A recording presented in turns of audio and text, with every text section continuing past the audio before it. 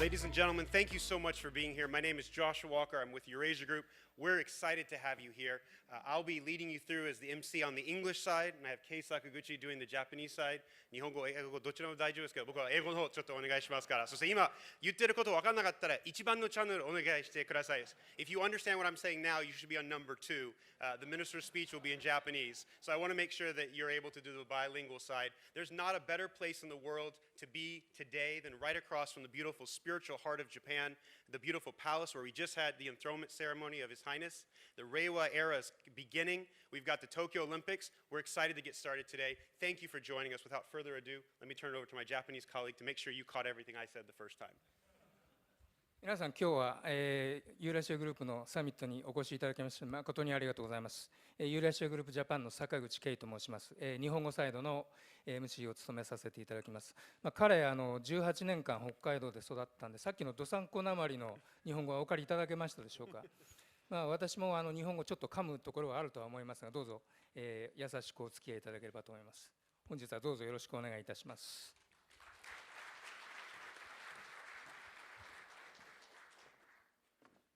Without further ado, we'd like to turn it over to the chairman of the Keidanren, Nakanishi-san. Please help me in welcoming him. それではサミットの共同議長を務めていただいております経団連会長の中西弘明様より開会のご挨拶をいただきたいと思います。どうぞよろしくお願いいたします。Thank you, Sakaguchi-san and Joshua. It's a great pleasure for me to be here. That because of the so many the public side and private side leaders get together to discuss of the very important issues. Well, look at the here of the GZERO now. This is a very serious, total environment. Already the Ian pointed out that will happen 10 years ago. Right now, we have a more complicated GZERO status. The first one is that the geopolitics. The geographical conflict is always a very serious one, but now not simply of the geopolitics, really the complicated mix with the geoeconomy and the geotechnologies. Each of the items is a completely the crossovers, a mixture, and the problem it will be a very complicated totally. That's first, that subject we now. That's the background of the GZERO Summit. So we need to discuss so many things, not only by the politicians, but also business leaders has to join it to discuss what the next stage of the directions. Well, we have the global challenges as well. Is the urgency. Most urgent issue might be climate change. This summer, we had a very strange behavior of the typhoons, storms. Used to be the metropolitan area has no experience to such a very serious typhoons directly. But now, even in October or November timeframe, we had such a very strange typhoons. And also, in the summer, London and Paris has an over 40 degrees centigrade. The temperature is really alarming us. The climate change is a very urgent issue. And also that those kind of the things, we really need collaborations among the various countries or regions to attack on such kind of the serious issues. However, many people talk about we do not want more globalization at all, or digital transformations. Completely different, the subject. But now, the globalizations is really that spreading out through the various communication technology, which enabled by the digital technology itself. But now, the globalization's very clear the growth scenarios used to be. What's the next stage? Well, really, we need to utilize of the digital transformations to take more globalized and the total economical activities. That's a big challenge we have. So today also we have a very serious discussion about those kind of things. And finally, the Ian encouraged us that Japan should take more responsible positions and taking a leadership for those kind of the challenges.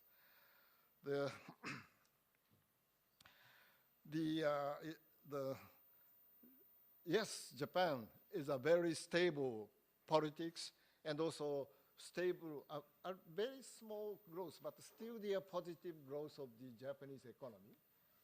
And those kind of the very stable positions also means Japan may have very strong positions, relatively stronger positions comparing with the previous years. So that we, the very good, that the positions to promote of the important things is the open free trade, the directions. Fortunately, that Japan succeeded to complete of the CPTPP and also that EU, EPA, and also that we are making a big effort for the promoting of the RCEP right now. Those kind of the open and free trade is one of the most important, the seeking target. And also the big challenge is data handling issues.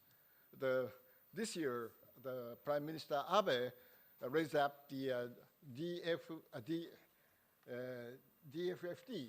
data free flow with trust. Trust portion is a very difficult items, but we would like to challenge those kind of the way.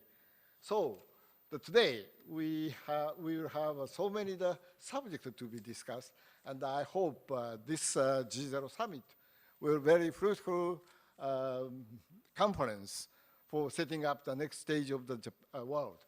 Thank you very much.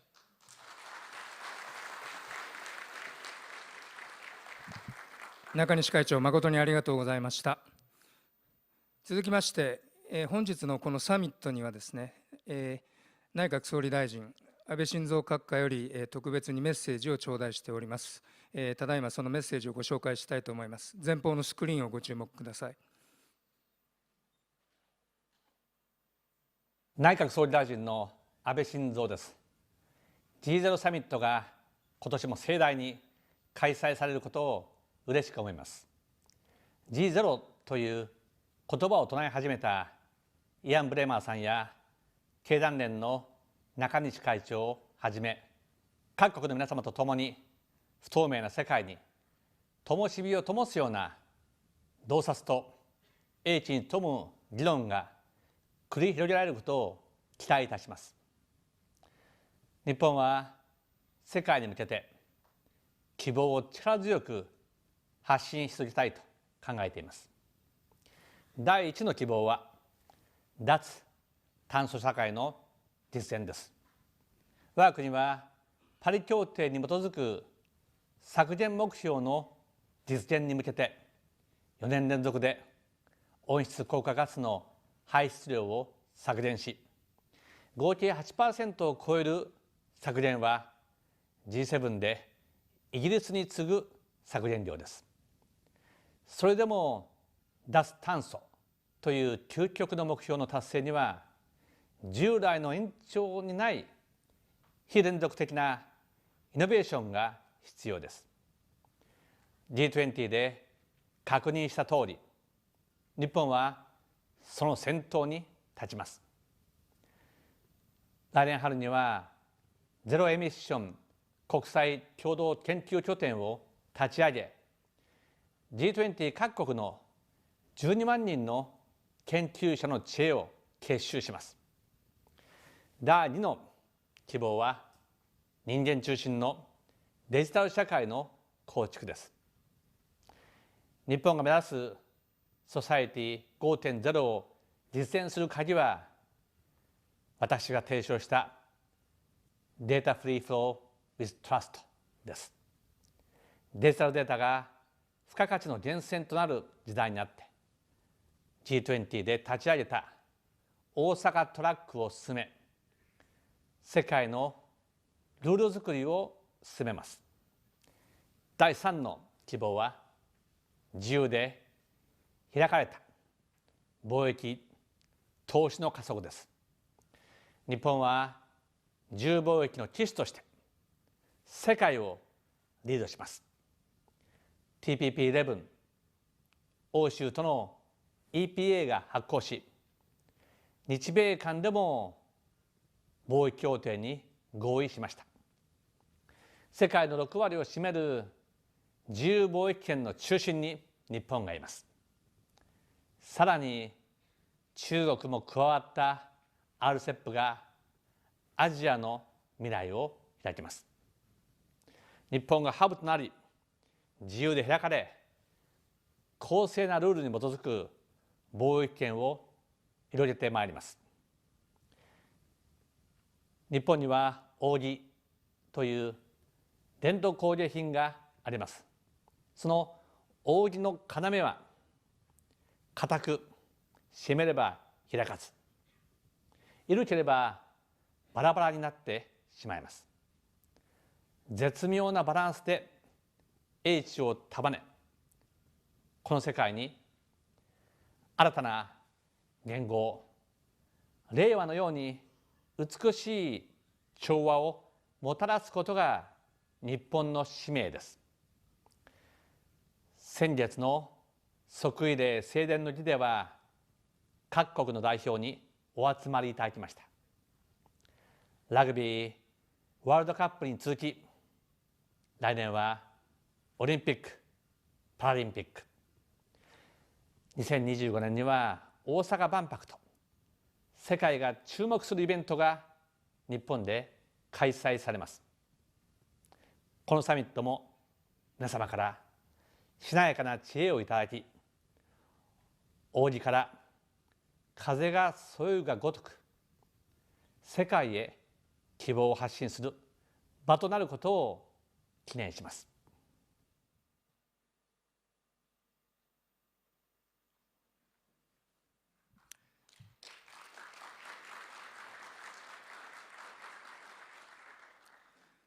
続きまして、本日は梶山弘経済産業大臣にお越しいただいております。梶山大臣閣下より、お言葉を頂戴したいと存じます。梶山閣下、どうぞよろしくお願いいたします。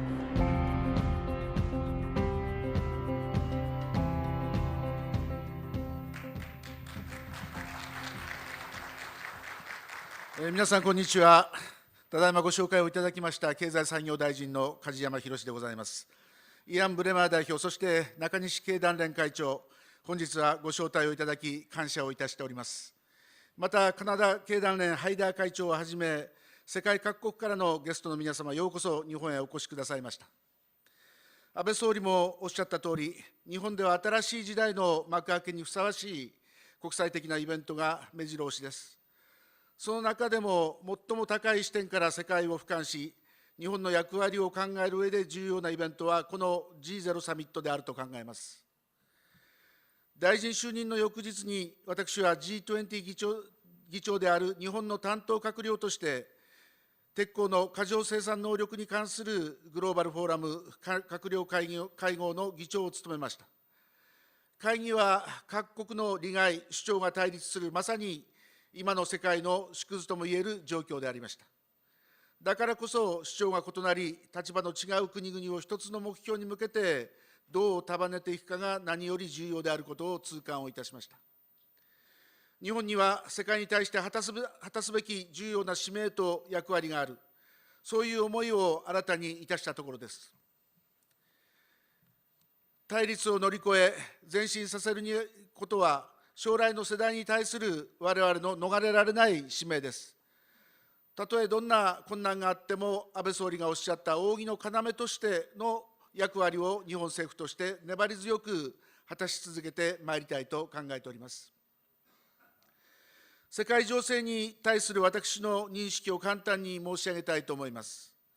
私が政治の道に入ったのは、いわゆるミレニアム、2000年でした。中国の WTO 加盟が間近に迫り、今につながるデジタル社会の萌芽が芽生えた頃であります。最近来日された外国の方から、20年というのは物事を考える上でとても重要なスパンという話を伺いました。その目線で振り返ってみると、この間、世界で進行した新興国の台頭とデジタル技術革新という2つの地殻変動が世界と日本を大きく変えました。アジアやアフリカの新興国の活力は日本にとって大きなフロンティアを提供しています。アジアは日本にとって単なる生産拠点ではなく、市場やイノベーションの拠点に変容しました。技術の発展について言えば、2000年初頭、おっかなびっくり IT という言葉を語り始めたばかりだった世界の人々は、今や一人平均3時間以上のスマートフォンをいじるようになり、サイバー社会に生き始めています。AI や IoT などの技術で巨大なサイバー社会が現実社会とつながって、第4次産業革命といわれる社会変革も展望されています。この世界経済の地殻変動の中で、世界の経済と政治、さらには安全保障が一体化するようになってきています。技術面でも民政と軍事の境界が曖昧になっています。その世界的な潮流の象徴が、昨今の米中関係です。米中間の対立は、一面では技術覇権争いであり、機微技術の管理を目的とした海外からの投資や海外への技術移転に対する規制がこれまで以上に範囲を広げ、厳格化されようとしています。世界経済の構造変化や急速なイノベーションの中で、既存のルールが適切に機能しなくなっていくかもしれません。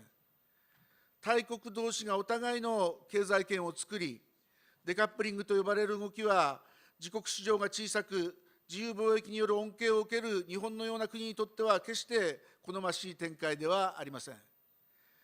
このように対立がことさら強調される世界において、日本の役割は通商、デジタル、気候変動などさまざまな分野でルールベースの橋渡しによって扇の要としての役割を果たすことであります。これはアジア経済の統合を通じて米中の経済を連結させてきたこれまでの日本の役割の延長線上にあります。日本は CPTPP や日 EU-EPA を通じて質の高い通商ルールを構築してきました。米国とも10月に日米貿易協定および日米デジタル貿易協定に署名し、早期の発効を目指しております。RCEP 交渉において、中国もインドも巻き込み、来年の署名に向け交渉を継続しています。G20 においても、開放性、透明性、経済性、債務持続可能性といった要素からなる質の高いインフラ投資に関する原則を共有することができました。すでに端緒は開かれています。今後とも日本が質の高いルール作りや基準作りの中心になってまいります。デジタル技術の進展は目覚ましく、今後データの利活用を通じてイノベーションが加速します。第4次産業革命という大きな変化の先には、経済発展と課題解決が両立し、人間が中心となる社会、ソサエティ 5.0 を世界とともに実現していく大きなビジョンがあります。デジタル分野のイノベーション加速には、安心してデータを自由に流通させる環境が不可欠です。特に米国、中国、EU も参画する形での国際的なルール作りが急務です。このため、安倍総理は1月のダボス会議、データフリーフロー・ウィズ・トラストとのコンセプトを提唱いたしました。これを国際的なルールにするため、6月の G20 サミットの機会に、各国の参加を得て大阪トラックを立ち上げています。国と国との間には国境がありますが、ビジネスやイノベーションはボーダーレスであるべきで、企業が安心して活動できるよう、自由で公正で、相互主義に基づくルール作りを国家は進めなくてはなりません。この取り組みには、ここにおられる産業界からの後押しの声や、インプットが非常に重要で、官民連携によるルール作りを主導をしてまいります。地球温暖化問題の脅威はすでに世界中で顕在化しています。日本でもこの秋の台風により大きな被害が発生し、私も復旧復興の陣頭指揮を今取っているところであります。目の前の災害対応には全力で取り組まなければなりませんが、気候変動の問題に対してより本質的な対応が欠かせません。我が国はパリ協定に基づく削減目標の実現に向けて、2013年以降4年連続で温室効果ガスを削減しています。さらに今年6月、今世紀後半のできるだけ早期に脱炭素社会を実現することを目指すとした長期戦略を閣議決定をいたしました。脱炭素社会の実現は、これまでの延長線上の取り組みでは不可能です。今年中に水素社会の実現や人口光合成の実用化等に向けて、具体的なターゲットと工程表を定めた革新的環境イノベーション戦略を策定する考えです。日本がアジア大での気候変動対応とエネルギー安全保障の枠組み作りをリードしてまいります。9月末には LNG、水素、カーボンリサイクルに関する閣僚会合を東京で開催し、先月にはグリーンイノベーションサミットを日本で開催をいたしました。このように非連続的イノベーションの実現やグリーン投資拡大について、産業界、金融界、研究者とともに具体的なアクションを主導させていきます。技術には世界を変える力があります。新たな国際ルールがなくても、世界のエンジニアが新しいコードを書くことで、それが世界の規範となり得ます。日本が架け橋として役割を果たしていく上でも、本日ここに集う産業界や学術界の方々の英知が重要です。未来志向で新しい技術による国際秩序を世界の官民の有志と展開していきたいと考えます。今日のこの G0 サミットは、ライブ配信で世界中の方々が英語、日本語両方で同時に視聴をし、リアルタイムにインタラクティブに参加できると聞いております。この G0 サミットの会場はこの一室ではなく、世界全体であるとも言えます。世界がつながり、いつでも志を同じくする多くの人と議論を深めることができるのは、この20年間の間に起きた劇的な変化の一つであります。ご列席の皆様や画面の向こうの皆様が、今日の議論から得た洞察や示唆を生かして、世界に貢献していただくことを記念して、私の挨拶とさせていただきます。ありがとうございます。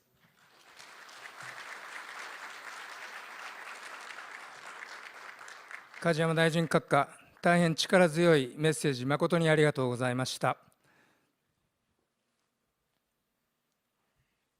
Thank you, Minister. Now, turning without further ado, let me turn this over to Ian Brimmer, the visionary who brought us all together, and thank each of the participants for being here. Thank you.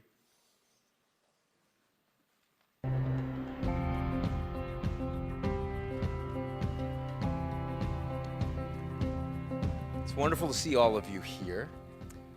My thanks, of course, to my good friend and co-conspirator, Nakanishi-san from the Keidanren. It's not really a GZERO Summit if he's not here. To Minister Kajiyama, who was game, despite a very short period of time in his new position, to take on the challenge of opening this up. And of course, Mehdi has been critical in the strategy of Japan playing a greater role in the G0 world. And of course, Prime Minister Abe for that message kicking us off. I do have to say that as someone who has watched all of these G7 and G20 summits occurring with no positive result, at least at the G0 Summit we can be honest about it, right? One other thing I would say is, for those of you that don't know, I actually, a personal note, I turned 50 last week. So incredible. So I feel like finally I can actually be a functioning member of Japanese society. I hope that you'll all accept me as a consequence of that. It's been a while. But this is a serious moment for the world and a serious moment for Japan. And let me tell you why with what I think is the most dramatic change, which is that China has made its decision. Beijing is now building, for the first time, a separate system of Chinese technology. Its own standards and infrastructure and supply chains to compete with the West. Make no mistake. In my view, this is the single most consequential geopolitical decision taken by any country in the world in the last 3 decades. It's also the gravest threat to globalization. It wasn't supposed to be like this. Globalization has lifted billions of people from poverty around the world. We all now live longer, healthier, and more productive lives than ever before. Japan, of course, leading the way. We are better educated and better informed than any time in history. There's never been a better place, right? Better time to be alive than right here, right now. We all know this. So why are so many people so angry? And why is globalization under unprecedented threat? Why are citizens in country after country bitterly casting aside both governing and opposition parties in favor of political disruption? At this moment in history, why is there so much alarm? Because this is a moment of transformation and of uncertainty. In much of the world, the lightning-fast cross-border flows of ideas and information, of people and money, of goods and services, the same forces that have created so much opportunity also generate fear. Fear that the world now becomes more complicated and more dangerous in real time. Fear that the world we knew it is gone for good, and fear that no one is willing or able to do anything about it. And I want to talk to you today about why all this is happening and why it's so vitally important that we're having this conversation at this moment and in the heart of this great country. Japan, of course, is both blessed and burdened by its unique place in the GZERO world.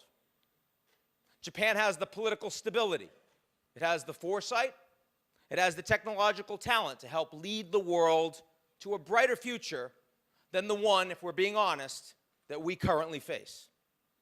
We all have reason to hope that Japan's leaders, its companies, its political will, and most importantly, its citizens will help lead the transition toward a new order, one where human ingenuity, moral imagination, and courage can help us all meet the challenges to come. When I started Eurasia Group in '98, people were interested almost exclusively in emerging markets because they were countries that presented big growth and political challenges. Back then, I defined an emerging market as a country where politics matters at least as much as economic fundamentals for market outcomes. I mean, countries like Japan and the United States and Canada and the leading nations of Western Europe were much more stable and predictable in their politics, but they were also more modest in terms of growth. Those days are gone. The financial crisis of 2008 and the turmoil that followed have brought politics directly into the performance of economies and markets in even the world's richest countries. We also face a growing number of transnational threats. The US-led global order is finished. That's not about who the president is. That is a structural reality. And so many of the dark clouds that now hang over us, from climate change to cyber conflict, from terrorism to post-industrial revolution, move unchecked across borders, leaving our national governments less able to meet the needs of our citizens. Today, it's not economics, but geopolitics that's become the main driver of global economic uncertainty. For the first time in my lifetime, the world has entered a geopolitical recession, not a boom, but a bust cycle for the international system and for relations among governments. This is a time when the alliances and institutions and the values that bind them all together are coming apart.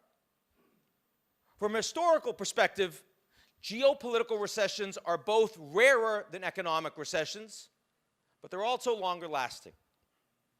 And I do believe we'll be living in this geopolitical recession for at least a decade to come. So how did we get here? Economists tell us that the process of creative destruction fuels the engine of growth that builds the future. And history says that's true. But lives and livelihoods are destroyed in the process. And growing numbers of people say that their government is either powerless to help them manage or doesn't care what happens to them. Resentment of elites is on the rise in every region of the world today. The system is rigged against them, they believe, and it's increasingly hard to argue that they're wrong. This is creating opportunities for a new breed of populist leader that offers scapegoats and promises of protection. And to be clear, these politicians did not invent this problem. They're just profiting from it. And the greatest worry is this.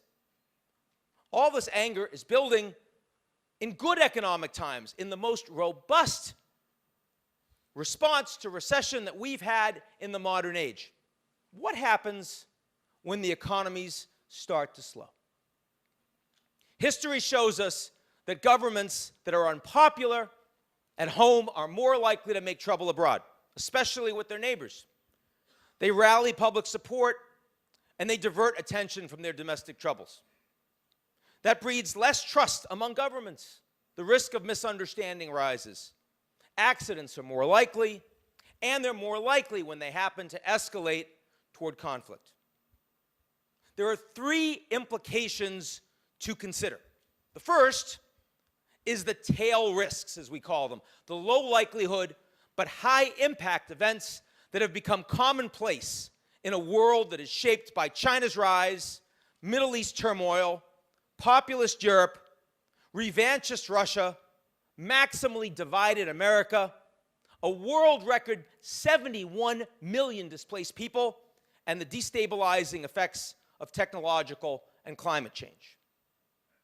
Imagine a military accident in the South China Sea at a time when the US and Chinese presidents are locked in a war of wills over trade and technology and determined to project strength at home that then spirals out of control. Turn to the Middle East. The US, as you know, has confronted Iran. Since President Trump withdrew unilaterally the US from the Iranian nuclear deal and then reimposed sanctions, Iran's economy has deteriorated, contracted by 10%. They have then taken bold action, including a strike on the heart of Saudi oil infrastructure. Washington responded by sending troops to Saudi Arabia. That's a move you might remember that sharply increased the risk of terrorism in the United States just a generation ago. What if President Trump is defeated for re-election next year and North Korea's Kim Jong-un discovers the next US president won't accept his calls, won't do a summit? What provocative action might he take? What accidents might he risk? What if a debt crisis hits Italy, created when a future Italian government defies EU budget rules and creates a financial crisis too large for lenders to manage? Or a miscalculation in Ukraine pulls Russia into a shooting war? Or perhaps more likely, a US-Russia cyber confrontation around US elections hits critical infrastructure, creating a humanitarian crisis inside an American city. The lack of coordinated leadership in today's world, our GZERO world, makes all of these crises both more likely to happen and more difficult to manage when they do. Individually, they're long shots. We wouldn't expect any of them, but collectively, they pose unprecedented danger. The second implication of the geopolitical recession is the breakdown of our international institutions. The tens of millions of displaced people around the world today create one of the most urgent and expensive problems that the United Nations has had to cope with in its history. Yet even as national governments are less willing to welcome big numbers of refugees, even fewer are willing to invest more to support the UN Refugee Agency. We see the fragmentation of European institutions as voters send growing numbers of anti-EU politicians to serve in the European Parliament. There is nothing close to consensus among Europeans on free movement of EU citizens across borders today, on how to manage the immigrants they have from outside the EU, or on important questions like how best to manage relations with Russia. The Trump administration has threatened the coherence of NATO, the most successful military alliance in history. And from last week, we see that French President Macron certainly seems to agree. He's withdrawn the United States from the Trans-Pacific Partnership, felt particularly acutely here in Japan. He's withdrawn from the Intermediate Range Nuclear Forces Treaty, the INF, with Russia, the UN Human Rights Accord, the Paris Climate Accord, to name only a few. The inevitable consequence of all of this is a world that has become more unpredictable. It's a world that's become less safe. There's really little chance in this environment to establish new agreements and new institutions to help manage tomorrow's crises. Instead, individual governments will adopt their own rules in an attempt to contain challenges that don't respect borders. They will threaten economic penalties and military retaliation in a world with fewer institutions able to enforce generally accepted rules and practices. And then the last implication of geopolitical recession. The weakness of today's international systems not only leaves the world more vulnerable to crisis, but less resilient when that crisis comes. In recent years, we've been fortunate to avoid any major international crisis. We've seen Brexit still going on after 3 years.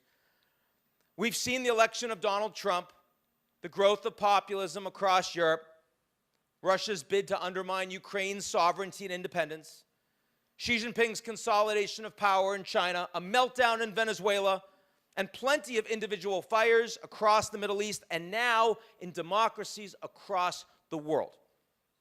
But we have not yet experienced anything during this period that poses a challenge to the international system. And the global economy has remained relatively robust. Our luck won't last. There is one superpower in today's world, one country that can project political, economic, and military power into every region, and that superpower is still the United States.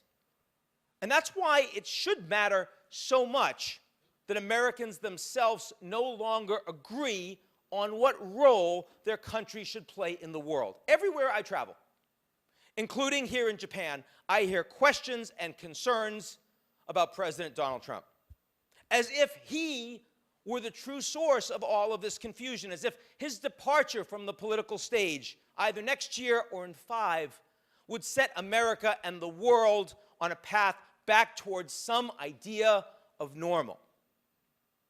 That's not going to happen, because Donald Trump is a symptom, not a source, of this anxiety and confusion. Yes, it is Trump who questions the value of NATO and whether U.S. troops should be stationed abroad. Trump is the one who suggests Japan and South Korea should develop nuclear weapons of their own, the one who has declared trade war on China while threatening Europe, Japan, Mexico, and even Canada. Honestly, who threatens Canada? It doesn't seem nice. But step back a dozen years and think about why Barack Obama was elected president in the U.S. It was after 8 years of George W. Bush's war on terror. It was Obama that promised to end the wars in Iraq and Afghanistan and not start new ones. Other Democrats, including Hillary Clinton, who ran against him, were tainted in the minds of many Americans by their support for the war on Saddam Hussein. Step back further.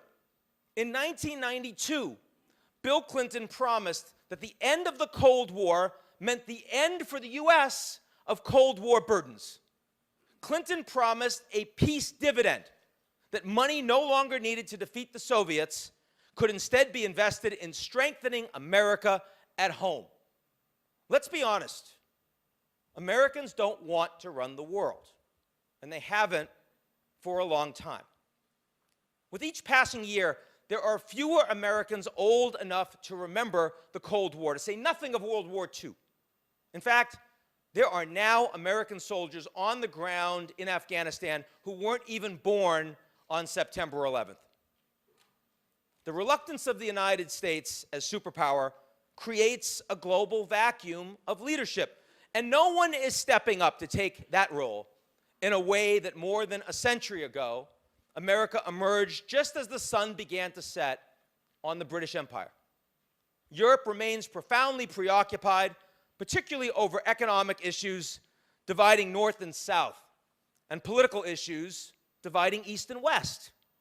And while President Xi Jinping has declared a new era for China in the world, an extraordinary change from Beijing, no question, China's leadership remains fundamentally cautious when it comes to accepting heavy international burdens. And that's why, when it comes to international leadership, Beijing will not soon become any more reliable a provider of public goods than Washington, and why a future crisis will be so hard to manage. Then there is the impact of global recession, geopolitical recession, on globalization itself. And it's mixed. Globalization has changed our understanding of how things are made and how we might live. Around the world, we celebrate our national holidays now with fireworks made in China. The customer service calls we make to fix our computers are answered in India. Our cars are made from parts that come from dozens of countries, including Japan. We're all globally integrated. It's no longer meaningful to say where most of our products are produced. And until recently, politics hasn't played a big part in those processes. But that is no longer true. There is no longer a global free market. China is soon to be the world's largest economy, and it practices state capitalism, which is a system that allows government officials to ensure that economic growth ultimately serves political and national interests. China's state capitalist system distorts the workings of a market-driven economy by relying on state-owned enterprises and state-backed national champions to ensure economic and therefore critically political stability. It depends on state subsidies that allows political officials to direct enormous capital and other resources as they choose. The government picks the winners and the losers. The success of this system for China and the Chinese Communist Party is undeniable. And the good news, and it really is good news for the rest of us, is that Chinese growth has supported global growth. Crucially, this hybrid global economy, the end of the global free market, does not end globalization. Both free market and state capitalist systems still enable goods and capital to move around the world. But the future of globalization is not so simple. Different parts of the global economy are adapting to the end of the US-led global order in very different ways. The marketplace for commodities, especially food, metals, and energy, is actually becoming more globalized. US and Chinese tariffs dominate the headlines for as long as they last, but the bigger story is the expansion of global commodity markets. New technologies are making energy production more efficient, and they're lowering costs at a faster pace than politics makes them higher. That's why even after a dramatic missile strike earlier this year against Saudi oil infrastructure took half of their oil offline, the resulting jump in oil prices left them at levels half of what they were in 2008. With more than 1 billion people entering the global middle class over the past 2 generations, and the pace of that growth driving globalization, the commodities market being more global will only continue. The market for goods and services, on the other hand, taking a step up the value chain, is becoming less global. And that's in part because the role of labor in production is shrinking dramatically. New technologies bring automation and machine learning into the workplace. Manufacturers want to produce where production is least expensive. That's not going to change. What has changed is the search for cheap labor, because the rise of the middle classes in all of these emerging markets all over the world has increased wages, giving producers better reason to automate production. Further, the growth in populism we've seen is being driven in part by anger over job losses. And that means that political officials are more likely to build barriers designed to protect local jobs rather than to restrict the flow of trade. These trends will shorten global supply chains for goods and services over time. It won't happen immediately because CEOs don't want to make difficult decisions until they think they have to. But as the global economy weakens, those executives will increasingly produce goods and services where the customers are, and the supply chains will pull back a bit. But finally and critically, as I said at the beginning of the speech, there is the global market for data and information. And this market is breaking in two. It is no longer global now. The World Wide Web was driven by a single set of standards and rules. With very few exceptions, one consumer had virtually the same access as another. That's gone. Today, China and the United States are building two distinct and competitive online ecosystems. That's true for the transformation of today's internet, but also for the Internet of Things. The American tech ecosystem, with all its strengths and all of its shortcomings, is built by the private sector and loosely regulated by the government. The Chinese system is dominated by the state. That's true for big data collection. It's true for the development of artificial intelligence. It's true for the rollout of 5G cellular network technology, and for defense and retaliation against cyber attacks. And this leaves us with a very big question that we're going to be exploring on the first panel, which is where exactly will the new Berlin Wall stand? Because we're building it. Where will we find the boundary between one technological system and the other?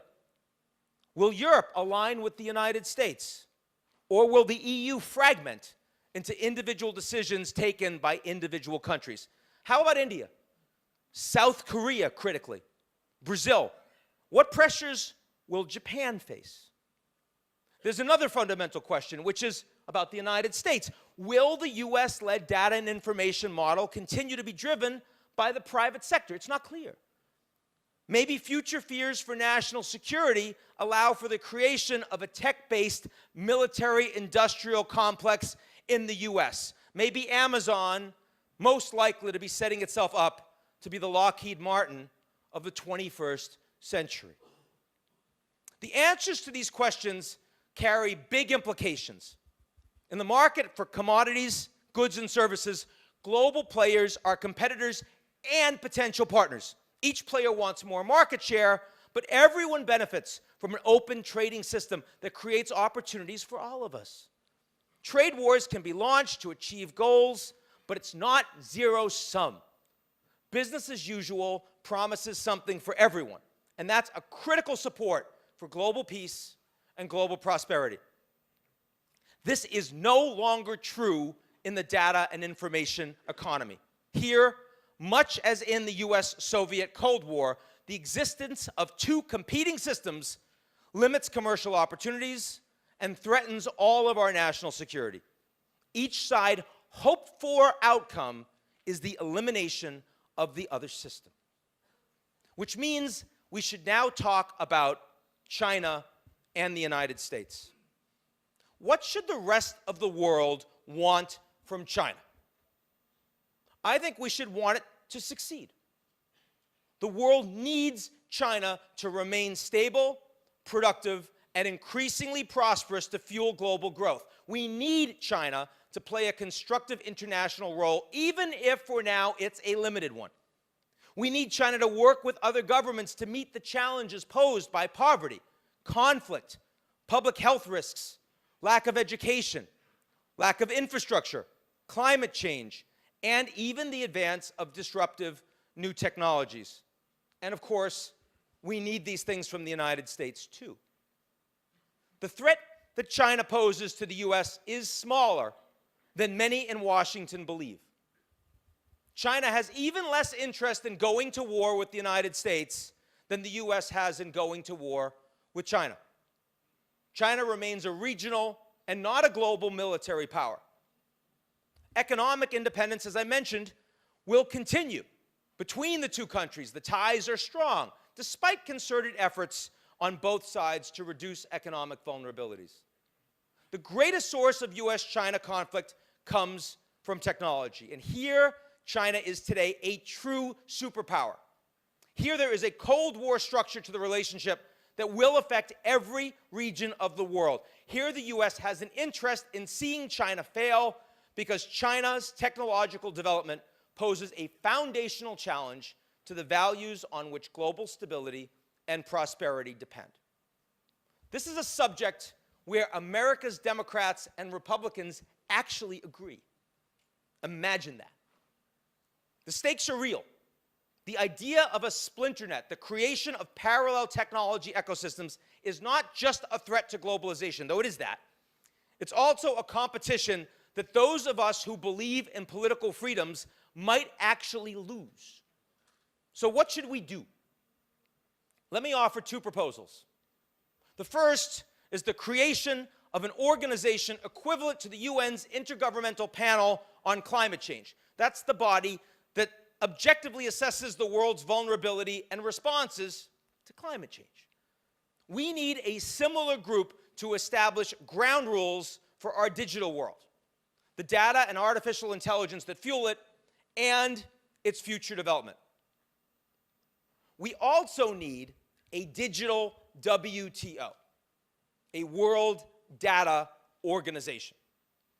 As with the WTO, uniting governments that believe in online openness and transparency in an organization that China will ultimately have an incentive to want to join, especially if it's the only way that China gets access to developed markets. Carrots will ultimately work better than sticks. America, Europe, Japan, and like-minded, willing, and able partners can work together to set future standards on artificial intelligence and data and privacy, citizens' rights, intellectual property. Develop a permanent secretariat to determine these global norms together. Develop a judiciary mechanism to enforce them.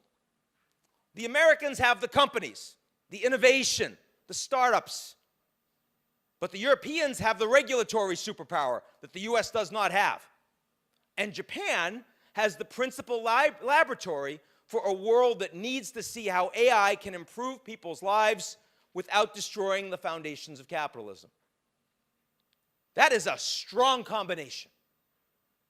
And that's how we can address the US-China technology Cold War.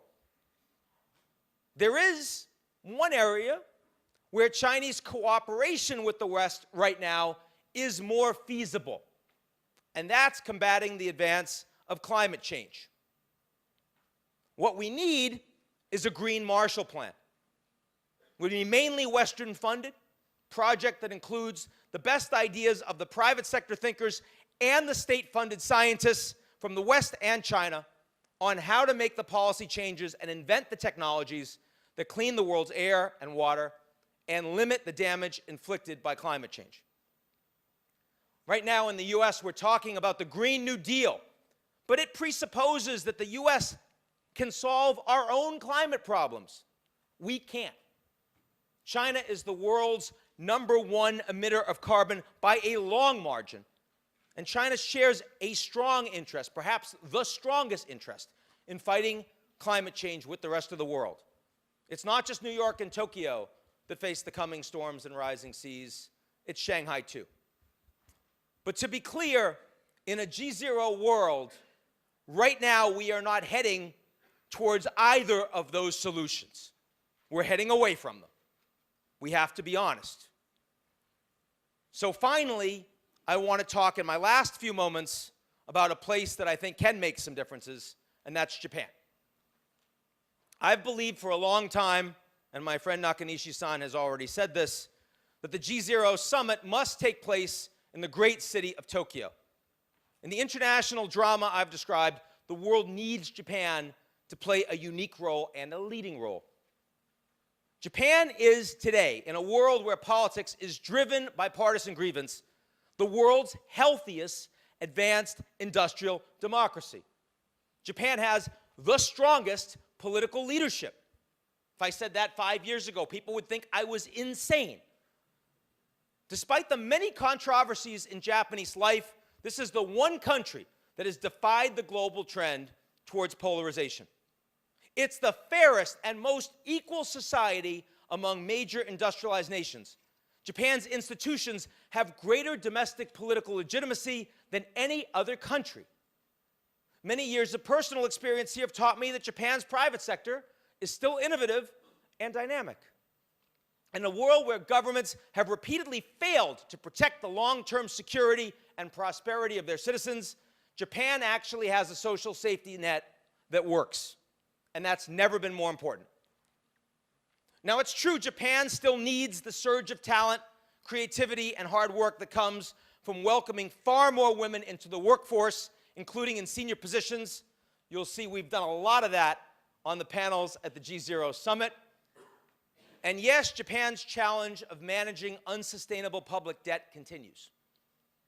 But Japan's undeniable advantages will help this country offer the world much-needed leadership. Prime Minister Abe's recent engagement with political and business leaders in India and Germany and Iran and many governments in Africa show the beginnings of what is possible if Japan seizes the chance to help the world meet the challenges I've been talking about. And because Japan has the opportunity, we should all recognize that it has an obligation. There are 5 areas I think Japanese leadership is most badly needed. Number 1, Japan can guide the world towards sustainable economic growth. The cost of growth at all costs has become shamefully obvious even if we don't admit it. The pollution of our air and water, the advance of climate change, the failure of governments to protect the social contract, all make clear the world needs sustainable capitalism. And Japan's quest for Society 5.0, one built on a foundation of machine learning and robotics and other innovations for enriching human lives, provides opportunity for Japan's government and industry to show us a way forward that won't take the world over a cliff. Number 2, Japan can boost cooperation and limit conflict between China and the US. No one has more of an interest to do this than Japan. These two countries occupy the center of our future international system, but Japan stands in a unique position to give each side more incentive to coordinate in areas where their interests coincide and to avoid the worst-case confrontations where they don't. Number 3, Japan can bolster multilateral institutions. I believe Japan should join the Asia Infrastructure Investment Bank and push to make that institution more central to China's Belt and Road.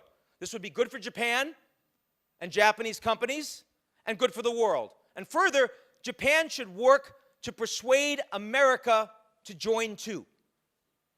More broadly, Japan should work with Germany and Canada and other like-minded governments to defend existing international institutions and participate fully in global rulemaking for trade, data transfer, and innovation.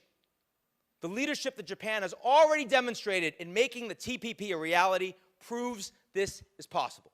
Number 4, Japan can continue work on cyber coordination and monitoring center that promotes and directs investment in research and development that was cut during the recession. It can accomplish this in cooperation with the countries that are part of the Five Eyes Intelligence Alliance, which Japan should be allowed to join along with Germany. And number 5, Japan can lead the way in providing and coordinating the distribution of humanitarian aid in a world that desperately needs it. As one of the wealthiest countries in the world, Japan has the influence, the credibility, and the history to coordinate efforts to help people and governments in need. And Japan's industrial sector can offer both leadership and advanced technological solutions to promote sustainable development of global societies, particularly in the areas of healthcare, smart cities, and the redesign of the workplace. So finally, as we look toward the future of relations among nations, there is one prediction that we can make with certainty, which is no matter what happens in next year's elections in my country, no matter who is the president or which party is in power, the American-led order is finished. It's not coming back. I'm not happy to say this. But it's very important to recognize that the aspirations that this order represents for many people remains. These aspirations and these values were not invented in the United States. They're not Western. They're not just the product of Europe's Enlightenment. The drive for liberty and fairness, the drive for rule of law and freedom of expression, and the undeniable human drive for openness and exploration, they're universal. America can no longer claim to be the primary driving force in the world in defense of these values. We in the US have a role to play. So do Europeans. So do the people of Japan.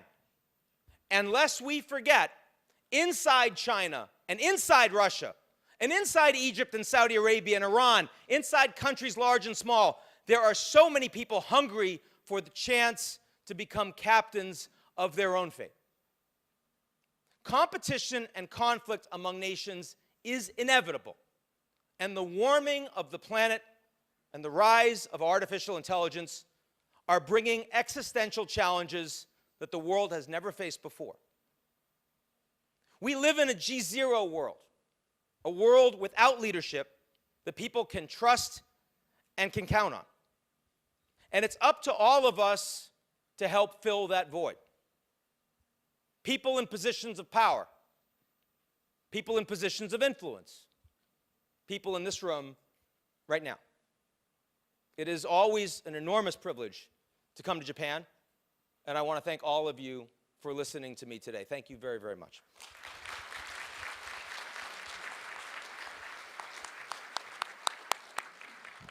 Thank you, Ian. Before anybody gets up, we're going to put Ian right back to work. If I can ask our panelists for the next session to go ahead and head up on stage. We have some really interesting innovations. One of the things that we learned last year was we didn't let you interact enough. So we have a way to have you interacting, but it does mean you're going to have to pull out your phones. It does mean you're going to have to go online. I'm going to turn it over to my colleague to explain it fully to you. And in the meantime, we're going to be getting everyone on stage to take the conversation that Ian has just had with you to the next level. With that, please turn it back over to Kay. ご参考までに、ただいまブレマーのスピーチですが、本日中にですね、読売新聞の英語版、ジャパンニュースのオンライン版に全文掲載される予定になっておりますので、どうぞご参照いただければと思います。それでは、これにて、オープニングセッション終了とさせていただきますが、今、ジョシュアから、紹介ありましたようにですね、このセッションをできるだけインタラクティブにするために、ちょっと今回工夫を凝らしております。これからのパネルセッションでですね、すべてこのアプリをお使いいただきたいというふうに思っております。これはスライドゥというウェブアプリでございまして、これをお使いいただくことで、会場の皆様から壇上のパネリストに、この会場内で匿名かつリアルタイムに質問を寄せていただくことが可能となります。これからの全パネルセッションでこのアプリをご活用いただきたいと思いますので、この切り替え時間を利用して、ぜひ皆様にこのスライドゥをお試しいただきたいと思います。利用方法は大変に簡単です。iPhone、Android などのスマホやカメラ付きタブレットをお持ちの方は、カメラや QR コードリーダーを起動し、このイベントのログイン QR コードを読み取っていただきたいと思います。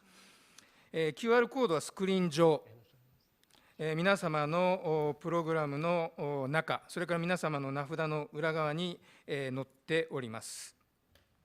読み取りが成功しますと、本サミットのスライドの画面にジャンプします。そこでこのジョインイベントの緑のボタンを押していただくと、参加受付が終了いたします。また、カメラ機能のないタブレットや PC 等のデバイス経由で参加をご希望の方は、同じくスクリーン画面上や名札の裏側にあります、URL をですね、読み取っていただき、および、イベントコードを入力していただくことで、参加が可能となります。スライドを使うことによって、セッションの間、いつでも自由に質問を書き込んでいただけると同時にですね、また、オンラインの投票、ポールですね、こちらにもご参加いただくことが可能になります。そのスライドの画面上に QA、もしくはポールと書かれたタブがあると思いますので、そこを随時切り替えてご利用いただければと思います。もし今、接続がうまくいかないという方がいらっしゃいましたら、会場のスタッフがご案内いたしますので、どうぞ挙手をいただければと思います。いかがでしょうか。よろしいでしょうか。ご準備整いましたでしょうか。ぜひご参加いただければと思います。それではですね、実際にテストをしてみたいと思います。テストの質問が今、お手元の画面上に現れていると思いますので、これ、ポールになりますけれども、ぜひ該当する項目をクリックしてですね、このポールにご参加をいただければと思います。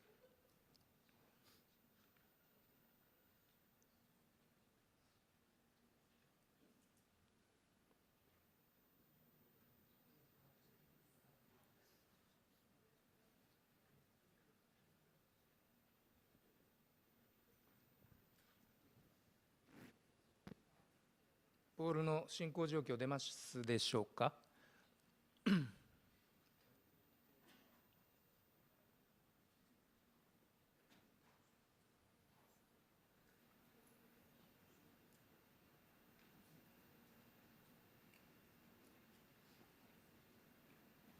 There we go. 右上にですね、ご参加いただいている方の数が出ております。こういう形で今、時々刻々とですね、投票結果がここに示されております。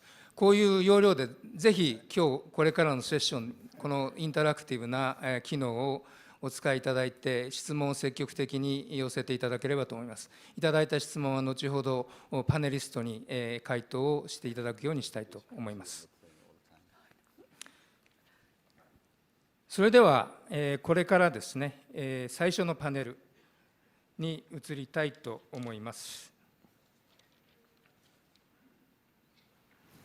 壇上の準備が整いましたので、これより本日最初のパネルディスカッション、ジオテクノロジーで激変する G0 世界、AI 活用時代を見据えた国際協調と産官連携の必要性と題するパネルを開催したいと思います。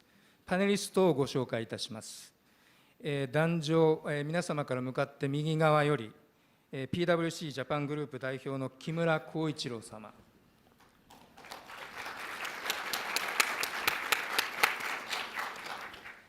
レディアン・パートナーズ・プリンシパルのジェニファー・ズー・スコット様。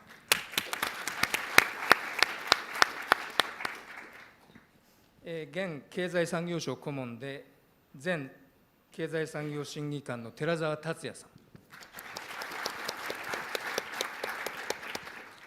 スタンフォードサイバーポリシーセンター国際政策ディレクターで、前欧州議会議員のマリーチェ・シャケ様です。そして当パネルのモデレーターはイアン・ブレマーが務めさせていただきます。さて、イアンにバトンを渡す前にですね、皆様には早速スライドを使って一つ質問に答えていただきたいと思います。このセッションに関連する質問でございます。この質問の結果はですね、このパネルの中でも活用させていただきたいと思います。皆様のお手元に質問が今ポップアップしていると思いますけれども、ぜひ該当するものをクリックしていただければと思います。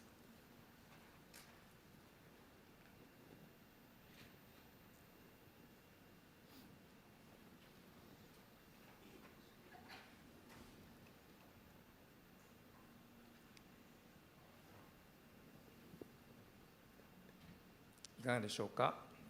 だんだん数が100に近づいてまいりました。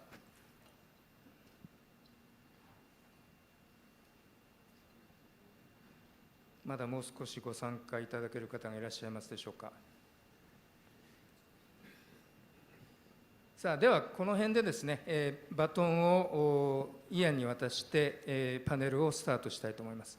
Ian, could you start your panel? Sure, absolutely. Let's keep that up for a second because, I mean, I'm going to hijack this. And first, since we're being interactive, and thank you all for this, see if our panel of very illustrious experts on geotechnology actually agrees with the audience. So let me go straight down. Marietta, what do you think here? What and why would you say on this group? Well, I agree with the audience, and let me start by saying what a pleasure it is to be back in Japan, and it's great to have an element of democracy built into the panel. I think it makes sense that people see AI as one of the biggest battlefields or challenges for the next 10 years because it is so all-encompassing. And so it's hard to not talk about privacy when you talk about AI. You cannot really not talk about big data when you talk about AI. So I think AI really summarizes the topics that are listed and will touch every sector, every part of the world. And so I understand why the audience feels so strongly. So a trick question from that perspective. Agreement on the panel here or not? Anyone disagree? Disagreement. Disagreement, please. Partial disagreement. Also very happy to come back to Japan. I spent a lot of time in Japan skiing Hokkaido, so I love Japan. I'm surprised in this list that genetic editing is not in the list in terms of how most, technology has the most geopolitical implication in the coming 10 years. And this is related to the great, topic in terms of this conflict and competition between U.S. China that Ian, you have addressed so eloquently in your keynote. I think the combination of implants that's empowered by AI plus genetic editing potentially is going to define the biggest problem the entire species is going to face in the next 20, 30 years. And that's why I think a lot of argument we're having today is so misled. So I would add genetic editing into this list, and I would rate that very high. Because it was 10 years, we didn't think it was quite that window, but if we expanded to 20, 30 years, what would you say is the area that's likely to have the greatest geopolitical implications? And how does it play out?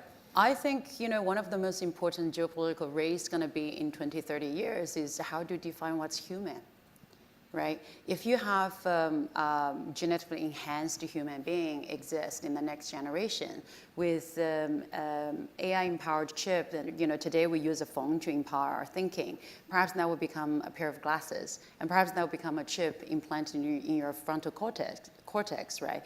Then when you combine with genetic editing, and this has happened, by the way, this is happening both in US and China.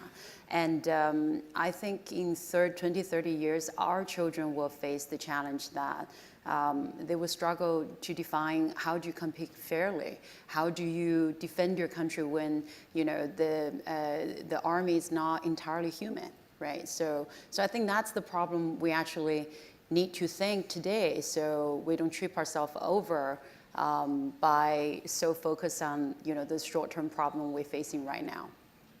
Tetsuya? Well, basically I agree with the audience, but if I were to add one more element, this is an analogy to the 20th century geopolitics. When we talked about geopolitics in the 20th century, probably oil was the most important resources. The oil fields mattered, and how to transmit oil, the pipelines or the Strait of Hormuz was very important, and processing, the refinery was important. Building upon that analogy, we are in the data age, a digital world. What is the oil field of the 21st century? That's big data. What is the processing or refinery? That's AI and quantum computing. One thing missing is the transmission, and that's the reason for the IC infrastructure, including 5G. So if we are talking about geotechnology and making an analogy to the geopolitics or geopolitics back in the 20th century, I think countries will be looking at the three elements, oil field being the data, transmission being the ICT infrastructure, and the processing being AI and quantum computing. So Who's these OPEC? 3 years. Excuse me? Who's OPEC of big data? Oh, there is no coordination, so we don't have We don't have OPEC, we don't have IEA. So that's the problem we are facing, I think. We have a new Saudi. Absolutely. And Koshiro?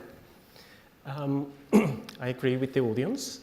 AI, actually, when you think about AI, the coverage of AI is pretty large.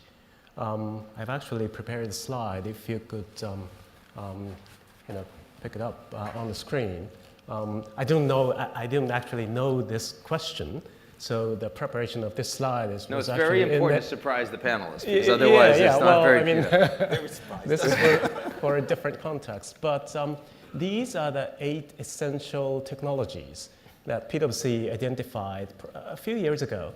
This is not the list of emerging technologies. This is the most used technologies that are essential for the economic prosperity in this world. And AI is obviously included, but the other technologies are more for gathering data or information. So you can gather information by IoT or drones, place them on the blockchain for automatic trust, or you can feed into the robotics, and then you can utilize or expand the scope of human activities. But adding AI to further sophisticate those information or data, and by adding AI to every kind of combination of these technologies will actually expand the quality of those information, as well as expand the scope of the insights that you can derive from those data information gatherers.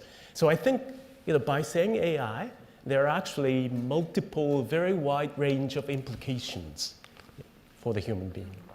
So now, Teruzawa-san, given we have the United States with the big companies, we've got the Europeans ahead of everyone else on regulation, and we have the Chinese with vertical integration. Where does that leave Japan? How do you do your job? Oh, it makes my headache so severe. Well, the nature of data is, it should be global. I made the analogy to oil. To make a shipment for oil from Middle East to Japan, it will take weeks, and a single gallon of oil will be consumed by just one person. That's for oil. But with data, on a real-time basis, in nanoseconds, millions of people can have access to data at the same time.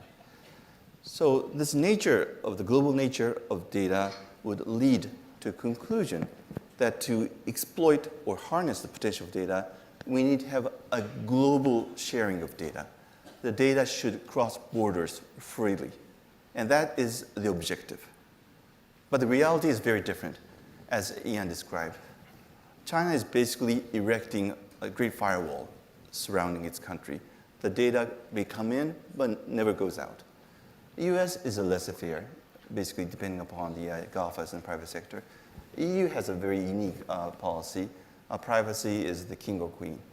But we have 3 different models. When we need to have a global sharing of data, but with these 3 different models and systems, the data cannot flow freely among countries. So we'll miss the opportunity to harness the potential, full potential of data. So more than ever before, a global rule to ensure free flow of data among regions, across borders, is important and essential. But this is coming at a time, as Ian described, in the era of leadership vacuum and the erosion of institutions. So with this reality and need to have a global rule for data governance, that's a challenge we're facing. And that is exactly why Prime Minister Abe made a proposal of DFFT, Data Free Flow with Trust, at Davos in January of this year. But the difficulty is, data free flow with trust seems to be so common sense. You need trust for data free flow, and data free flow is so important. But we had to struggle to put that language or concept into the G20 communiqué in June. It took 5 months, including the personal involvement by Prime Minister, to get that simple concept into this communiqué. So we know what we have to do, but the challenge is very difficult, and that is adding to my headache. But today I'm looking forward to the discussion as how we should navigate and realize this concept of DFFT together. So, Maritza, the Stanford introduction doesn't do justice to the fact that you're one of the top luminaries on European geotech issues from your background as a member of the European Parliament.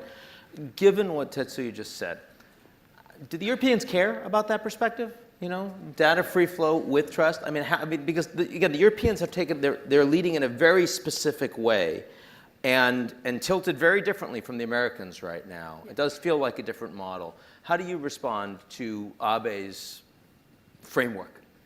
Well, I think we need to really congratulate Japan for its leadership and also recognize that in the tension between the US and China that you sketched, actually Europe has stepped up to the plate and has found in Japan a great partner. I'm convinced that the EU-Japan Free Trade Agreement would not have materialized as fast hadn't it not been for the pulling back of the US from the Trans-Pacific Partnership. And you can see in the EU-Japan Trade Agreement actual chapters devoted to the free flow of data, because I fully agree, in order to have the trust and also have the rules-based order translate to these digital flows, you need some kind of agreements, you need some kind of framework. And so we have a best practice. There is safe exchange of data between Japan and the EU as the biggest space that is ruled in such a way globally. So I think, I mean, I understand that there's a lot to worry about, but let's also look at what has worked and who has stepped up to the plate in terms of showing leadership. Now, a lot is made of what the EU is doing in terms of regulating, but I think it shows one thing specifically, that is a first mover advantage. A lot of people talk about the EU as a super regulator, and having been on the inside for 10 years and seeing how the sausage was made, didn't always feel like that. It was very difficult. There is still a lot of work to do. GDPR, the General Data Protection Regulation that the EU has adopted, is often mentioned as this manifestation of the super regulation, but you know, it's far from perfect. There's a lot of lessons learned from the GDPR, but I think it shows a sense of direction that the EU wants to take, which is to say there are principles, there are fundamental rights like the right to privacy that we are not going to allow to be disrupted no matter what the technology, whether it's on the overview or on the list that was presented. There will be new technologies. 5 years from now, we'll be sitting here and the list could look different. We'll have gene editing and so many other things coming. And the idea that there are principles from fundamental and human rights to fair competition or non-discrimination that should not be disrupted is, I think, what is guiding Europe. And I hope it will continue to, as there's fragmentation politically and also fragmentation in terms of what Europe can do. I think it's very important that we have a single market on the one hand in Europe, but not yet a single space for national security. And so in the case of Huawei and assessing whether that network technology and those technologies can be trusted in Europe, you will see 28, still 28, different decisions being made because of the competence in the field of national security. Now, the tension between a single market on the one hand and fragmentation when it comes to national security, particularly when it comes to the free flow of data, is something that needs to be overcome. So that I'm happy with the sense of direction Europe is taking. I'm not yet as impressed by the speed with which it articulates into a vision for comprehensive governance of technology. And so I think a lot more needs to be done and will be done. To what extent has I'll let you come in a second. Has this been complicated by the populism in Europe, which has led American companies to be seen as targets to be squeezed for tax revenue and the rest?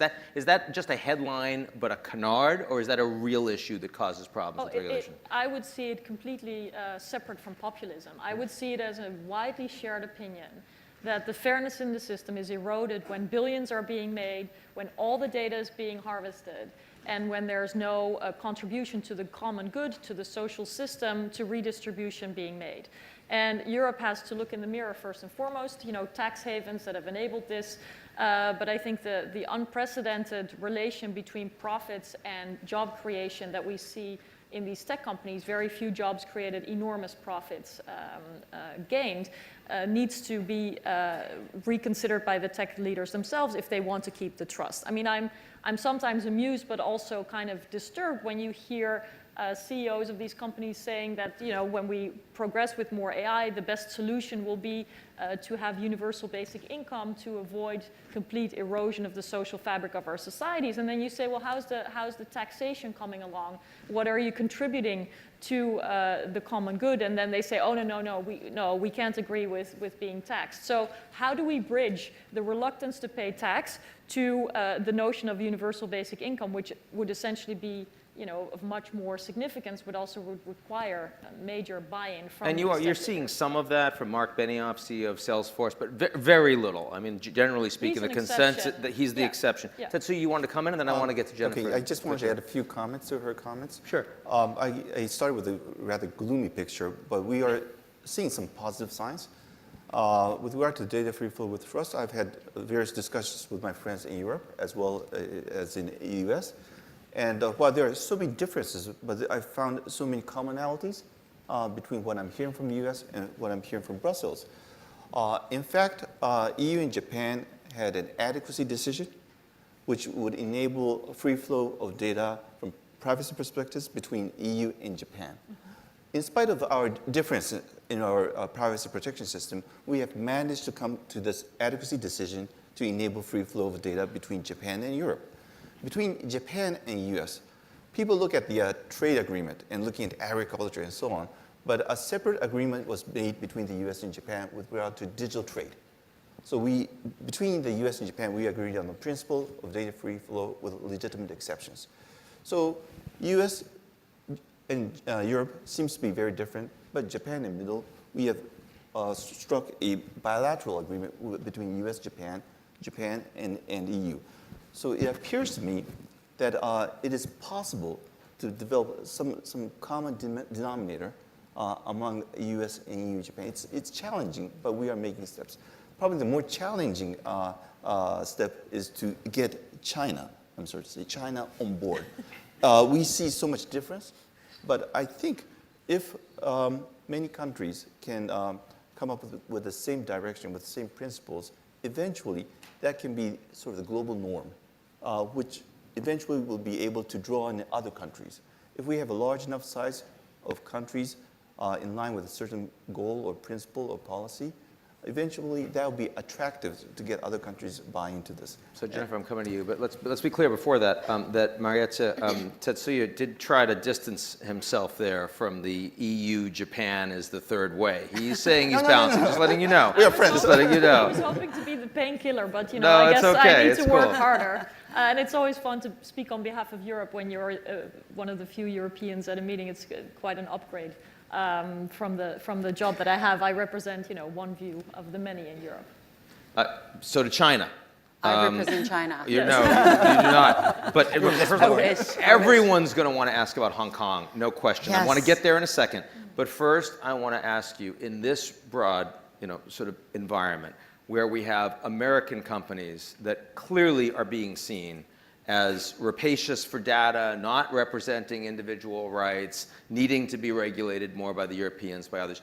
We see the Chinese, who are, in Hong Kong, every day representing more of a threat to the system and much more willing to strip away the rights of individuals using these technologies. How do you, as someone who's very close to this space, how do you think about those things? So I think it's very important to strip away the branding in this analysis, which is the branding is the ideologies, right? And if you think about last industrial revolution, the real tension between societies is between liberty and equality. When you have too much liberty, you have extreme capitalism. That didn't work, right? When you have too much equality, that's communism. It didn't work either. I grew up in that system. I knew firsthand. So when we come to this industrial revolution, forget about ideology, forget about nationality, what country we're talking about. When it comes to liberty, the threat is actually coming from data ownership. Over-centralized data ownership is enabling surveillance capitalism and digital dictatorship. Neither are recipes for making great or good digital society. And when it comes to equality, the real threat is, as I alluded early on, is this potential to go to this biological inequality. There's no way coming back once we get there. So I think, of course, I understand, it's very strange to be Chinese, similar to Mauritius, going everywhere, especially, AI space. It seems like everybody want to answer from you where China is going. I think, there are a lot of, obviously a lot of this criticism is not, coming from thin air. But at the same time, China is a very, very big country. There are many different companies. They don't necessarily always behave in one way. And the government, of course, has certain preferences, but it doesn't, always go into the one way either. For example, this is an FT story, actually. Alibaba and Tencent both rejected the government to handing the loan data, individual loan data. So I think, regardless what country, culture, nationality we stand for, it's very important to recognize that right now in this state of age, we have this collective data poverty that's shared by everyone. Big data and AI are very powerful, and they have established such enormous corporate wealth, but none of that is really shared by individual. Right? And I think the society is constantly going through this cycle from accumulation to redistribution. And given all the tensions between have and have-nots breaking everywhere in the world, it's hard to deny that we're at the beginning, or if not well into this cycle of redistribution. And the most profound inequality between corporates and individual right now, regardless which country we are, is really between individual data ownership and centralized data ownership. So I think, from top-down approach, including, your proposal on World Data Organization, GDPR, between the cross-nation data portability, they're very important, but this is still a very top-down approach. When are we going to start to talk about a data ownership structure that's actually empowering people? That's what I care about. Now, is a data ownership structure, is the blockchain the future of this? Is this a Linux type application for AI? Is this, a bunch of smaller, well-meaning corporations that get together? Are the Europeans closer to this? Because I found it fascinating how when you started off talking about the excesses and the extremes of capitalism and communism, and when you combine that with data, in the United States, data-empowered corporations capture the state. And in China, a data-powered state captures corporations. And what we see in both of those models is there's no citizens. There's no citizens. Yes. So what do you think happens that changes it? What are the steps that are concrete that you think are plausible in either the US or in China that could make a difference? Absolutely. I love to talk about this without the nation, because this problem is just in different forms actually exist in many different nations, right? I think there are actually quite a few initiatives that have already started. I'm glad Mauritia brought up UBI. I think UBI is a good idea, but economic speaking, you just can't make that happen, practically. So there is an initiative in the US actually called Universal Basic Data Income. So what they do is they connect people and research institute. If you use your data to, provide it to the researchers, you get paid, right? And there are many, browsers like Brave that's completely, defying Chrome and very privacy-centric and block, very aggressively block trackers and advertisers. And then you have, it's not very new search engine anymore called DuckDuckGo. DuckDuckGo is a search engine, and it's just very different from Google. Everybody gets exactly the same result instead of personally profiled based on your history. There are many initiatives like this start happening, and I think as a parent, I have 2 preteen girls. I think, many of parents in this stage start talking about, care about, privacy. And this conversation really didn't start until last year when Cambridge Analytica and Facebook had this saga. People start to realize, okay, we have a monster in our pocket, and we're producing all the data, and ended up we were losing our freedom without knowing it. So I think, I think McKinsey actually estimated in the next 10 years, AI is going to create another additional $13 trillion output. And how much of that is going to be inclusive of individual and citizens? How much of that will continue to be concentrated in corporates is actually the most important question we need to address now, instead of, falling into this framework of as if China, all the company behave in one way, and in the US, all the company behave in one way, right? And we have different challenges, and we all have to, work around it. I think Before I that's go the to reality. Kimura-san, are you more optimistic that the US or the Chinese will get this right in the next 10 years? I think I'm more optimistic if US and Chinese figure out a way to work together on this. Okay, but if that doesn't happen, then who gets it more right? Europe. No, of the two. Between those We two, know that, yeah. I'm afraid we're comparing orange to apple. And as you have already pointed out, one side is the state and one side is corporate, right? And neither is really the best recipe. So But in both cases, societies are reacting to the things you're talking about. So I'm just wondering where you think there's more likelihood of getting it better. well, I'm going to move to Canada. That's the answer. That's fair enough. Okay, I like that answer. We got a lot of Canadians here. They can set you up. So Kimura-san, no, seriously, talk to Goldie. He's right in the audience. He'll get it done for you. I'm glad we're making matches here at the GZERO Summit. So Kimura-san, last year on this stage with me, you really laid down the gauntlet and you said the Japanese businesses need to pay a lot more attention to geotechnology in how they're doing business around the world. They're managing themselves. It's been a year. How do you feel like they're doing? Thank you. So last year I talked about the progression of the digital development, round 1 to round 2. Round 1 being the victory by the platformers like the GAFA or BAT. Utilizing the kind of strength of digital by the easiness of copy and paste or easiness of networking the information. Round 2 being more toward the trust-based utilization of those digital techniques as well as data. I believe that the importance of trust is getting very rapidly higher and higher. And as we've been discussing in this panel, I mean, the trust actually matters for the usage of those data, very rich data.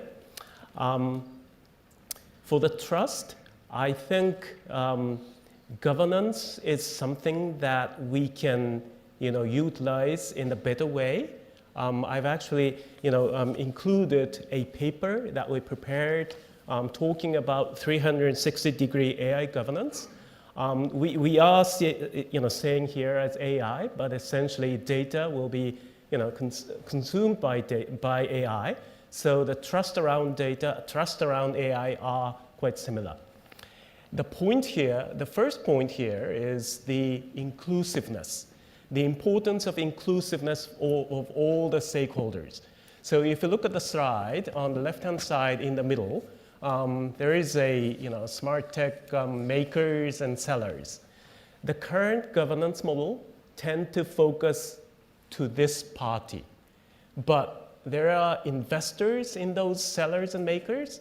There are data aggregators and providers, and then on your right-hand side there are smart tech users, and back of it there is a broader public. And there should also be a systematic, processes or systematic mechanism to gather feedback from those broader public, because those voices will ultimately affect the more meaningful governance model, which could be led by the legislators or regulators or other parties.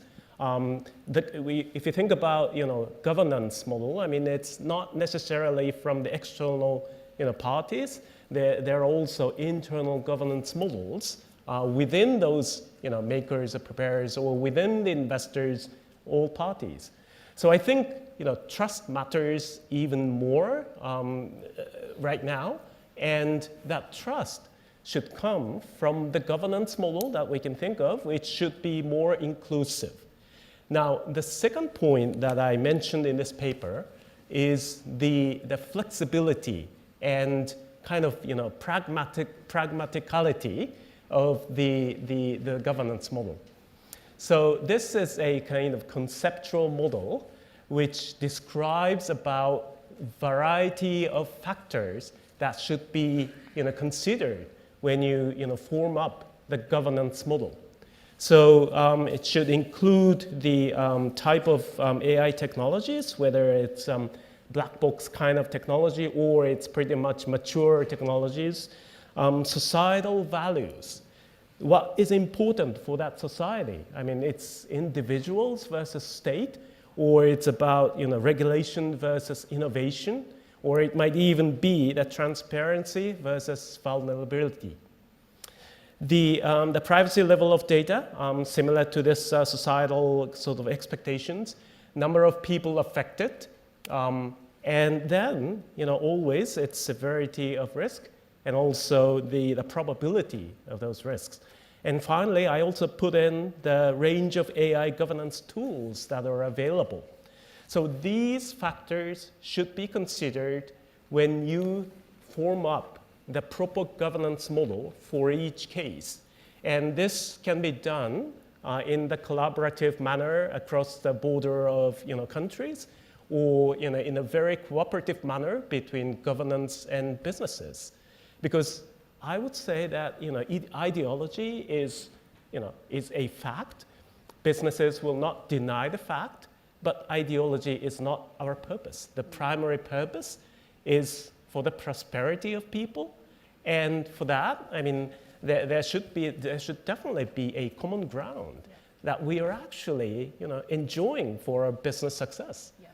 So, Mayasha, you wanted to come in, please. Yeah, well, I wanted to respond to what Jen said and also to this presentation, because I think for companies and governments alike, but especially companies now in this context, it will be increasingly unavoidable to actually articulate the values and principles upon which they act.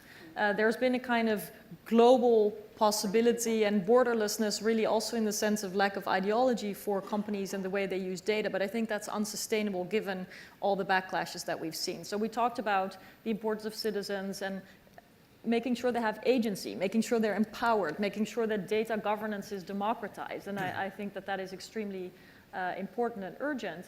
But we want to be careful to not make this a new class divide, to not say only those who can afford it and only those who can afford to choose for the use of certain data or the use of their data in certain contexts can enjoy their fundamental rights online, and others will just have to take free services and give away their data as a result. I think that this emergence of a new class battle in many ways in this context, also when it comes to skills and access, is a very important topic that we need to be very mindful of.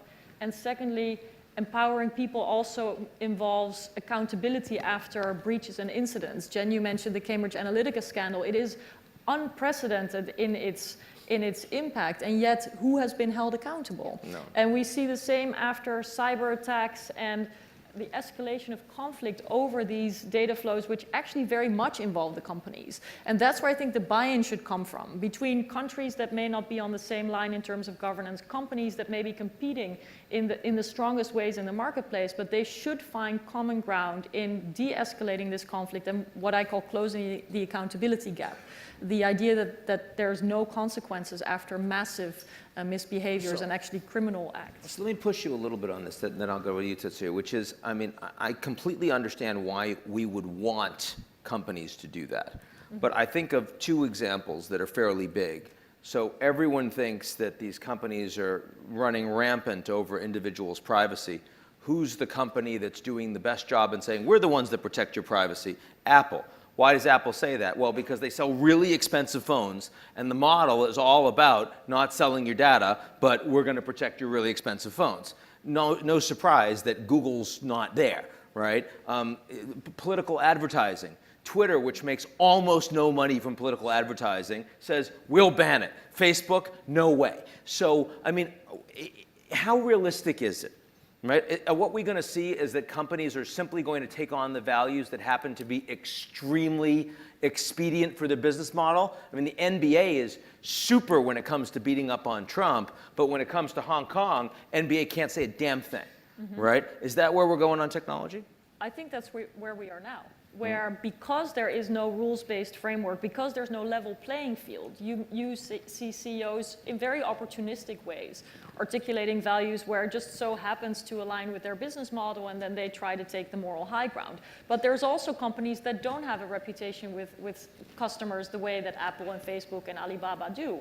They are data brokers. They're operating behind the scenes. They are marketing surveillance tools of the most aggressive kind, exporting them to dictatorships from Saudi Arabia to Egypt. The Palantirs of the world, for example. The Palantirs of this world, but also the Axiom. NSO groups of this world, Yeah. which is now an interesting case where actually WhatsApp/Facebook is suing NSO Group from Israel because it has used a vulnerability in WhatsApp to gain access to also government officials' communication. But these court cases and also these promises and articulations by CEOs, I believe, are still happening because there's such a vacuum of governance. And that vacuum, I believe, needs to be filled in by democratic rule of law-based rules that are applying the same for everyone, and not just because one company says, you know, we are going to do one thing right, we're going to protect the privacy of our citizens, or we're going to, like Microsoft did, roll out respect for GDPR globally. These are incidental responses, and we need a systematic response. There's a lot of agreement on this panel. Tetsuya, you wanted to come in. Right. Building upon your comment as well as Kimura's comment. Sure. The governance issue is an extremely important issue for us, especially for AI. If people consider AI as a big black box, people cannot have trust in the decision. And this is not sustainable. But how can we build trust in the use of AI in the lack of governance? Several years ago, we could have just depended upon Apple's or Google's, whatever, and trust them or trust me. That was the approach that was possible. You must stop touching your microphone. At least we have a rule. Well, anyway, that was possible maybe several years ago, but because of all the incidents, that's no longer possible. The other option is to have the government intervene and check every AI for the trustworthiness. That's hypothetical. That's not workable. It takes too much time. AI is too complicated for a government official to understand. The engineers at Google are getting 1 digit more money than we are. How can we check the trustworthiness of AI? So I believe for the governance, or AI governance in particular, there has to be some hybrid collaboration between the governments and the private sector, sort of co-regulation. One example is from your accounting firm. You have been in the capital market. Capital market trust is essential. But does the government check every financial statements? No, they don't. In the US model is that SEC, a government organization, establishes the principle. But FASB, a group of experts, come up with a rule, which is GAAP, the rules. SEC just endorses the rule. And the specific auditing is conducted by auditing firms. Mm-hmm. So that's probably a good example to establish enhanced trust without killing the business activities. I think this is a model that can be used for whether it be in the US or China. This is universal. So this is something that we require inputs from the private sector. The next thing I was going to make was building up your approach. Yes, we are talking about geopolitics, so there's the US and China for sure. But this issue is about, from your perspective, about the concentration of data vis-a-vis individuals. In the US, that happens between individuals vis-a-vis the GAFAs. In China, it happens between individual and the Chinese state. There are differences, but the problem is similar. How do we protect the interests of individuals? That's the challenge we are facing. And I believe in the US, with all the incidents, even in the US, privacy is now being discussed, even the Congress. It was unthinkable a few years ago. So I see, with the public waking up to this issue, I see convergence between the US and EU from the public opinion. So I'm not that pessimistic about a certain discipline to govern the individual rights vis-a-vis the companies in the US or EU. Unfortunately, in China, the same problem exists. But in the US or Europe, there's a public opinion on democracy or whatever to change the existing model. But my question is that in China, there is no built-in mechanism internally to change the system in favor of the individuals. So that makes me more challenging. Okay. Sorry, I'll let you respond, Jennifer, please. Yeah, I think, first of all, being Chinese in AI space and going around the world, I understand why there are a lot of criticism, a lot of, problems is real in China. But at the same time, I always share this Buddhist story of 6 blind men and an elephant. So basically, 6 blind men touch an elephant and try to see, what the elephant looks like. And someone says it looks like spear, others says it looks like pole, and others says like a muddy wall. So they are all right, but they're only partially right. They don't represent the big picture. And to give you a sense in terms of how how big in terms of the market in China is that U.S. has been criticizing China for lack of IP protection, always copy, and therefore cannot innovate, right? And the top 25% of the most innovative people in China is equivalent to the entire U.S. population. So I think it is true that there's pressure from from the government, but at the same time also, there are a lot of individual and private sectors and business and looking for models that can enable this more rights for individual. It's not easy, but it's happening. Also, I think the reality, being a mainland Chinese, and I was born and brought up in mainland China, and I consider myself still quite young, but even in my lifetime, I remember when we were children, we didn't have enough food. So Chinese people feel we just had a good life for 5 minutes, and now the West asks us to have a democracy and do this and do that. Just most Chinese people feel just let us be for enjoy this good life for a little bit. So everything will I think in China, especially with this scale, for any kind of government, any kind of ideology, any kind of governing principle, things will happen slowly. And in China's speed, things already happen so fast in terms of lifting, individuals from out of poverty. And I think, I believe in many aspects that things will happen over time. It's just not at the pace. Japan has, enjoyed much longer prosperity and peace, right? After World War II. China only have 40 years. U.S. have 200 years. So I think, right now, is China at a very ideal state? No, I absolutely don't think so. We have a lot of problems we need to work on.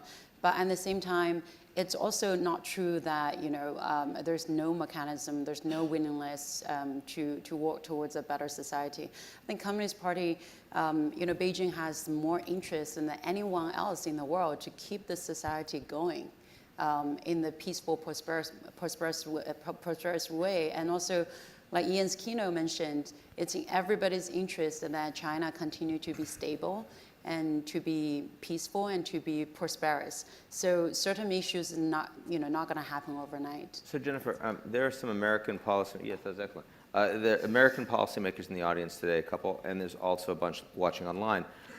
Do you have, given what has happened between the U.S. and China on technology, and it's not been fun, with ZTE and Huawei and Trust the cutoff. me, it's not been fun to me. I know. So do you have a message that you'd like to deliver to the U.S. government, given what you know and what you're experiencing? Well, I think there are two folds. One is China is a threat to the U.S., inherited threat to the U.S. if U.S. continue to define its interest as keeping the exclusive dominance forever. Right? So there are certain areas China will do better than U.S.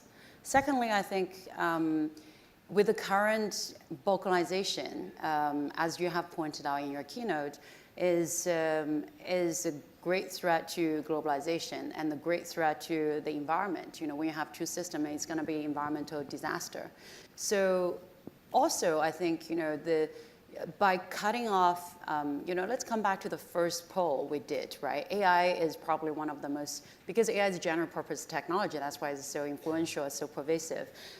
So in terms of AI on software, especially on the very, commercialized software applications in China, China is actually ahead of the US. But in terms of hardware, at the moment, China is still behind, so China is catching up. But by cutting off the supply to China, guess what? It's only gonna accelerate China's domestic. And companies, the top companies in terms of AI chips, one is Huawei and the other one is Horizon Robotics. Before they have to compete with Intel and a lot of other companies, but now they suddenly have a chance. And what's happening in China right now, apart from 1.0 in terms of extraordinary, online payment revolution that already happened. China is many, many folds ahead of the US. China is currently also going through a transportation revolution. In US, we have one Tesla, right? In China, there are about 500 EV smart vehicle startups. They're developing their own EV. And the CEO of Geely, who overtook Volvo, now is developing his own smart car. Smart SUV, completely electronic, costs about $25,000 US. That means it's going to be everywhere in China. And in Jiangsu, Jiangsu province is developing this smart highway where you have solar panel on the highway, so smart car can charge on the way, also getting all the information and data in terms of weather and traffic and everything else. And China's high-speed railway right now is 30,000 kilometers, which is longer than the rest of the world add up together. So with this kind of transportation revolution, that every smart car gonna need an AI chip, right? Do you think, which company in the world, doesn't matter which country you come from, doesn't want to have that market? And this kind of balkanization and tech iron curtain to China is only going to make Chinese company become better, bigger, faster. And also coming back to the first point I tried to make is that in 20, 30 years time, our kids growing up, their problem gonna facing, from technology, if we're not careful in terms of governance, has no nationality, has no border. Those issues, definitely is not defined by which country. And, I think right now, of course, when it comes to data, there's national security issue, but you have to be very clear, where do you draw the line? Once we draw the line, I think US and China need to be the leaders that both trying to be in the world, find a way to collaborate with each other, and find a way to compete healthily with each other. Thank you very much. So given that, the one thing that always is important to remember is just the scale of China. And this is what we're talking about today, which in so many ways already blows past any other market, any other infrastructure, any other thing you can imagine. Imagine where it's going to be in 5 and 10 and 20 years. So given that reality, it kind of makes you wonder long term, is a lot of what we're talking about dancing on the head of a pin? In other words, no matter what we set up at this point, are we not heading for an environment where we're going to have to actually adapt a lot more than we're presently willing to? Yeah. So to give you one second, just to give Sure, you a sense and then in I'm going terms to go to of commerce on this. Yeah. give you a sense in terms of the size of China market, right? In 2016, the U.S. online payment number was about $112 billion US, which is a very big number. 2017, Apple Pay really pushed very hard, subsidized a lot of vendors, so grew by threefold, becomes 337 billion. In China, 2016 was 8.6 trillion. And 2017 was 15.7 trillion. 2018 was 24 trillion. To give you an example, just perspective in terms of how big the number is, in 2017, MasterCard and Visa cards global volume together was 12 trillion. China was, in one country, online payments 15 trillion. And this payment is controlled by 2 companies. That's the size. Yeah, right. And for those that believe that data is the currency and that learning is only incremental, they're the ones that most believe that China will end up being the dominant force in AI. There's no question. I think so. But Commerce, did you want to come in on this? Yeah. And then Maria. So China is obviously big. If you think about the businesses of PwC, where we have businesses in 157 countries, China is important. US is important. Both are important. And you can focus on differences, but there are also actually many commonalities. So if you could go back to this conceptual AI governance model formula, there are, again, multiple factors, and the lever on the lower half is actually movable. So depending, if you look at the, probably the expectation of society, societal values, or privacy level of data used, Yeah, there are differences. But if you look at the other factors, I mean, there are also commonalities. So businesses are actually pursuing those commonalities to make sure that we are successful in both the US and China and in other countries through the trade flow or data flow with trust. So I would say that we can come together, both from the governments and from the businesses, to work together to find out the best solution with this flexible kind of governance model. I know that many of the business leaders are actually struggling to find out the optimal governance model day by day, every day. And so they are the experts of being flexible about what should be the ideal control, what is the kind of the nearest path for the mutual success.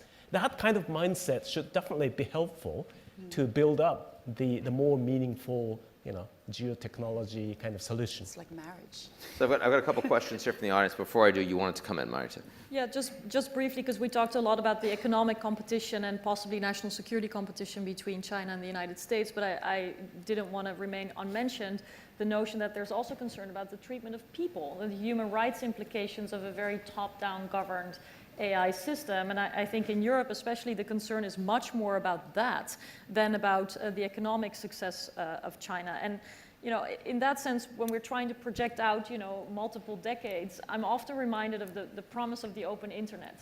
Only 20 years ago, there was this idea that it would not be governed, words of John Perry Barlow, and that just giving people mobile phones and access to the internet would make democracy go viral.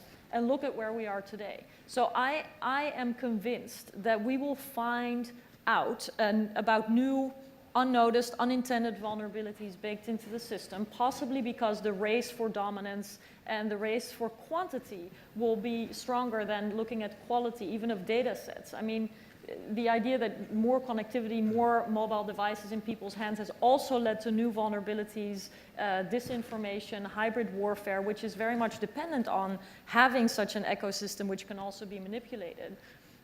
Are the kinds of effects that I 100% expect to also surface in China.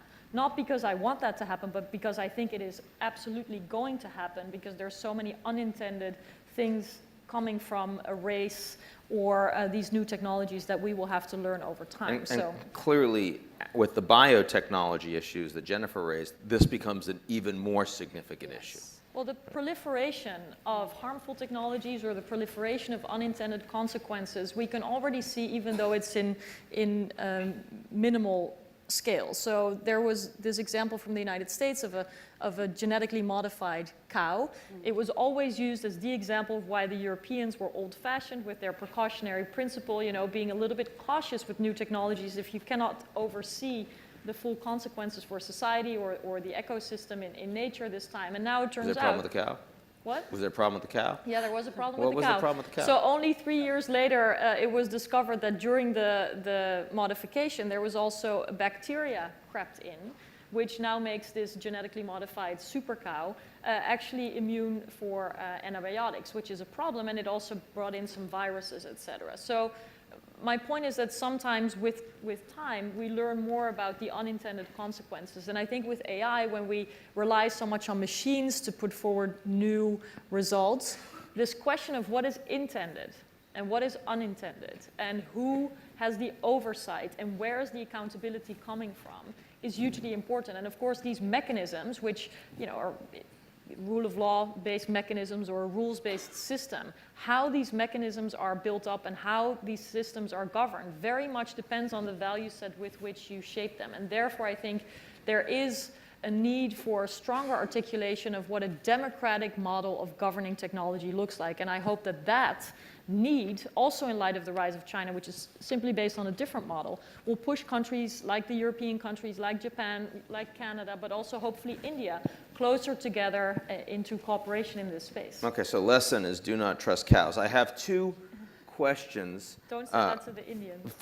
Aside from in India. I have two questions from the audience. We're going to need to answer them quickly, though, because we're running out of time. Yeah. But they're very relevant, actually. The first in that weaponizing technology is a critical issue in the context of geotechnologies. What should other countries do in terms of competing in the tech race? Specifically, join the existing leaders or develop their own capacity. How do you advise, if you're not the US and you're not China, you can develop your own regulatory capacity, right? But in terms of developing geotechnologies, is it worthwhile? Should countries be following the Israel model, smaller countries? What do you think? Who has a view on that? I would say be very careful with offensive technologies and capabilities and rather invest in the norms-based order, international law, and cyber peace instead of cyber war as a race to the bottom. That's useful. Anyone else? I think a good example is actually in Estonia, very small country. Estonia. Estonia. Yeah. My English is not so good. No. I'm just saying they call it Estonia for that reason. Your English is perfect. So they actually have, they thought about this in the 90s. I'm very impressed, right? They thought about this in the 90s that, data ownership to the individual started in Estonia in the 90s. So they really thought about, when you have a digital, they push for a digital society, but they really, push for a digital society that empowers people. And I think, when you have a strong nation that builds a stable, prosperous, a fair society in the digital age, that's the most powerful defense a small country can have, right? And I also think, many of the European countries are really taking the lead in terms of demonstrating, how it's done regardless the size of the country. Mm-hmm.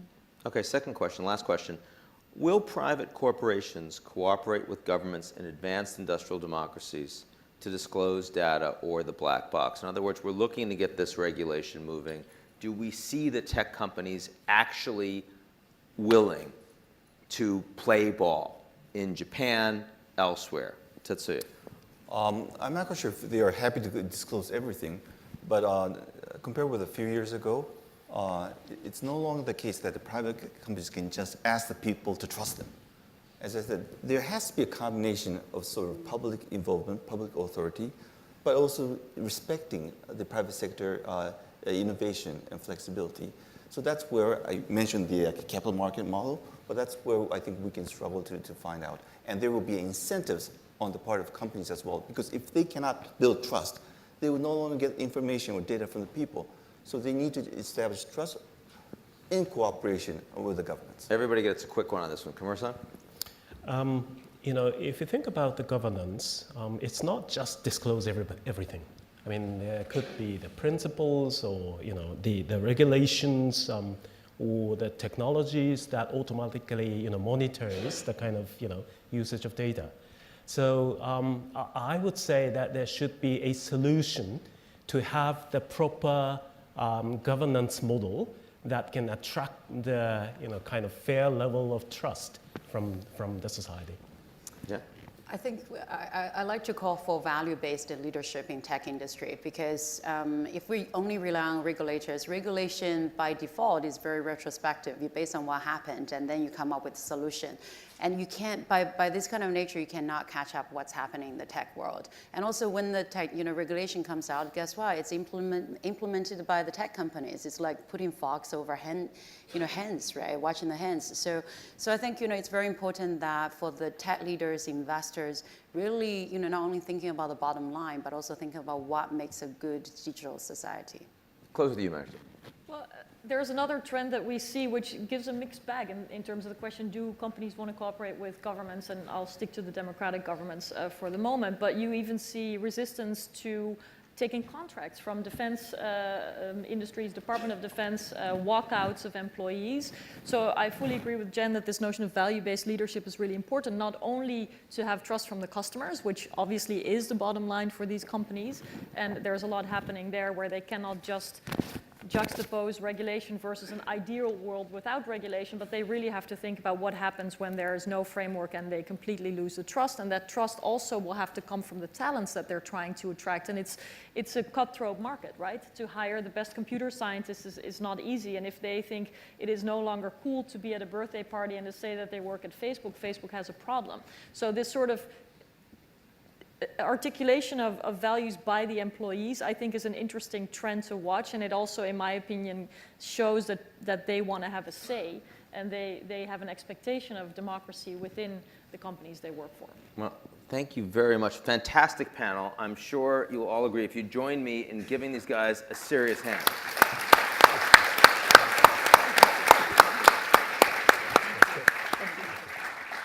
Thank you, Ian. これにて第1パネル、ジオテクノロジーに関するパネルを終了とさせていただきます。皆様、今一度パネリストの皆様に温かい拍手をお願いいたします。Thank you, Ian and the panelists. Fantastic session. 皆様方からはですね、スライドを使ってたくさんの質問をお寄せいただきましたけれども、時間の関係で最もレレバントなものを、2つだけピックアップして、イアンから、皆様に投げかけていただく形とさせていただきました。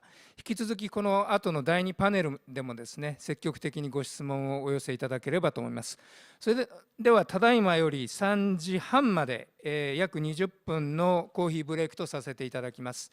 3時半より第2パネルの開始となりますので、それまでにお席にお戻りいただければと思います。第1パネルでのご協力誠にありがとうございました。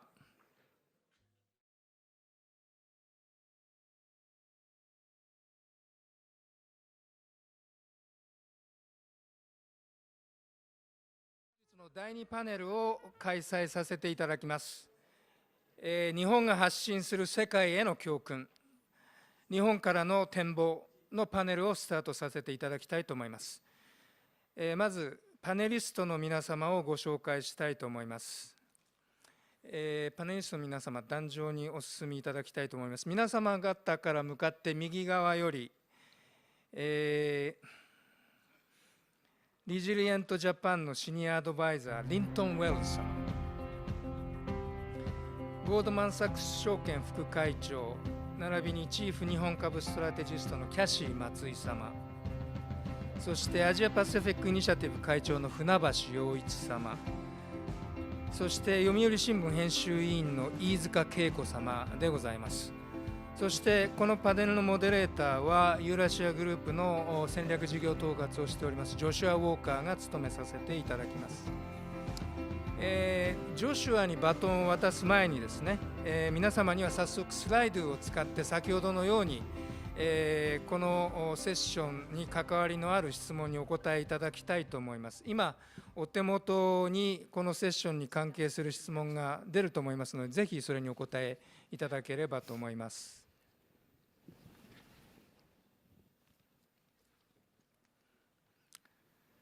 今、質問が出ております。ぜひスライドの機能を使ってですね、皆様方、このポールにお答えいただければと思います。で、このポールの内容はですね、このセッションでも参考として扱わせていただきたいと思います。それでは、これからジョシュアにバトンを渡して、このパネルをスタートしたいと思います。Josh, please start your panel. どうもありがとうございました。This is the hardcore. You guys have made it to the middle of the day. I hope you got some caffeine. I'm very excited about this panel. One of the things that Ian talked about at the very beginning, and the Prime Minister and the Minister as well, was Japan's role. Now, we pay a lot of lip service to the role of Japan, but usually it's kind of a tossed phrase. We don't actually dive deeper into it. That's what we're hoping to do today, and I can't think of a better panel with the expert that we've assembled. We've asked you to dive in, and which field do you think Japan will take a leadership role in the next 10 years? And you have these different areas. Obviously, we could add a lot more to it. But what I want to start before I ask each of our panelists to lay out some perspectives, and each of you have come prepared with some thoughts about what Japan's role could be and what the view from Tokyo in 2019 is. I want to get a quick poll among the panelists up here to respond to the way the audience is. Clearly, society and culture is winning significantly here by close to 60% compared to technology, which we just spent a long period of time talking about, and Japan's unique role, as we heard from different folks. And then the idea of government stability is clearly in the top. And not surprisingly, security is much further behind. How do you respond to that? Let me ask you to just respond, and if you could put this in one one sentence, if you A, agree with it, and B, which aspect of the agreement or disagreement do you want to highlight? So I'll start in the order that we're up here with Izuka-san. Sorry, could you, I can't The question see says, that- which field do you think Japan will take a leadership role in the next 10 years? right, And okay. currently, the audience's consensus is society and culture. Okay, right. Society and culture. You agree? Yes, I would. Why? Because basically, Japan never intends to create conflicts with overseas, and we have a soft culture, soft power, and so we have a power and will to do it. Great. Funabashi-sensei. I think Japan can contribute best to stabilizing the Asia Pacific and stabilizing the U.S.-Japan relationship. And I think that could make a lot of difference if Japanese leader can and should continue to neutralize Trump risk, particularly if Trump is re-elected. Matsui-san. Sort of agree, but I would say one answer that's not on there is sustainability. Environmental social governance is something we live with in markets every single day, and I think Japan does have an opportunity to take a real lead here, so I'd like to see that in the next decade. Well, son. And I'd like to add resilience to that. I think Japan, over the course of its history, has showed itself to be an extraordinarily resilient society, and that's something that we're all going to need more of in the vagaries and the twisting turns that will face us in the future. So, Great. Let me jump right in. I'm going to start with Funabashi-sensei because you've already alluded to this in the answer you just gave. You talked about the Trump risk factor. We heard a lot about that from Ian without using that term. He talked about Japan's unique role. What's the view like today sitting in Tokyo? You were on the same stage with me a year ago talking about the Asia Pacific and the different roles. Obviously, we could have foreseen that Japan was going to play a role, but maybe not the same level of attention that Japan has gotten over the last year. And with the Olympics coming, it seems that international attention is only going to increase from here to next year. Trump's re-election, if he's re-elected, I think could have enormous impact on Japan as well as elsewhere, in my view. I think the fear of increasing unhinged Trump, to be honest with you, is so great in Tokyo as well, that I have actually started to hear some of that Prime Minister, foreign policy advisors off the record talking about preparing for Plan B if he's re-elected. So you just cannot underestimate that. Trump's risks. Certainly, Japan actually, on the other hand, feels assured that threat perception gap between Tokyo and Washington towards Beijing has reduced to almost zero now. So Trump actually really has taken a much tougher stance against China, which really stands in stark contrast to Obama administration's ambiguous stance towards Beijing. So. And there is a broad sort of consensus that Trump is justified in, blaming China, the economic statecraft and predatory trade policy and civil military fusion of industrial policy and export of censorship on the others. So, but I think that we have seen the emerging mixed feeling emerging both simultaneously, but both intense right now in Tokyo. And the fear, I think, side is now much more now emerging, more salient. And is that fear being animated by what's happening domestically in Tokyo as well? In other words, last time we met, there was really no question about Abe continuing, and it seemed obvious that he would continue, and now he's about to become the longest-serving prime minister in Japanese history, which obviously leads to kind of this golden era that we've seen in Japan with not having the rotating prime ministers. Given that the end is near, number one, is it near? If a Trump is reelected, does that change dynamic? How does that affect the broader geopolitical environment in which Japan finds itself?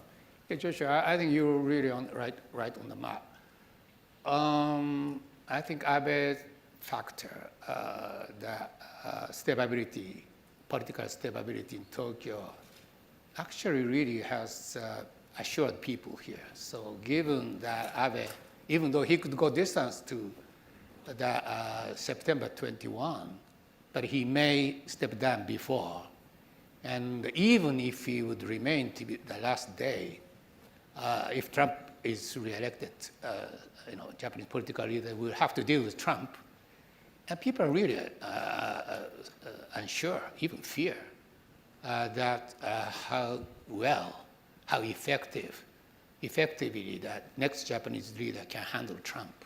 So I think that the fear is very deep down. So last question before we take this similar track about stability. We talked early on at the very beginning about the difference between kind of the world falling apart, the end of the American order, as Ian termed it, leading to Japan finding its unlikely place as one of the most stable democracies in the world, one of the healthiest democracies in the world, and what you just described in terms of kind of Abe's ability to stay in power and to kind of learn from his first term around. When you look at this from Tokyo, Japanese tend to be very pessimistic people. Anytime you compliment a Japanese, they basically tell you why you're wrong for complimenting them. So I guess the question is, we're sitting here complimenting Japan. What are we not getting right? What's wrong with Japan that we're not seeing? And then what can we as outsiders help Japanese see good in themselves? Yeah, Japanese have not been used to, playing a proactive role, particularly in rule making and order building. But I think this is really high time for Japan to really behave and proactively in upholding the liberal international order, and also pursue vigorously to be a leader of a rule shaper, if not the rule maker. Japan is, after all, middle power, so we just cannot be a rule maker. But I think that we can and we should be a rule maker. So I think that Japan's contribution to bring about that TPP-11, CPTPP, and also being ensued by Japan-EU EPA, I think it's a very much a laudable effort. And I think the Japanese people themselves, ourselves, perhaps have underestimated and underappreciated the significance of this initiative and leadership. So speaking of underappreciating, Izuka-san, you've written a book on populism, and you've spent a lot of your career in Europe, where populism seems to be all the rage these days. And whether it's Brexit, which is the only thing that gives Americans a little hope, given that the politics over there looks even worse than where I'm coming from in Washington, and looking at what's happening in Italy, we'll look at what's happening in France, and now even in Germany. Number one, what's the view look like when you're a Japanese journalist sitting outside the country, and suddenly you're looking back at Japan saying, all that boring stability that we used to take for granted is now being held up as an example for the world. How do you think about this in terms of populism globally and the trend lines you see? Yes, thank you for asking me about that. That was one of my major focuses when I was in London. I came back from London just about a month ago, and a comparison between European and maybe American and Japanese case is somehow was very interesting, and that the major difference, or I think that the Europe-America has an immigration and a refugee issue, and whereas Japan, we understand that this new system of accepting foreign workers has been introduced about 6 months ago. And so there, well, even inside myself, there was a concern that some kind of anti-immigrants might rise in Japan. But just looking at various places in Europe and looking at American cases, I think one thing is quite different. I found, in my view, that there's a overwhelming atmosphere in Western world, except for Japan, that it's even taboo just to talk about immigration. the concern about immigration. And what I mean is that maybe we might call it left modernism or left populism. Maybe in media or Hollywood or some political world, there's some atmosphere that to talk about rate of immigration or concern about maybe unemployment related to immigration is somewhat not right, politically right. And so the reason why Trump was elected in 2016 was that Trump actually found out there was a lot of frustration among especially the white people, that it was considered to be taboo to talk about immigration. And then Trump actually opened the hole for that frustration to come out.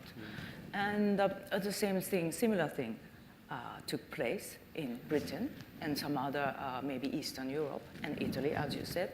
And so my point is that in Japan, as of current situation, there's a room for us to talk about how the immigration should be dealt with, including the concern in the political world. And the evidence is that many of the opposition parties in this spring voted against for the bill to introduce the new system. So in the United States, it's even a taboo for both of the Republicans and Democrats to vote against the immigrants. But Trump just opened the hole. And that I think some kind of in Japanese it's called gasunuki.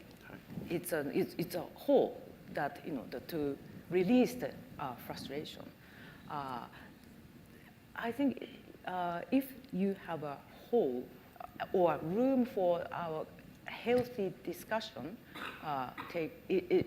that exists, Japan would probably not go through a wave of tremendous wave of populism.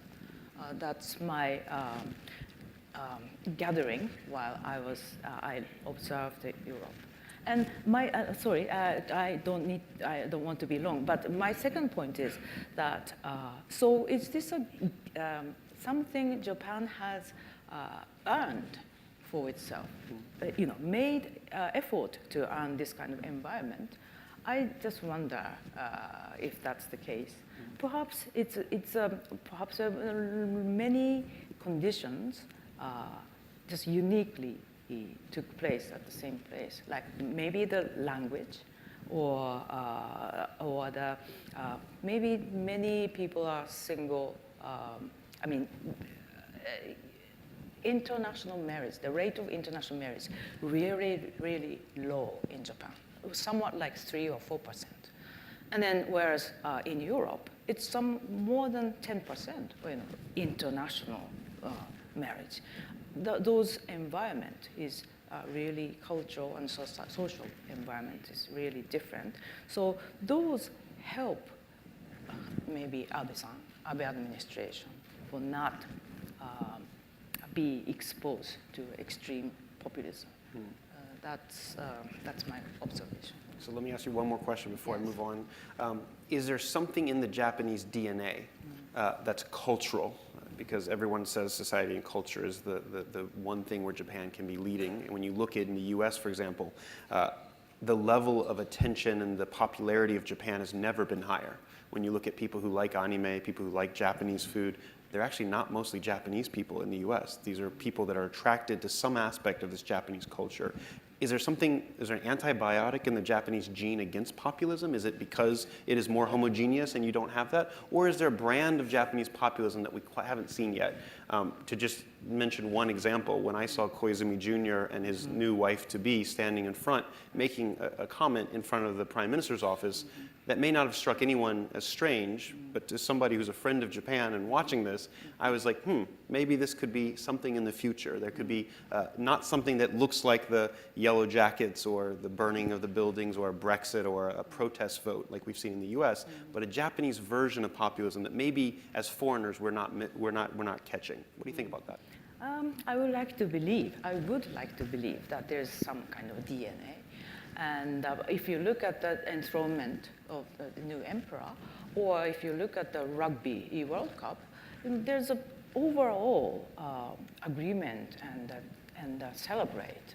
I think we were quite united overall. Although there are some typhoon affected people, there were some tragic events, coincidentally taking place. But I think the Japanese nationals or citizens or people living in this country have some kind of a natural way of unite together, which could go in the wrong direction if you have some kind of a wrong injection of wrong idea. But at this moment, I think there's much positive aspects of easily get together and make efforts to get united is taking place. Great. Matsui-san, let me turn to you. If this poll had been said maybe 30 years ago, it strikes me that the economy would have done much better. Japan is #1, and kind of the rise of Japan as the #2 economy, maybe overtaking the US. We're living in a different day and age. The economy is kind of the main thing that everyone focuses on for the health of any country these days. That's something you've spent a lot of time thinking about, and kind of how do you diversify that economy in Japan if it's not through immigration? One of the things you're famous for is womenomics, obviously. So I feel compelled to ask you about that in the context of the broader economy.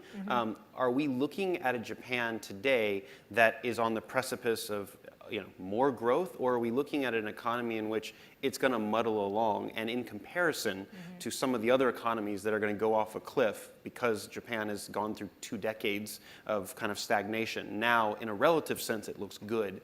Is this a positive or a negative story or neutral? Where are we on the economic side of things today? Yeah, thanks, Joshua. I think that obviously many Japanese are here in this audience, and you're fully aware of the many structural challenges that face the economy, from the burst of the asset bubble, the non-performing loan crisis, the property crash. It really was kind of the front runner for many other similar financial crises around the rest of the world. I think, though, that going back to what Funabashi-san mentioned about the geopolitical environment, I am of the view that one of the reasons why this administration has taken on some, frankly, very unpopular things, like, incorporating more women, pursuing corporate governance reform. Did you know that Japan never had a taxpayer ID system until a few years ago? Actually, after India had introduced a taxpayer ID system. Very unpopular things, and I think the root of why this nation decided to pursue these unpopular things is because Maggie Thatcher's TINA, there is no alternative. We have come to the end of the road in terms of options for the nation. And I feel, of course, many of the things that they're doing now should have been done 20, 30 years ago, but better late than never. And I feel now that at least there's a greater sense of hope and optimism. I don't want to say rah-rah yet, but a little bit of hope for the future. And I think if you think about countries in economic history that have gone through depression-like phases like Japan has, birth rates collapsing, income levels crushing, what really turns things around is that people, each of you, have a little bit more optimistic, brighter outlook for the future. Frankly, that's what makes babies too. That's what raises the birth rate. So we're not quite there yet. We have a lot of work to do, but I think some of the decisions made by this administration, quite unpopular, but they've pushed those through because at the end of the day, I think this country finds it's so vulnerable geopolitically. The economy is facing many, many headwinds still. You know, talking about demographics for a second, you know, this labor force is going to shrink 40% by the year 2050. There are more children, there are more pets than children under the age of 15. That should scare every Japanese person in this country, right? So what do you need to do to make up for that shortfall? We've talked a lot about embracing more women to work in the workforce, and lo and behold, we have 71% of women in Japan working, which is higher than the similar rates in the US and in Europe today. Shocking, because that was certainly not the case, you know, even 10 years ago. We now have one of the most generous parental leave benefit programs in the developed world. Both the father and the mother get 1 year of leave. Not quite full pay, but 50 to 80% of your compensation you do receive. We also have transparency in a way that we never had before with respect to gender diversity statistics. Companies now are required by law to disclose gender statistics and come up with gender diversity goals. I know where I come from, America, we don't have anything like that, right? So again, still there's a dearth of females in leadership positions. We all know that. It is pathetic to me that Japan's diet only has 10% females. That is lower than Saudi Arabia and Libya. Come on. We can do better than that. So still a very, very long way to go, but at least I think the direction of change, not just womenomics, but other aspects of the reforms agenda that we've seen so far is at least pointing the ship in a better direction than it ever has, I think, than the 30 years I've covered Japan. So let me ask you one more question, picking up right where you left off. You contrasted the kind of cautious optimism is the way I would describe what you said, because it's not rah-rah, right? No, it's basically saying, okay, it's better than it was. Yeah. Whereas where we both come from, when you look at the US, that's not the word I would use to describe it. There's not a feeling of optimism. It is not an election of hope and change. It's an election of fear coming up. And as Ian described, it seems that no matter who gets elected next time around, it's going to actually get worse, right? And many economists are looking at there being a bust cycle coming. And whether it's 2020 before the election or 2021, there's going to be a correction coming. And obviously that you work at an institution that focuses on these areas. Does that mean that there are lessons that we, the United States, should be learning from Japan and kind of the way in which the Japanese went through this period and kind of it was the precursor in many ways. What can we learn in the US? It seems so often in the US-Japan alliance, the United States is the big brother telling the little brother what to do. It seems in this case, the big brother needs a little help, and the little brother can offer some assistance, and I don't use that in a pejorative sense, but I'm curious to offer that perspective. Yeah, so, you know, obviously two very, very different economies and societies, so want to, you know, caveat my statements, but I think on the one hand, you know, obviously Japan, when it was going through the burst of its asset bubble, I think there wasn't this timely enough recognition, if I could put it mildly, of the structural nature of the problems. I think many people, I remember back in the 1990s, thought non-performing loans was just a temporary thing. If we close our eyes for long enough, it will go away, it will disappear, and it didn't, right? And that can be spread onto many, many other aspects of Japan's economy. So delaying necessary reforms, I know it's stating the obvious, but addressing it early on is absolutely, you know, preferred to what we've had. Secondly, I know a lot of monetarists may be in the room and love low interest rates forever, but I think bringing interest rates, and I know I'm going to get in trouble for this from the Bank of Japan, but bringing interest rates into negative territory does a lot of damage, I think, to the Japanese psyche, right? This is a land of savers, and if you tell the savers, we're going to make you pay to keep the money in the bank, that is a very negative signal that you're sending to society. So I know the Fed and maybe even the ECB are toying with, well, Japan did it, well, why don't we follow? I would be very, very cautious on that particular point, because I think you run into territory that brings about more negative repercussions as opposed to positive benefits of extreme monetary easing. I think those are two things. And then finally, it goes without saying, when your society or your country is running out of people, Yes, you can make up for it with, employing more people that you have and perhaps more foreign workers, but at the end of the day, the solution for most developed countries around the world is what? You've got to replace humans and human tasks with machines. And so embracing, I'm actually double dutying with another conference for a tech company. All they're talking about at this conference is AI, right? And about how many engineers does Japan have specializing in AI? Obviously not enough, right? How much do we have in Japan that's being invested in cloud infrastructure, not just for storage, but for software development? All this stuff, it could really allow Japan to leapfrog in terms of productivity, but we're not investing, I think, enough in that space. So definitely other countries should be really, leveraging or focusing their talent and education, I think, in this particular area. Great. Dr. Wells, you said that if you could add one thing on this list, you'd put resilience. And that's a word you hear a lot in the context of Japan, whether it's after the 3/11 disaster or whether it's in terms of the way the Japanese recovered after World War II. As we get ready to see the Olympics next year, it's hard not to be reminded of the 1964 Olympics, which were really the coming out party of a Japan that had recovered less than 20 years after complete devastation and a real reformation of the U.S.-Japan alliance that has led to where we are today. When you talk about resilience, not just in the physical and natural sense, but also in this new era that we just discussed, technology, and this idea of cyber resilience, what are we learning from Japan? How do you think about that, given your long history, both at the Department of Defense and as someone who came to Japan many years ago? Well, so I think first of all, resilience, a lot of people think of resilience as kind of bouncing back to a pre-crisis status quo. I think there's actually a much better model that says, how can you wind up stronger by leveraging the stresses and shocks so you bounce forward better, if you will, rather than bouncing back? And so I think if you look at the way Japan has exercised resilience, rebounded many times, that's exactly what Japan has done. It's not just gone back to the pre-crisis status quo ante.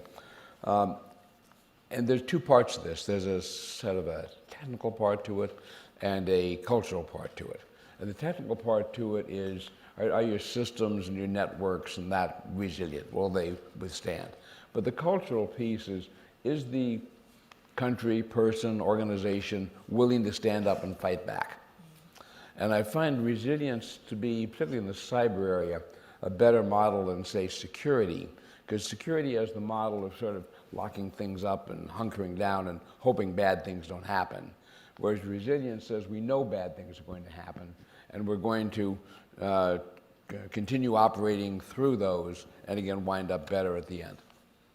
So when you think about the resilience and examples of Japan, obviously we all remember the images, and I think particularly those of us that have known Japan for a while were genuinely moved when we saw Japan go through this devastating triple disaster that we're going to be celebrating 10 years next year, but even most recently during the typhoons, right? And you think about when things like this happen to the US, do you have the societal fiber that will keep it together? And I think the answer increasingly for those of us in the States is no, we don't have that. But how does that work in the cyber sense? Is there a similar analogy there in terms of how you think about cyber resilience? And then how do you build and how do you train for that type of resiliency? And is there something that Japan should be doing or could be doing in a way that maybe other countries have already modeled? So I think when you start with a broader analogy between the U.S. and Japan, I think there is in the U.S. a pretty strong community-based resilience. You look what's happened to some of the towns that have been flattened by tornadoes, and everybody gets together, and in a year or two they've begun to rebuild. The problem is when you sort of sit back and wait for FEMA or the feds to take care of you, in which case it drags on for years. So if there's a community structure there, and that's why I think there's a lot to be said for focusing on community resilience rather than some sort of broad national question. But in the issue of, say, cyber resilience, I think it's really important that you do things like share information. No one is going to have all the answers to the types of problems we're facing, whether it's rapidly evolving cyber threats, whether it's ransomware, whether it's information campaigns directed at undercutting the cultural resilience in an organization. And so the only way we're going to get through this is by sharing. I think one of the areas where I would like to see Japan do better is there's an awful lot of stovepiping. And whether it's in the government or whether it's in business or whatever. So I think that's an area that there can be some improvement. The other is the whole question about an information security system writ large, if you will. And I understand sort of the history of it, but it's important to have someone who's in a position to say this is an information security system for the country. And this is a way we can develop a cadre of professionals who know what they're doing. And that's something I'd like to see more of in Japan going forward. Great. I'm going to come back for a round of questions, but before I do that, I want to make sure I remind the audience that you can go and ask questions on the app that's there. When I look out into the audience, I see a collective wealth of knowledge. This is not something you can't say you know nothing about. There are people in this room who are much smarter than me and know much more about this, so rather than letting me ask all the questions, I hope you will send those questions so I can ask those to our panelists. Funabashi-sensei, let's start kind of with some of your reactions to what you've heard.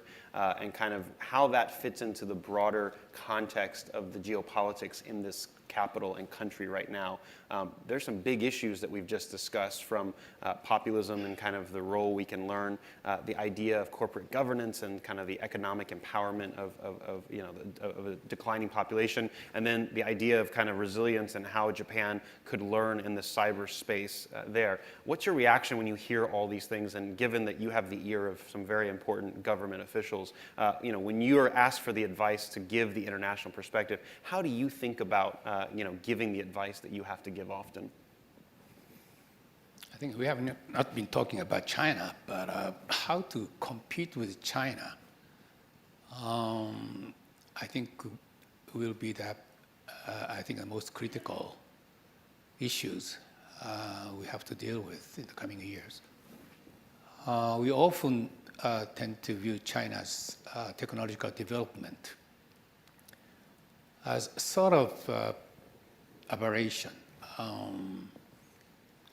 Some may argue that it's only driven by theft and political regime and authoritarian regime perhaps is naturally aligned with that age of dataism.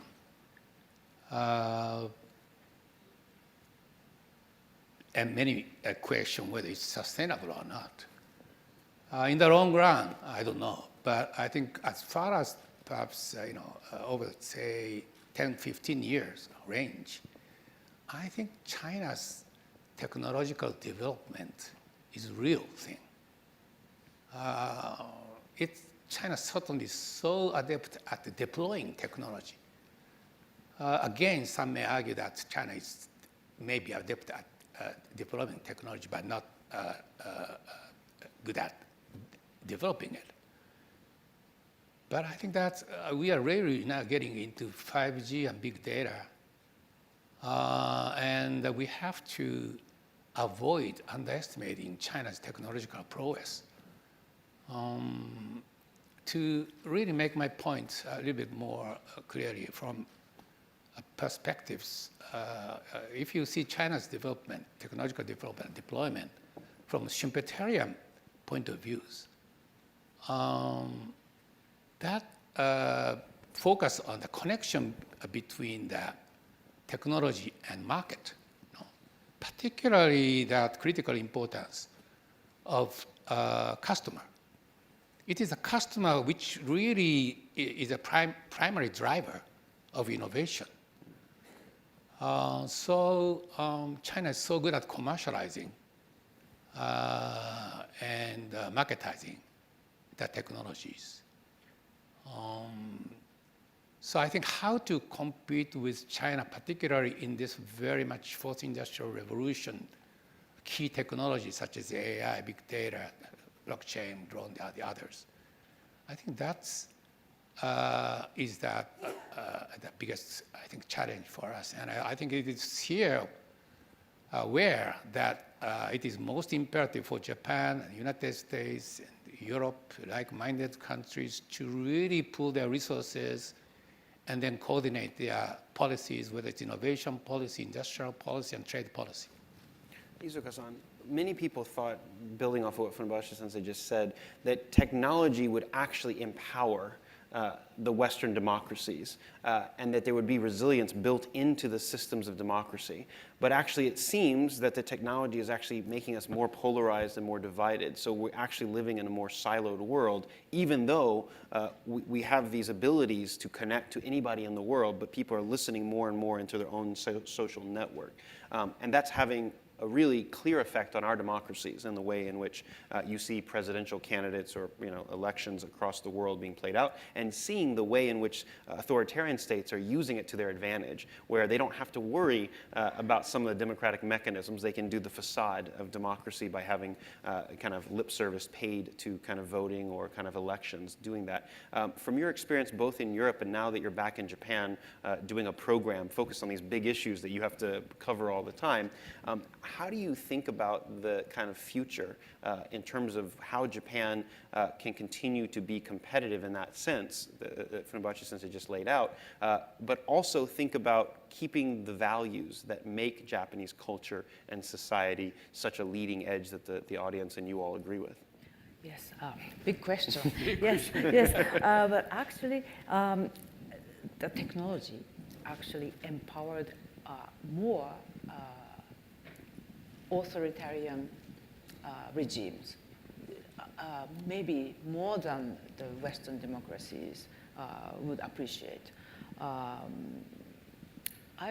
would follow up on Funabashi-san's point that Funabashi-san mentioned about technology and market, but I would like to mention about this technology and governance. Look at China, as he raised. China has already established its governance using all these highly advanced technology and to monitor the population and the citizens and control, and which is really, really advanced. We are really shocked to learn every day about the social credit system that China is taking. And it's even expanding it beyond its border to Africa and Middle East and Southeast Asia. And those countries are introducing all these China's Huawei technologies. And so that is the, I think, flashing point already. It has already flashed between the US and Japan, and the Australia is following, and Europe is now divided. UK was supposed to be following the US, but it's not, and Germany is not. And so it's really a very difficult agenda for each EU countries to decide. It has now become an agenda. So what I think, and maybe it's widely talked about, is that the world is going to be divided in China's technology world, namely a world led by Huawei technology, the 5G, and the rest of the camp led by, well, sort of, I don't know, the US would be able to, or eligible, or qualified to lead, but US, Japan, and Australia, and some other Western countries. And so it's not only about technology, but it's about the governance of the people and controlling the people. So I think that, back to your question, Japan's role, I'm not sure technologically how Japan could contribute in this technological competition, but as Funabashi-san said, Japan should become a rule shaper, if not rule taker. But there's some area that Japan could contribute in shaping the rules in this highly advanced AI and 5G world. I would like to learn more about the technological aspect, but that's my a very weakness, but it's important. So Matsui-san, if you take some of these comments that we've heard about the kind of the decoupling between the US and China, if you're sitting in Japan and you're looking at the economic outlook, that can't look very good because you've got your closest security partner on one side, your biggest market on the other side, and they're heading towards a collision clash where there's clearly an agreement in terms of scapegoating the other.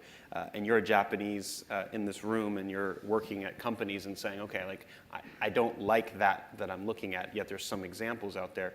What are we to do? What's the case for that cautious optimism that all of us can play a role that is not, we're not in government, we're not the leaders on these things. And sometimes our own leaders feel like they're hostage to the politics and to the geopolitics that are pushing them in certain directions. So, I mean, I don't really have the answers, but I think that if I were a Japanese, corporation, a private sector enterprise, I would be looking at the world and thinking, I can't rely on, I can't put too many of my beans in one basket. I need to diversify. I need to seek out markets that perhaps I was not keen on seeking out before because I always knew there were these captive customers in the US and in China. I have spoken with corporate executives here who are beginning to do that, which is very encouraging. I tell the story often that I went to India many years ago and I had met the head of HDFC, one of the big Indian banks, and he looked at my meishi and he said, Matsui-san, you're like the only person I've seen from Tokyo in about 5 years or 7 years. Why is that? Is there no direct flight from Tokyo to Mumbai? And I said, no, there is, because I just flew on it. Do Japanese people not like Indian food? And I said, well, curry is a staple of the Japanese diet, so I think they like Indian food. And he said, so why don't we see more Japanese companies? Now, this is a few years ago, but if you went to Mumbai or Delhi and you looked at billboards, maybe you saw Suzuki Motor, but other than Suzuki Motor, not many Japanese advertisements. Now it's a little bit better, but I wrote a piece called Jindia because I thought my boss was Jim O'Neill, who created BRICS, so I thought I would steal that acronym, trick.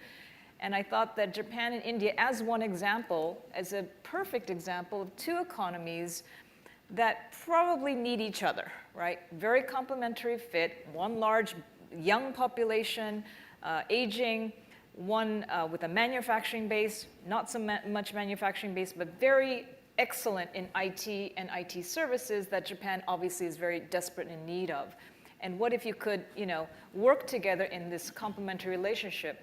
And I just highlight that as one example because I think over time, Japanese companies and the government is going to have to diversify away from, not away from those markets. Obviously, they'll always be dependent on US and Chinese demand. Don't get me wrong. They're not going to ever get divorced, but I think they just have to look at other sources. Frankly, is it true? I think that Prime Minister Abe has spent more time talking with Putin than he ever did with Obama, even though the two countries are technically still at war with one another. Why would he do that? Maybe it's because Russia has something that Japan needs called gas, called minerals, right? And so I think playing pragmatic diplomacy and pragmatic economic and business strategy is probably the way I would go if I were Japan. Great.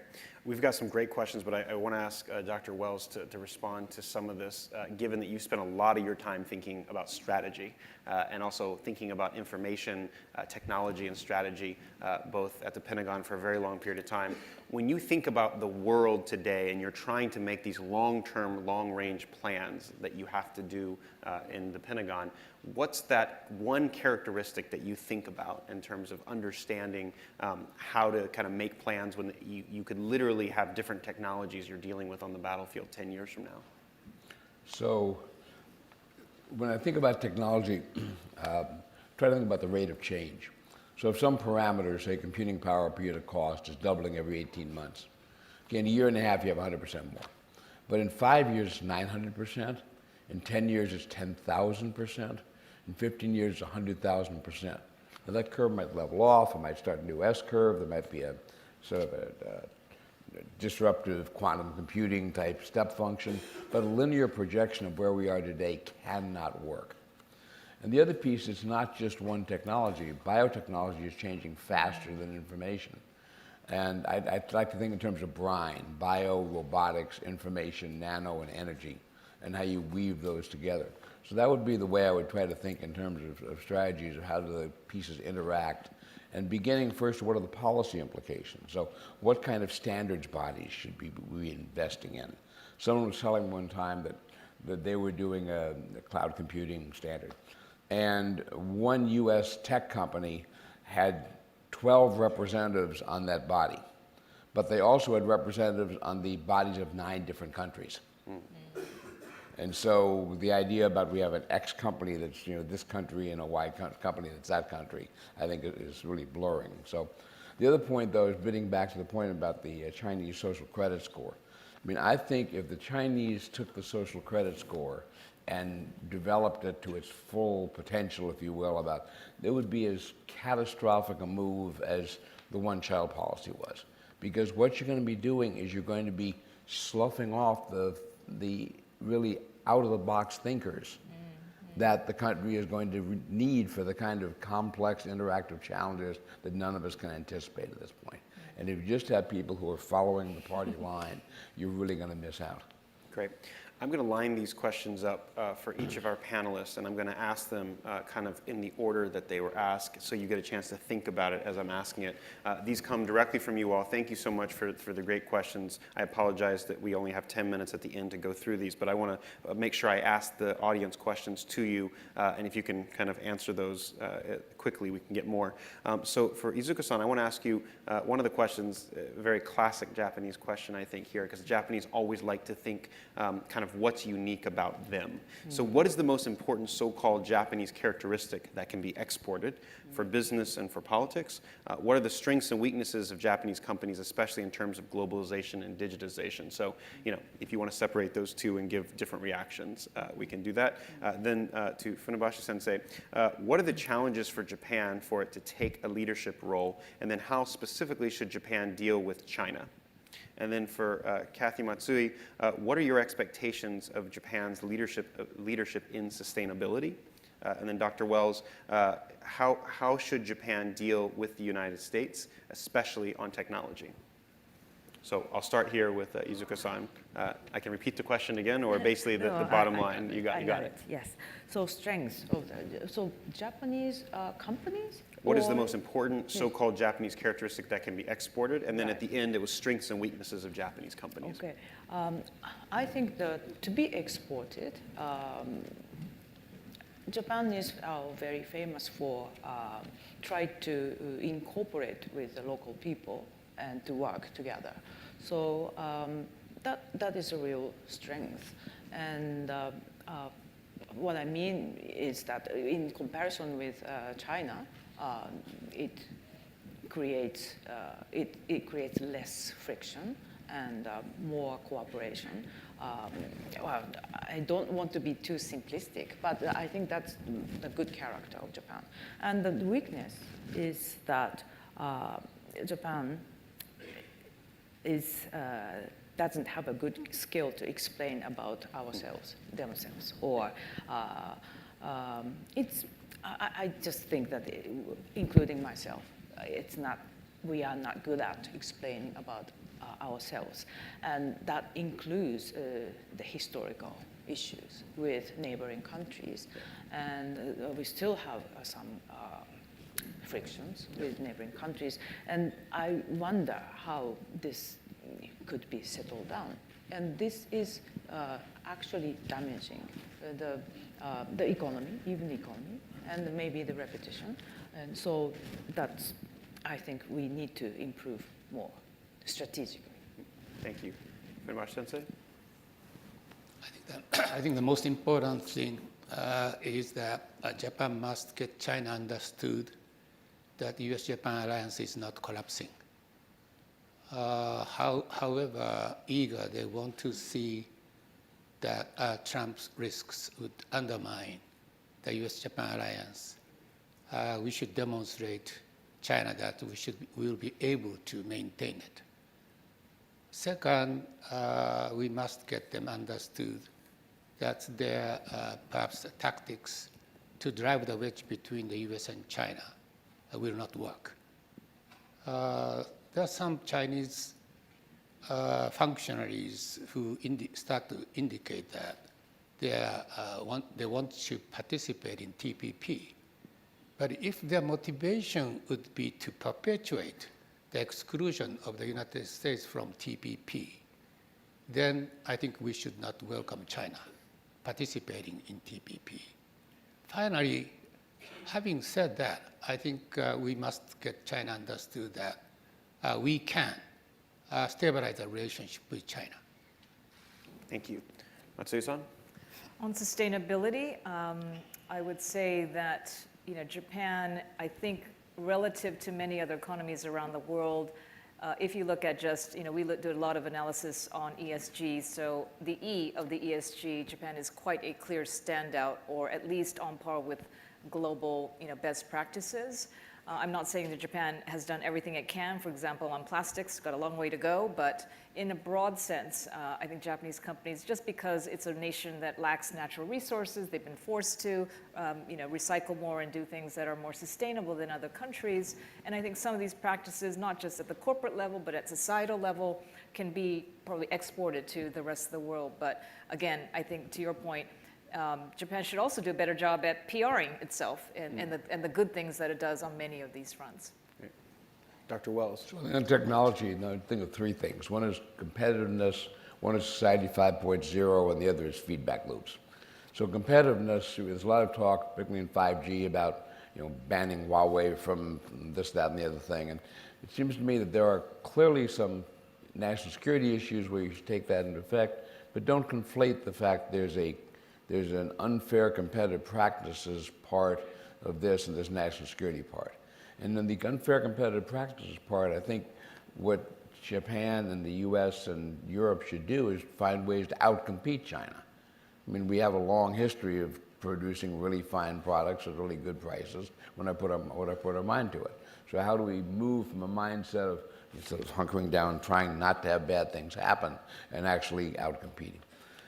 In that model, Society 5.0 offers, in Society 5.0, Japan offers an opportunity to a massive scale of digitalization of almost all aspects of a society to deliver better services to the population across everything from healthcare to production to precision agriculture.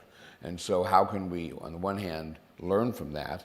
On the other hand, I think Japan can learn something from us about the cybersecurity aspects of that, because it's going to open up all sorts of new attack vectors, if you will, in the society, and that resilience needs to be thought of.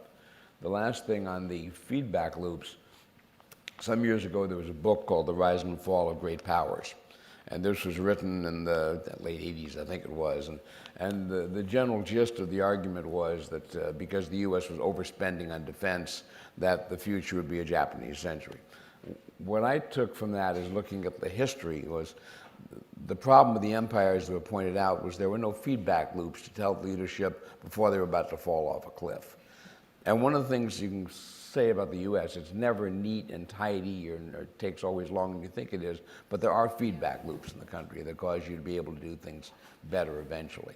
And so I hope we can find a way in working with Japan to activate these feedback loops to find both of our countries in a stronger position technologically going forward. Well, thank you for the audience questions. I think they were particularly insightful. I want to thank the panelists for drawing the different pieces. When I think about what we've just covered in the scope, it gives me a great sense of optimism. And the good news here is, particularly as someone who's committed to the US-Japan alliance, as I know all of you are, when one has some trouble and there's feedback given, the other can stand up. And so, kind of Winston Churchill's quip about democracy being, the worst, best version of what's out there, makes me think that based on what you've just said, I have a lot of optimism leaving, and I'm particularly excited that we're able to generate that here in Tokyo, given that genetically Japanese seem to be predisposed to be so humble and so pessimistic. As a friend, if I can help in any way to encourage you all and to encourage the audience with this panel, and to now give you a jolt of caffeine and a break that's much needed, I want to thank the panelists and all of you for your questions. So if you'll join me in thanking the panelists and take a break.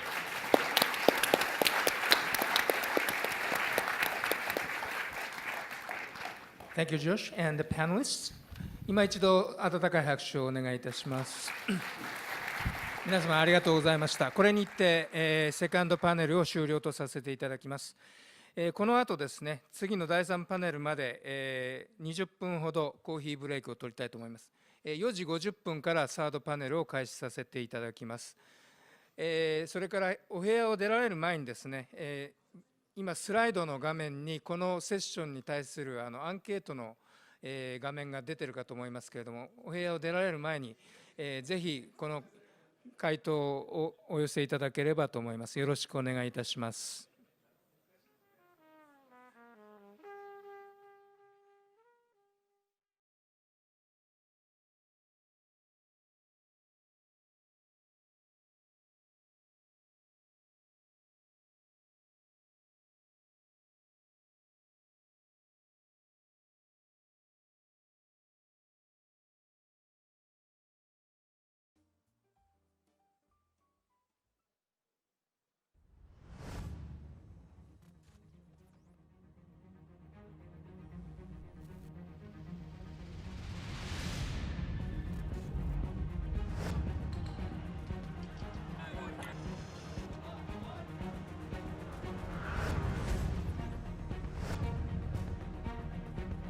You are fake news.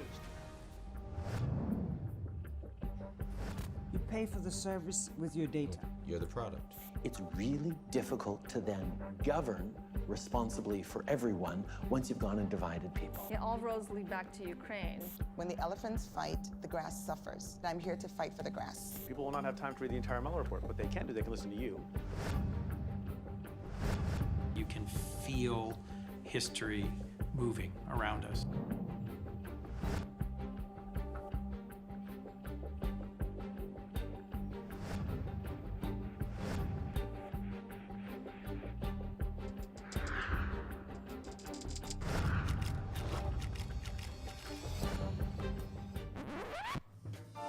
Hey folks, Ian here. I would like to buy some ads. It's like, where is the line? Where is the line? Check out what I look like with a poppy face on Snapchat. Well, looks like nobody is driving bus.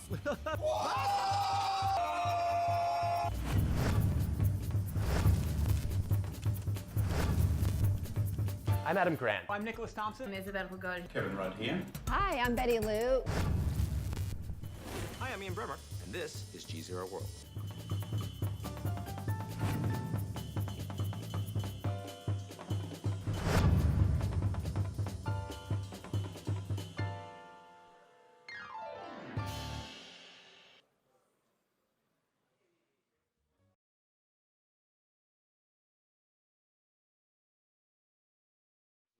So I'm going to be introducing each of our panelists, but let me also just explain. I know in the program it says that we were going to have John Baird. He was not able to join us, but the good news is we have a real treat today in that we're going to have the foremost China expert besides Dr. Kissinger, is what Ian has told me to say, with Kevin Rudd, the 26th Prime Minister of Australia, who will be leading the panel and will be moderating the discussion, and then we'll be having each of our panelists. So I'm going to introduce them one by one as they come up. So I'll start with Kevin Rudd, the foremost China expert in the world, I was told, 26th Prime Minister of Australia.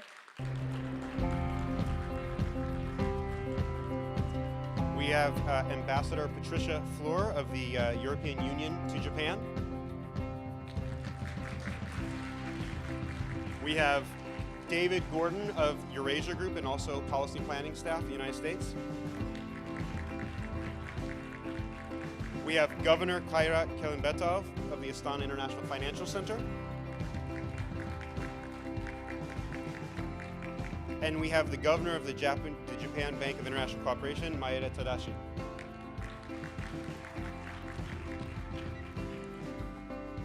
So with that, I'm going to turn it over to Mr. Rudd, the Honorable Mr. Rudd.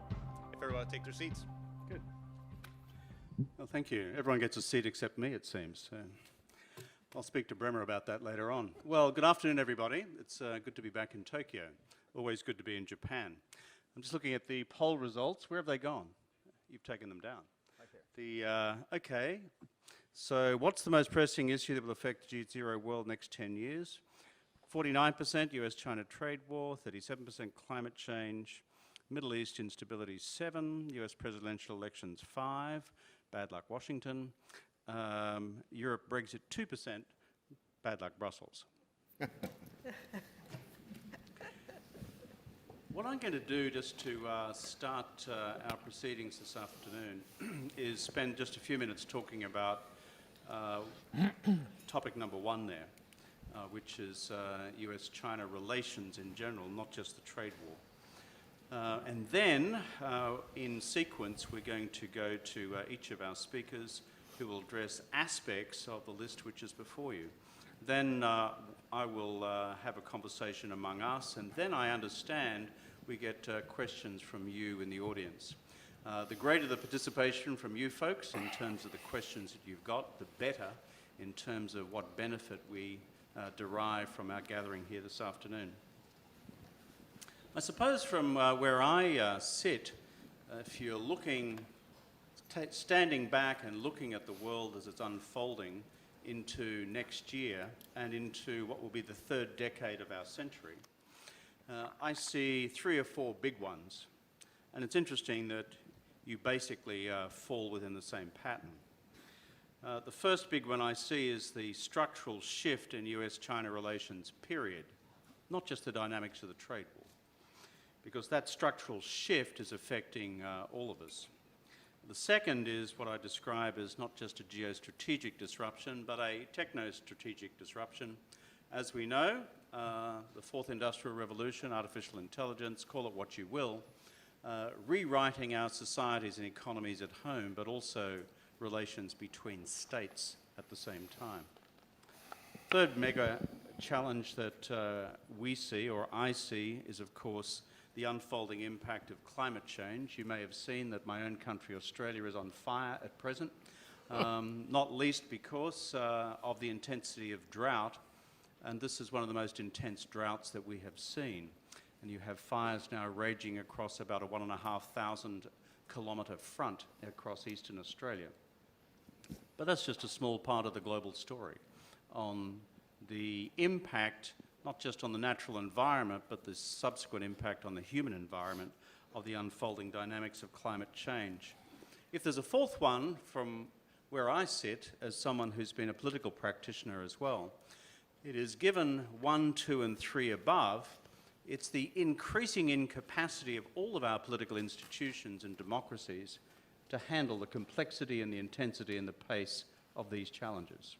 They are washing across the top of us so rapidly, so intensely, and so simultaneously that it places almost unprecedented challenges on those in legislative and executive authority to act, and act effectively, and to act in a sufficiently timely fashion.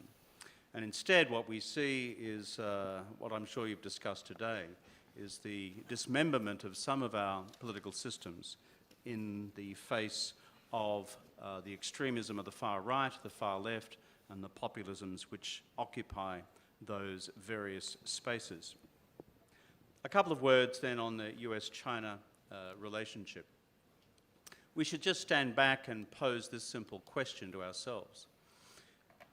When China becomes the largest economy in the world, which is likely sometime in the next decade measured against market exchange rates, likely, not inevitable, but likely, it'll be the first time since George III was on the throne of the United Kingdom that you'll have a non-English speaking, non-Western, non-democratic state as the largest economy in the world.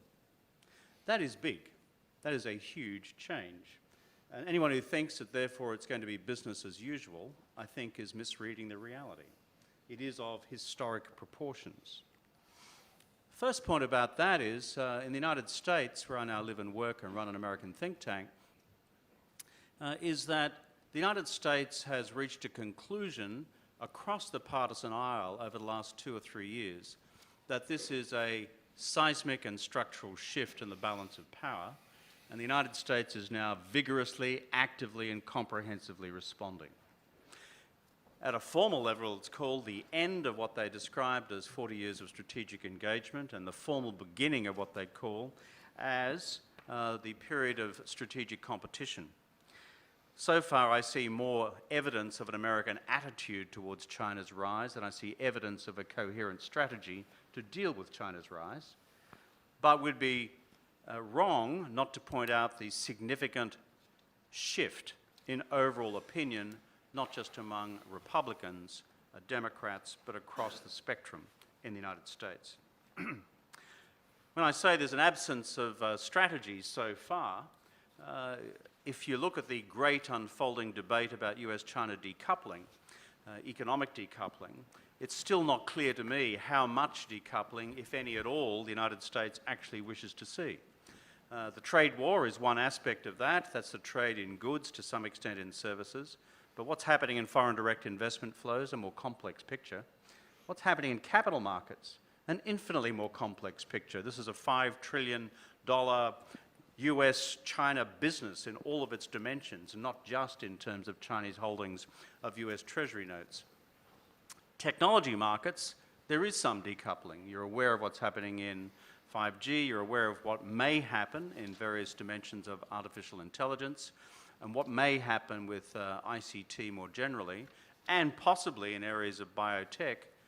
And then there is the beginnings of a decoupling in talent markets, as increasingly in the last year or two we begin to see a decline in Chinese enrollments into American tertiary institutions and research institutions, and the beginnings of a visa war in both directions, undermining the flow of talent in both directions over the previous 40 years.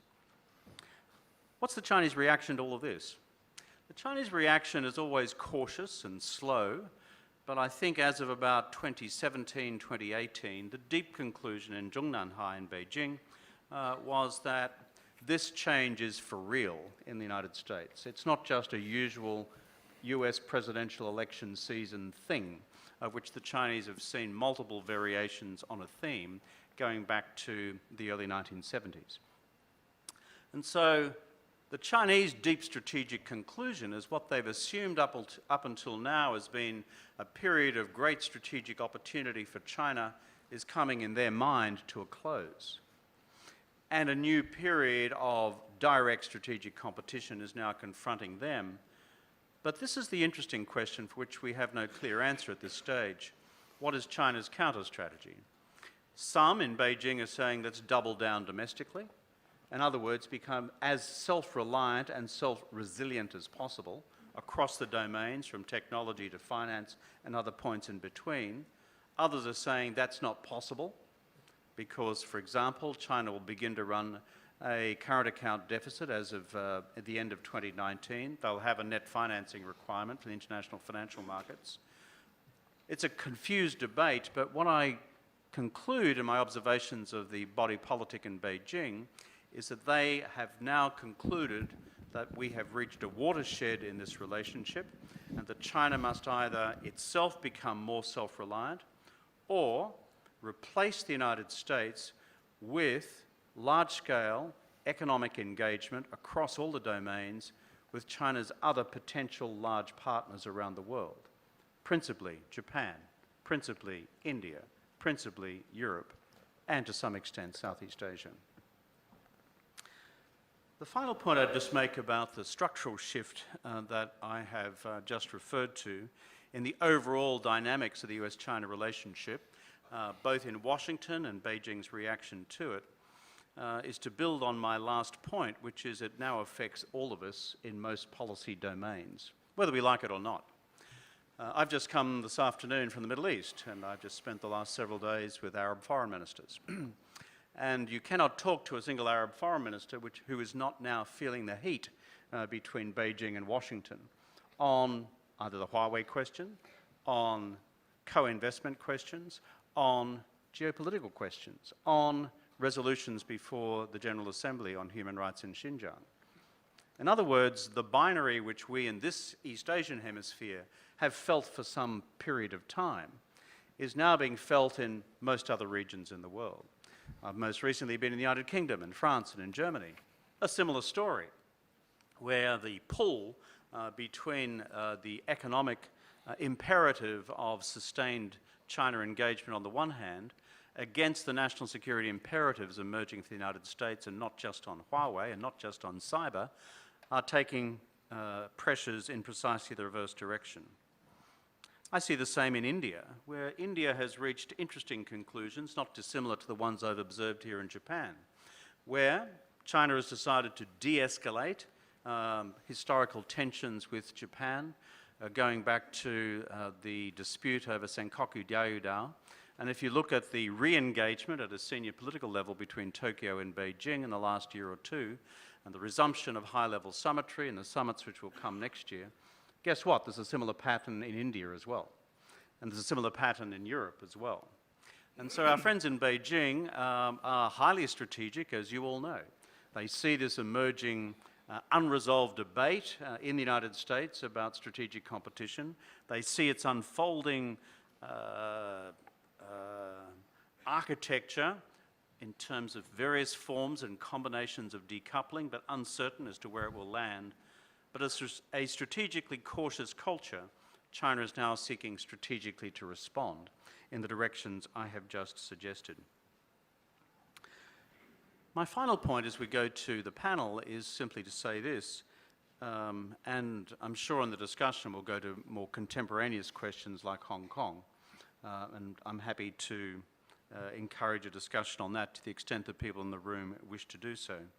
But my own view, rather than simply being descriptive about how this is all unfolding, is that there is also in Beijing and also in Washington groups of people who are beginning to work on this question, which is, given what is happening with this seismic shift in the US-China relationship, how do we navigate this without it ultimately spiraling into confrontation, conflict, or even war?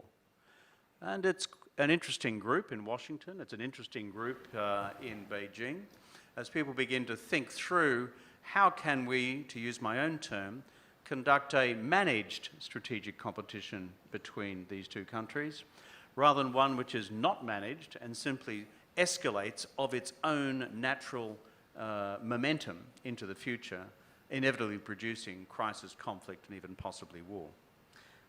I'll leave that as an open question for the end of our discussions today. As Josh indicated before, we've got a first-class panel with us, and they're going to take various aspects of the questions which arise in the framework of a geopolitical challenge and risk through 2020 and the decade which lies ahead. But first, for a European perspective, Ambassador Patricia Flohr, the Ambassador of the European Union to Japan. Over to you, Patricia. Thank you, Kevin. And let me start by actually looking back, because when looking back, I think it's fair to say that the European Union and Europe, as well as Japan, owes the prosperity and the stability which we have enjoyed largely to this international system as constructed after the Second World War. And it was based on rules, on standards, on rules-based multilateral international institutions, and of course also on a very firm transatlantic alliance. Now, I agree absolutely with your analysis, Kevin, that we've now entered an era of tectonic changes globally.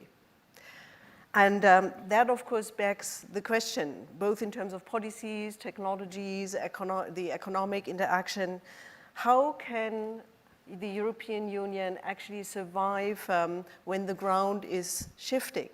How can we survive while defending those rules, values, and principles and standards which have proven to be to our benefit? I see four key areas where we are being challenged in that regard. First, of course, the architect of this old order was the United States. Regrettably, though, we do see right now that the US withdraws or distances itself from some of the multilateral institutions, or isn't, fully supportive, leaves the Paris Climate Agreement, WTO is under question. So what happens when the key power no longer shores up the foundational pillars of this international system? And of course, if I look at the US administration, then I also realize that sometimes it seems that some in the US do no longer even see the merits and benefits of a global leadership role that the US has traditionally played in the past. Then secondly, China, Asia. Now the notion of decoupling, I find it difficult to entertain, because even now if you look at the figures, the relations, the economic relations, Europe, EU, and China and Asia, this is already on a par with our ties with the Americas and with the US. So for us, I think the call here is we need this. We need also China as a partner, although they are also a competitor and although they sometimes do not keep to the standards which we would request. But that means investing in actually bringing them along regarding these standards. The third area where, of course, the EU is currently called upon to change its policies is our own neighborhood. If I look at the Russian Federation, Turkey, Iran, the Middle East, then another big question, who manages the conflicts in the direct neighborhood of the EU? Ukraine, Syria, Libya, the whole Mediterranean. And actually, isn't it true that the Europeans, the EU, actually must take on a bigger role in bringing stability and assisting in conflict resolution in this field? Now, the fourth area is that that unfortunately, again, and regrettably, I detect a certain renaissance of a more authoritarian model of governing. It's a renaissance where sometimes, if you look at populist and nationalist tendencies, where a more authoritarian style of governing seems to be attractive. And so therefore, there is also a threat to our democratic systems, both internationally, but also sometimes coming from within. So where does it leave the EU? I think that we are currently facing something like an ultimate test of the European project, which is, on the one hand, I think most in Europe and political leaders recognize that no single member state of the EU can possibly respond to all of these challenges alone. It's out of the question. So we need, and President-elect von der Leyen has actually called for a stronger European Union in this particular point in time. So more unity, more determination. But that also means the EU needs to learn how to lead, or to lead its own. It's not that we've grown up with doing that all the time. So we need to become a political player in the foreign policy as well as security and defense, as well as, of course, in the economic and trade field. And we need more strategic autonomy to be able to make our own decisions and not be forced to side with whoever else is out there. Now, the jury is out if we can do it, but three things are clear to me. One is that if we want to do it, we need to get our house in order at home. If we want to do it, we still need a strong relationship and tie with the US, as far as possible, wherever possible. We need to consider China a key partner, despite the fact that we've recognized them as a competitor and systemic rival, but that doesn't make this relationship less important.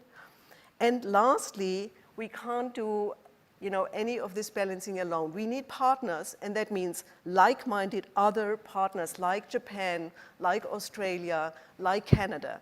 And therefore, it's very good to see that the strategic partnership agreement with Japan has come into application right now. And it's our good fortune that those other partners also are looking towards us.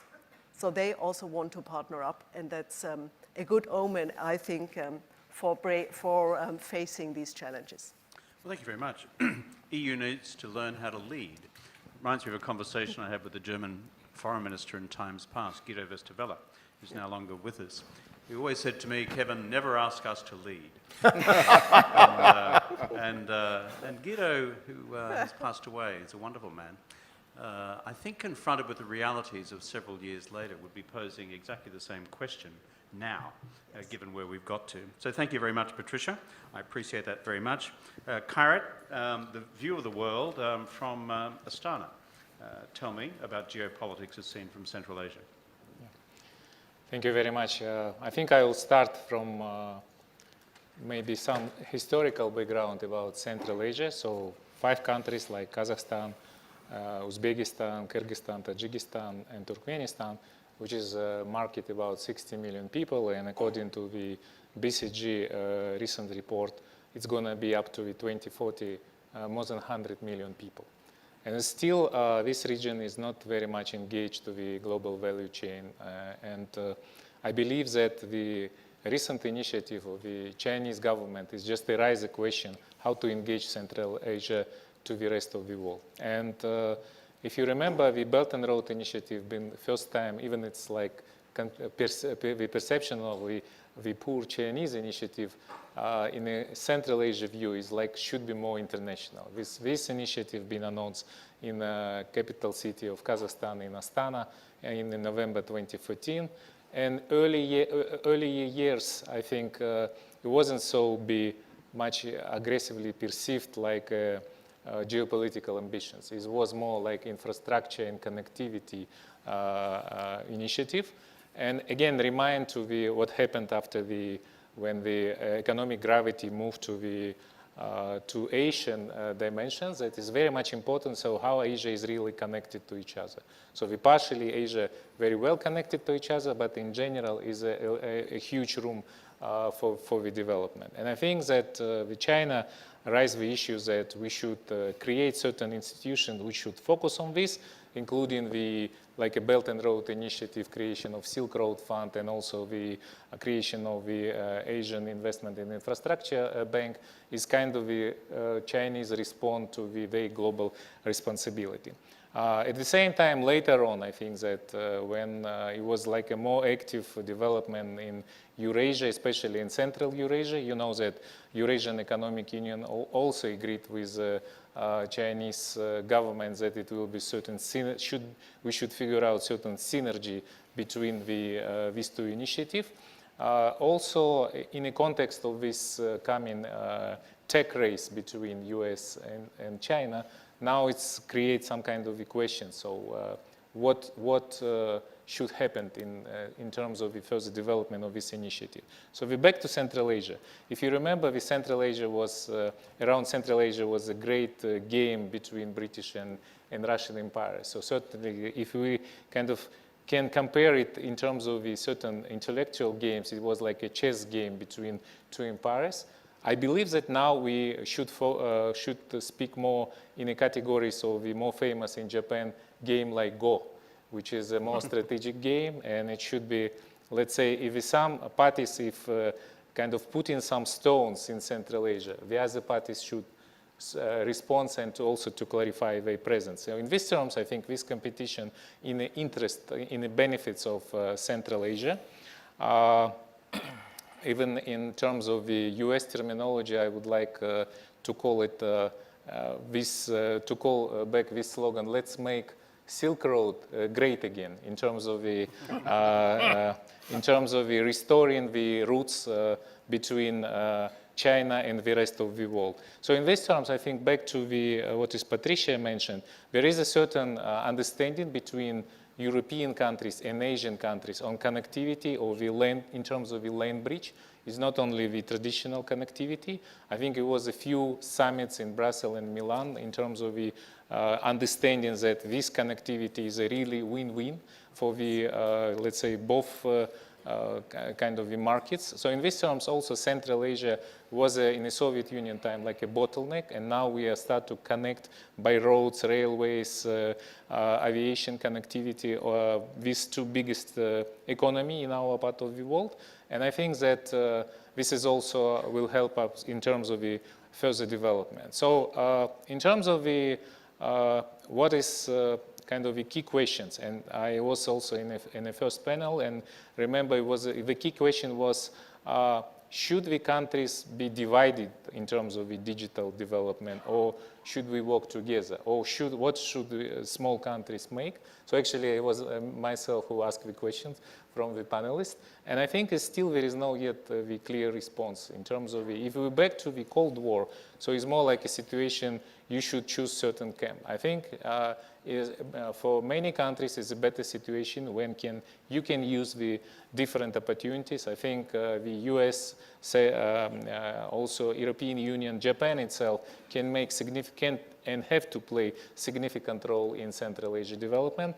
And in terms of the, let's say, Central Asia like a market, we see now the deglobalization trends, which people call like even like slow globalization, let's say. And I think these terms, the region of Central Asia or even Central Eurasia is very much important. It's a big market.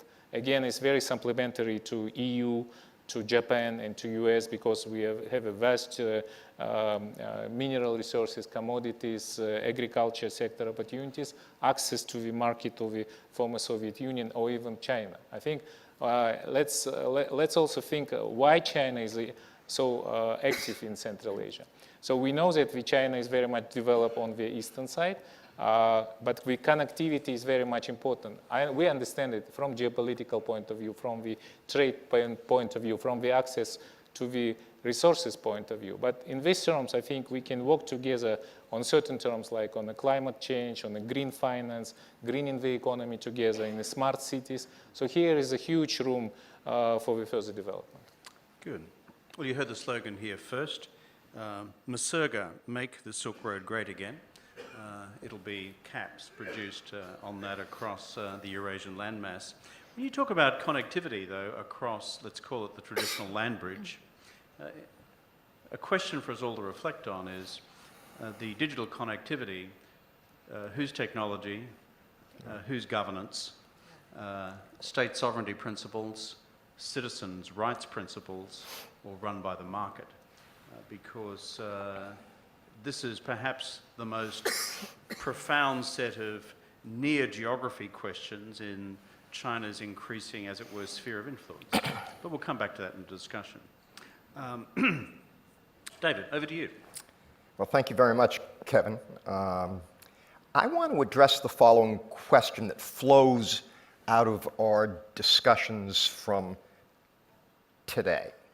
Will 2020 be the year when the US system seriously grapples with the key geopolitical question it faces, i.e., how should the United States respond to the end of American hegemony?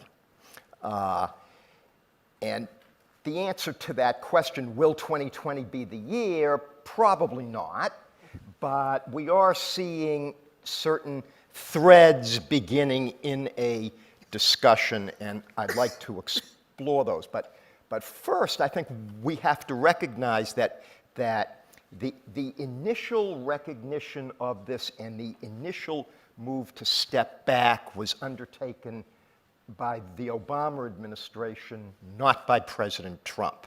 And indeed, that the very same group in government whom President Trump accuses of acting as a deep state, President Obama derided as the blob.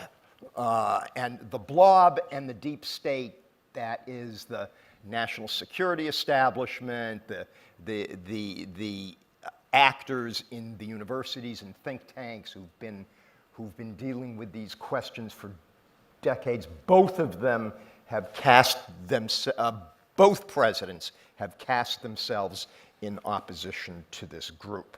So let me go over very quickly the four approaches that I'm beginning to see out there. Approach number one to the end of American hegemony is trim the sails at the margins, but the US still needs to lead the forces of the so-called liberal world order. And the challenge with that is that because US rivals and adversaries are stronger and US allies still have limited capabilities and willingness to participate in such efforts, this will actually take an increased U.S. commitment of wealth and energy and potentially of blood. And the question is, will the public have the appetite for this? And I think the probable answer to that is no.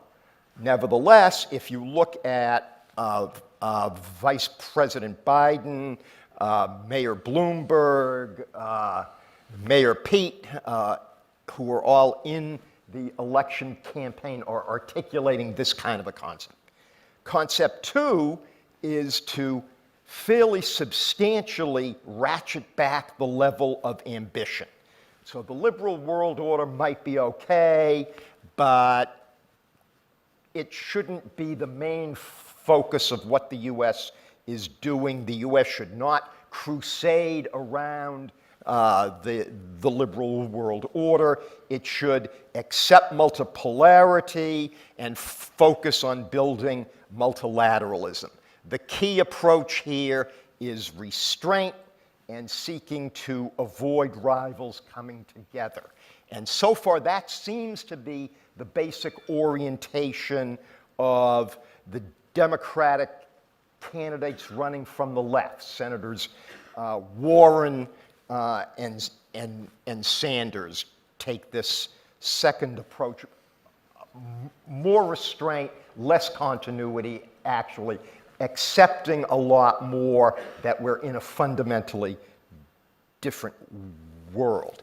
Then, of course, I think there is the approach that's been taken by President Trump of defending very aggressively a much narrower base, but stealthily accepting the notion of the end of American hegemony by articulating this as a strategy for making America great again, but really focusing on sustaining key technological, financial, and military elements of superiority while engaging in coercive financial diplomacy, seeking to weaken rivals, again, potentially very expensive because of the challenge it poses to an integrated world economy and to global economic growth.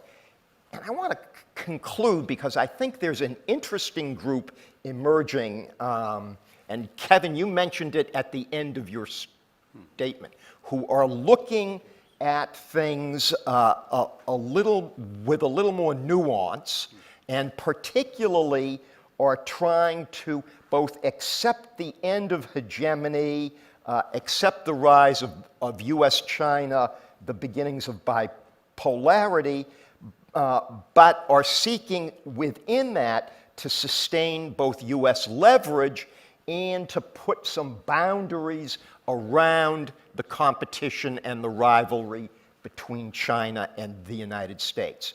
A lot of these elements are in the U.S. business and financial communities, but I think in many ways, I think this is the dominant perspective among an older generation of policymakers, both taking the lessons of the past and the changed opportunities. Here, I think that the key theme is seeking to sustain U.S. leverage through the benefits of interdependence and the continued centrality of the U.S. dollar, focusing on real, not ideological issues, and playing creatively in complex geographies of regional politics. And ironically here, I think the role models for this internationally are Japan and India, particularly in their relationships with both the U.S. and China. Thank you very much.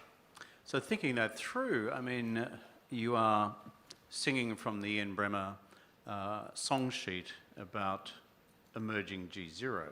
Yes. In many respects, because all your scenarios, all four, point to a relative diminution in American global leadership in the future. The difference is the grade thereof. Therefore, though you didn't say this, China, by and large, either not having the capacity nor the strategic interest to step up to the plate. So we end up in a very uncertain terrain. Do you often think that our Chinese friends either can't believe their luck that America has gone through this enormous internal bout of national self-doubt and reflection? I always remember the Chinese telling me how happy they were, firstly about the war in Afghanistan, and secondly about the war in Iraq, as providing a decade-long pause in terms of American global leadership and total absorption in the politics of the Middle East, from which the United States is yet to extract itself. And so, but at the same time, what I find in Beijing is a degree of angst about, well, this is all happening a bit fast. And so a big group saying, hip hip hooray, America is sliding, but by God, they're sliding faster than we actually wanted. And over here, another group saying, well, when it comes to global public goods, this is just not our thing. So it goes back to your Global Zero thing. Now, the view from Tokyo, Tadashi, serious experience in the international community and serious knowledge of your own country, Japan. Over to you. Thank you so much, Kevin. I'd like to focus on that Japanese government strategic points towards a Chinese Belt and Road Initiative. But however, that I've now just studied from my personal experience in 2005 in Washington, D.C., that David and Ian they created a forum of a so-called Northeast Asia Regional Forum. At that time, 2005, the size of the Chinese economy is still smaller than Japan. And it is originally idea of Secretary of State Condoleezza Rice of Bush 43, and there's Michael Green and Ian David as a leader. But the idea is to create some of a multinational architecture in Northeast Asia, because it's still North Asia, the situation is an era of the Cold War. No multinational, especially from a security point of view, no multinational architecture. But China did not join us, and they are very skeptical on the US-led policy. And then I became the special advisor to the cabinet of the previous Japanese administration. Then the Senkaku conflict happened, and a great eastern Japan earthquake and Fukushima nuclear accident, so everything happened. And what I did remember that what China did at that time. I was in Perth, October of this year, to attend a critical mineral energy forum. At that time, China reiterated to Japan by putting a ban on the export of rare earth element. And the result, the price of rare earth element jumped up more than 1,000%. Because it's a very small market, therefore it put on a ban on export by Chinese, it has substantial impact. And, but now the Chinese position has been changed because partly because of the pressure from the United States. It's obvious that I was requested to have a meeting with Wang Qishan, the Vice President of China, in Shanghai or Beijing in February this year. It never happened before that. Not just governor of the State-owned Bank of Japan, that's Vice President of China requested a meeting with me. Because he needs my experience and my kind of strategic thinking of how to deal with the United States. That's what Mr. Wang said. And his view is that China is more long perspective. And not that's only the Trump administration, that China decided to be in a conflict with the United States for many years to come. That's his position. But at the same time, China is a very totalitarian regime. Therefore, that we need to, in some way, we need to somewhat to push back Chinese behavior. What China did in South China Sea, what China did in East China Sea, it's obvious that we cannot accept what they're doing. However, conundrum is that we cannot contain China. We cannot contain China. And therefore, that the Prime Minister Abe, he's a very practical person. He's a realistic person. He took the big delegation to Beijing, China last October, and we convened at this Japan-China Economic Cooperation Forum in 12 countries. And we signed more than 50 documents between China and Japan.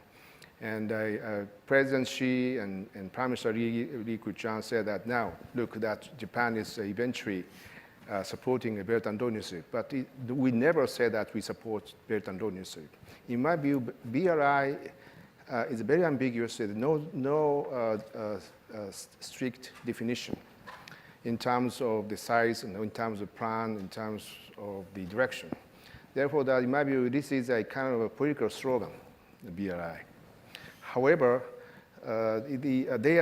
China can attract many of the potential recipient, potential borrower, because they have massive investment, massive money to build up infrastructure.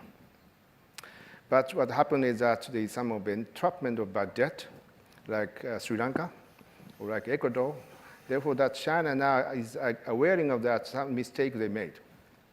So our policy is a partly engaging, partly hedging against China. And Japan, US, and Australia jointly signed the agreement of the free and open Indo-Pacific. But we are not aiming at containing China.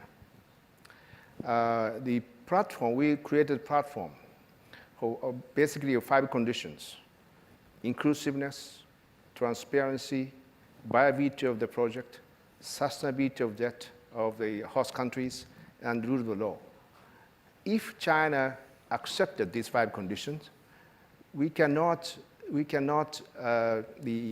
exclude China for our cooperation. Exactly what we are doing right now with China Development Bank. We signed a MOU with China Development Bank. We are working together in a project in Thailand, which is a connectivity project. I proposed to China these 5 conditions. And our partner in China is the China Development Bank, and they accepted all 5 conditions. Therefore, that we are now working together. And also, it's a railway link project in between Bangkok and airport, the other airports, 3 airports link project by high-speed railway. But it's not near high-speed railway. It's a maximum speed is roughly 250 kilometers per hour. I propose to them, we cannot trust your system, vice versa. Therefore, my proposal is to use a European train control system as the basic. It's a third parties concept, therefore, that we can make a division of labor between Japan and China. And we are doing this, and very closely with China Development Bank. At the same time, with Australia, with the United States, we are sending a joint mission to South Pacific Islands and Indonesia. And in terms of size of economy, in terms of population, islands like Palau and Micronesia, Kiribati, very small. Largest one is Papua New Guinea. Even Papua New Guinea, but it's we have many trading companies here in Japan, but only one trading company has a representative office in Port Moresby. So therefore, that the private sector almost forget about those market. Therefore, that we need some of the more proactive engagement by government sector. We send a joint mission to them. U.S. Introduced a new piece of legislation named the Build Act, and transform OPIC, our partner overseas private investment corporation, to by means of the merger, partly with the USAID, and to put on a mandate of equity investment. And now the US DFC became like JBIC in the US. Therefore, we are jointly working together with Australia, DFAT, and also most recently in Bangkok, and taking the opportunity of ASEAN +3 meeting, ASEAN Summit meeting, And we announced the launch of the Blue Dot Network.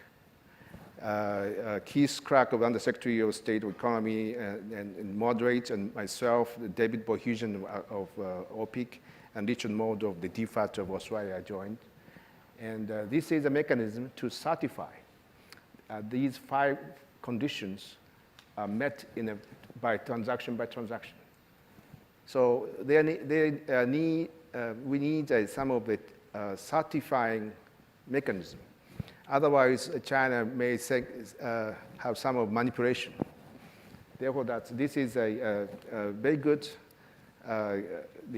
initiative starting from the United States. But now Thailand already announced its support, and also Vietnam is also supporting. Therefore, that we are now looking for more and more support. We are not excluding China. That's the point. So that's very much the sophisticated strategy, partly engaging, partly hedging. This is our policy.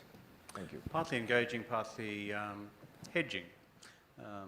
It's a fascinating proposition if it can be executed in reality. I'm conscious of the fact we have about 25 minutes left. Those in the audience who have questions, I understand you have an electronic means of registering them, and those who have questions from the audience should actually start to filter them through to me up here on the stage. But one question I'd like to throw for a 60-second hit from each member of the panel is this, and it's an unfair question, but I'm Australian, so we ask unfair questions, and it's along these lines.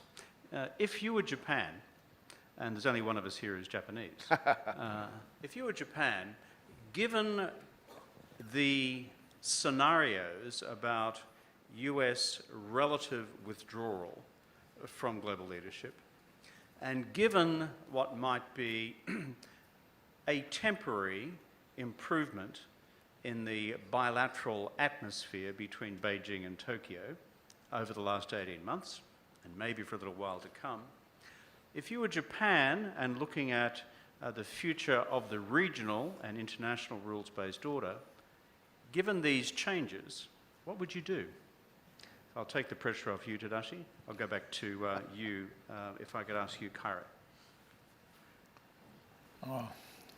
It's difficult to become Japanese just in one moment, but so I think that Japan should be more proactive in terms of the bringing the certain regional rules, which should be the rules-based system, clear and transparent in terms of the corporate governance, in terms of the relationship, in terms of the certification of the different kind of attitude of the project, which was the governor just mentioned. And I think Japan is a leader in tech development, and so I believe more gravity of Japan in a joint Asian system will be very useful for everybody. Okay, David, you're working at the Gaimai Show. What would you do? So I think Japan has a lot of leverage here. That President Abe has gone from being the second coming of the World War II war cabinet in Tokyo to being a important partner, that the improvement in relations between China and Japan have made very few demands on Japan for changes in behavior. So I agree. I think that Japan should use this to become a more significant force mediating the relationship between China and the United States. Patricia, hard one. You're a serving diplomat, but there you go. Yes, but let me say that I think I would do what Japan is doing right now, namely forging and new ties with Beijing, reaching out to the rest of the region. So CPTPP, for instance, bringing the trade deal together despite the fact that the US is no longer on board, reaching out to China in terms of both connectivity, but also on all other fronts, bringing in partners from outside, like with the EU-Japan connectivity partnership and our strategic relations. I think it's the right way forward to try to see how one can leverage these different strengths that Japan has because of the economic role it plays and because of its traditional position here in the region. So I think I find it very logical, and I find it very astute politics. And Tadashi, if you were applying your 5 principles of a free and open Indo-Pacific region, why do you think the crazy Americans decided not to go ahead with the TPP? Because if there was ever an embodiment of the 5 principles that you referred to before, it wasn't the TPP. But Abe-san, as has just been indicated by the ambassador, has rescued it, largely through his own efforts. We've had the TPP-11. But again, on this question, let me just challenge you to think a little further and to speak a little further about how much more can Japan leverage its current position, given these changing external geopolitical dynamics between Beijing and Washington? Or how much are you concerned that this, as it were, truce between Tokyo and Beijing is temporary until the balance of power fundamentally shifts in Beijing's favor? Yeah, I'd like to focus on the CPTPP as an instrument, because many people do not know that this negotiation started from the era of the Kang administration. At that time, the LDPs manifested that we are opposed to participate TPP.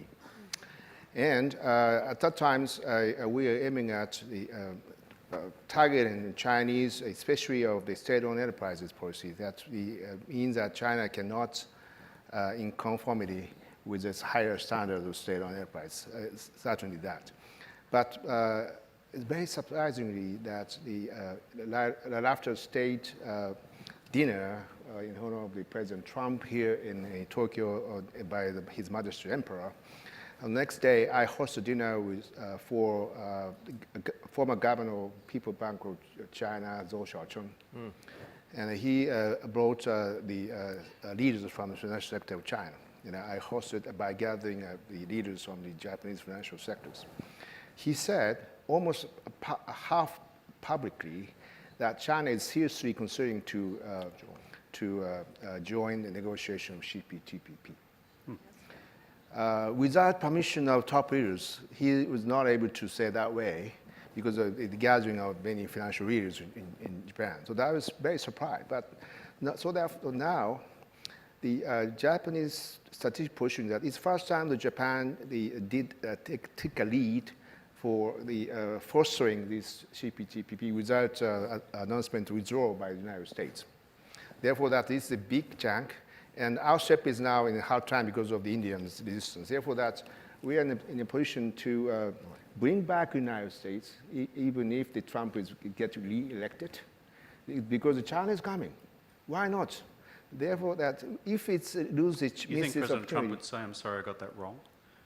Yeah, if this United States misses chance, this is a totally opposite. I think that this is, Prime Minister Abe changed his policy once before, and then why not President Trump? Well, to add to what you just said before, and I'll take that comment from David, my experience is in Beijing is that the Chinese for the last 12 months have had intensive studies underway about a possible approach, the TPP-11 to join. And so Joshua Chuan, who we all know well, recently head of the PBOC and was head for 16 years, he doesn't go off script for fun. He knows what's happening internally. My question is, what does Japan do when China says, actually, we'd like to join this thing? Yeah, you're the leader of the pack. So. Yeah, I'd like to verify that's the Chinese behavior, and there are many rooms for the manipulation. Therefore, the certification, the verifying process is very important. But we cannot exclude China if they want to join that negotiation. But most critical point is that they said state-owned enterprises, because they use the state-owned enterprise as an instrument of their policy. It goes to the heart of the trade war on state subsidy for Chinese firms operating in the global marketplace. David, you had a quick point. Very simple pathway back to get the U.S. in. If the first word of the TPP is changed from trans to Trump, it's all done. That's good. That's the first solid policy idea coming out of this session of the GZERO Summit. So if the rapporteurs could make sure that gets to the White House, the Trump-Pacific Partnership. Exactly. Got it. Now, I've got some questions here from the floor, and to Kairat, question is, how do you balance Russia and China if you are Kazakhstan and if you are Central Asia? You mentioned before, I noticed, the Eurasian Economic Union. Yeah. As those of us who study the entrails of these things know that when the BRI, then called OBOR, was first launched, Idailu, our friends in Moscow were not happy because it actually rode over the top of a pre-existing Russian concept and reality with 3 member states, Kazakhstan, Belarus, and Russia itself, as the Eurasian Economic Union. Some hasty diplomacy ensued. But I suppose my parallel question is the Eurasian Economic Union really now a paper exercise and all the real action is happening with BRI? Or is it more complex than that? But to go back to this question, how do you navigate the two? I think I also would like united it with your previous question to me when you mentioned what kind of standards and rules are you choosing in terms of what kind of governance is much closer to you. So since we've got independence after the Soviet Union collapse, I think the idea of our first president was very simple and very pragmatic, to choose the best standards and best practice in order to implement social and economic reforms in Kazakhstan. And I think, so usually it's a kind of a wrong perception about the engagement of Kazakhstan to the global trade. 50% of the trade in Kazakhstan is European Union. Just 20% Russia and 20% China. So having the biggest border between Russia and Kazakhstan, So which is Europa. yeah, which is bigger than U.S.-Canadian border, and having also the biggest border, big border with China, I think we understand is that we should have a very good political relationship. We are part of Eurasian Economic Union. This is a custom union plus agreement, which is open for the Kazakhstan, like a small economy, 18 million people, access to the biggest market, which is the former Soviet Union. I think this is not paper work. This is a huge infrastructure and industrial cooperation between our countries. From the other side, we know that with certain routes are in interest of more Kazakhstan, which is first when we connected border with China, with not only through Russia, but also through Caspian Sea to Georgia, Azerbaijan, Turkey, to the Eastern European markets. We always try to diversify everything. I mean, oil and gas pipelines routes, also the railways, roads, everything. And Kazakhstan is very good on these terms. From the other side, having the access to the largest economy in our region, which is globally, let's say, which is China, is a good opportunities for the future of our food processing, agriculture, tourism area. And I think, so in these terms, we are very, in a very good bilateral relationship, but we are part of the multilateral cooperation, like Shanghai Cooperation Organization, like Belt and Road. But back to the questions, what is kind of the rules which we are benchmarking for us? Again, we have a special enhanced and strategic cooperation with the European Union. So we are in 7th Committee of OECD, we are a member of the WTO. And in fact, the organization which I am representing, called Astana International Financial Center, is based on English common law jurisdiction. Yeah. So this is like our message that the best standards on corporate governance is we know where, and we would like even having kind of compliment also to you in our standards of the proven resource in mining industry, Australia. So this is the way how we are navigating, but at the same time we want to have like an equal treatment all the technologies which we can use. Okay.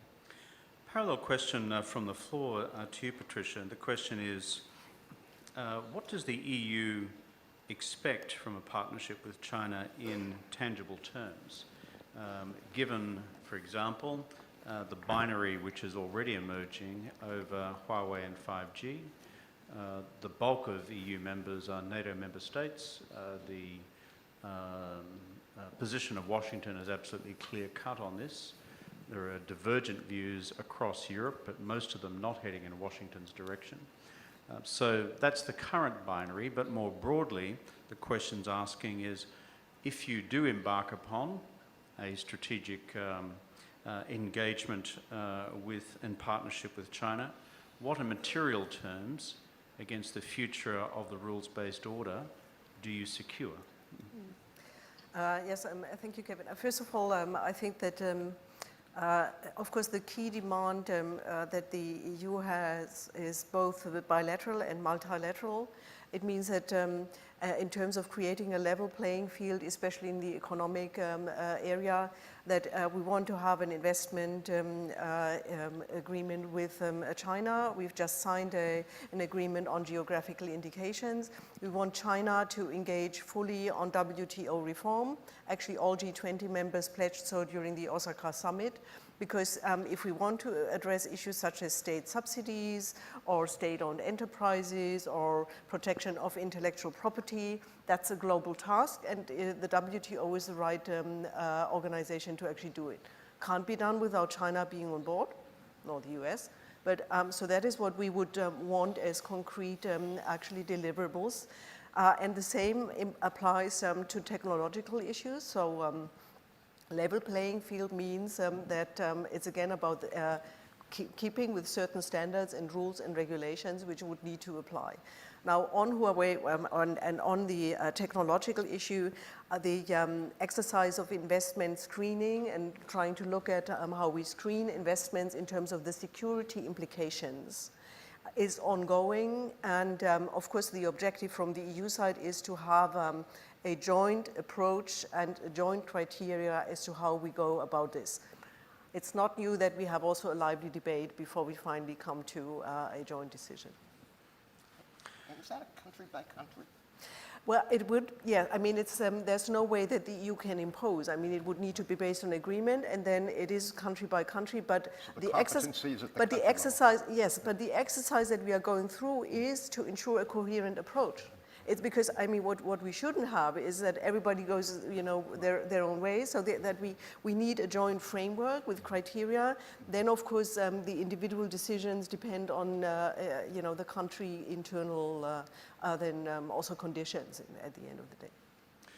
So in the emerging debate between China and many countries in the West over digital governance, can I ask various members of the panel to reflect on this for a moment, about where this will go?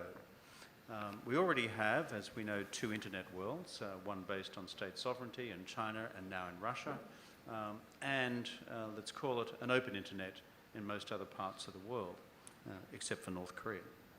But on the digital world, which comes next, if you like, digital payment systems, digital commerce, and the associated rules of digital governance, and the question of privacy of information. How big a fault line will this emerge in your strategic partnership with the Chinese? And frankly, David, the fault line between Europe, China, and the United States on digital governance as well. And is the sweet center point in this entire, I think, central policy debate for the future around the European position? To you, Patricia, and then to you, David. Yes, very shortly. I think that the EU both has a general data protection rule now and a single digital market. A lot of work went into that throughout the last few years. And of course, we agree we want free flow of data. We are with Japan on this concept, by the way, but we want it together with protection of privacy and also of course, business secrets and intellectual property. So we have a data adequacy agreement with Japan already. We have created by that the biggest data space with safe trans-border, data flow, and we would want to also agree on, common standards in terms of many of the critical networks. And I think that should be the way forward because we need a global framework at the end of the day. And of course, the US, yes, of course, discussing all the time because it's our joint interest to have a joint understanding of where we want to go. I think I also would like just to add. David, then Karen. Yeah, so I think on the US side, the US-EU debate about this is about how significant are the national security vulnerabilities around allowing certain Chinese entities to play a key role in the 5G space right now. And I think the big difference between the European view and the US view isn't about the vulnerabilities, it's about the possibility of mitigation.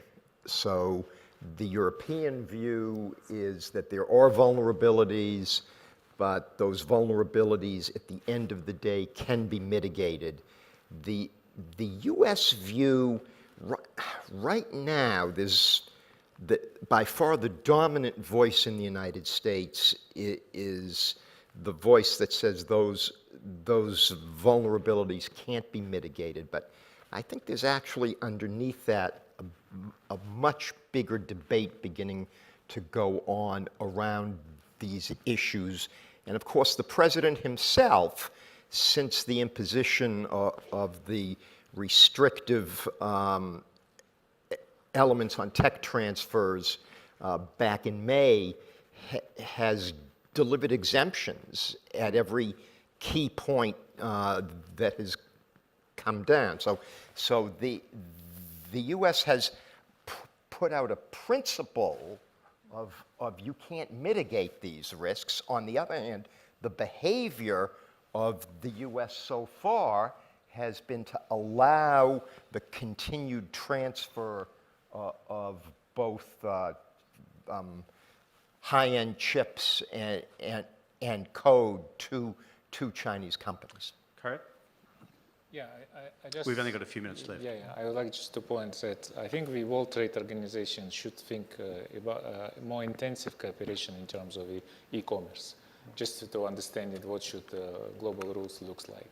This is one. And number two is that we didn't speak today about the threat of cybersecurity. I think this is a kind of global challenge, and I think it should be the global response, joint global response to this. Okay. Any last words on this, Tadashi? Yes, start to draw actually, our conversation to a close. I found we created a Nordic and Baltic fund to focus on startup and cybersecurity and artificial intelligence. What I found in Sweden, Stockholm, in the world, people from the think tank and so on, that China is now casting an influence over the Ericsson.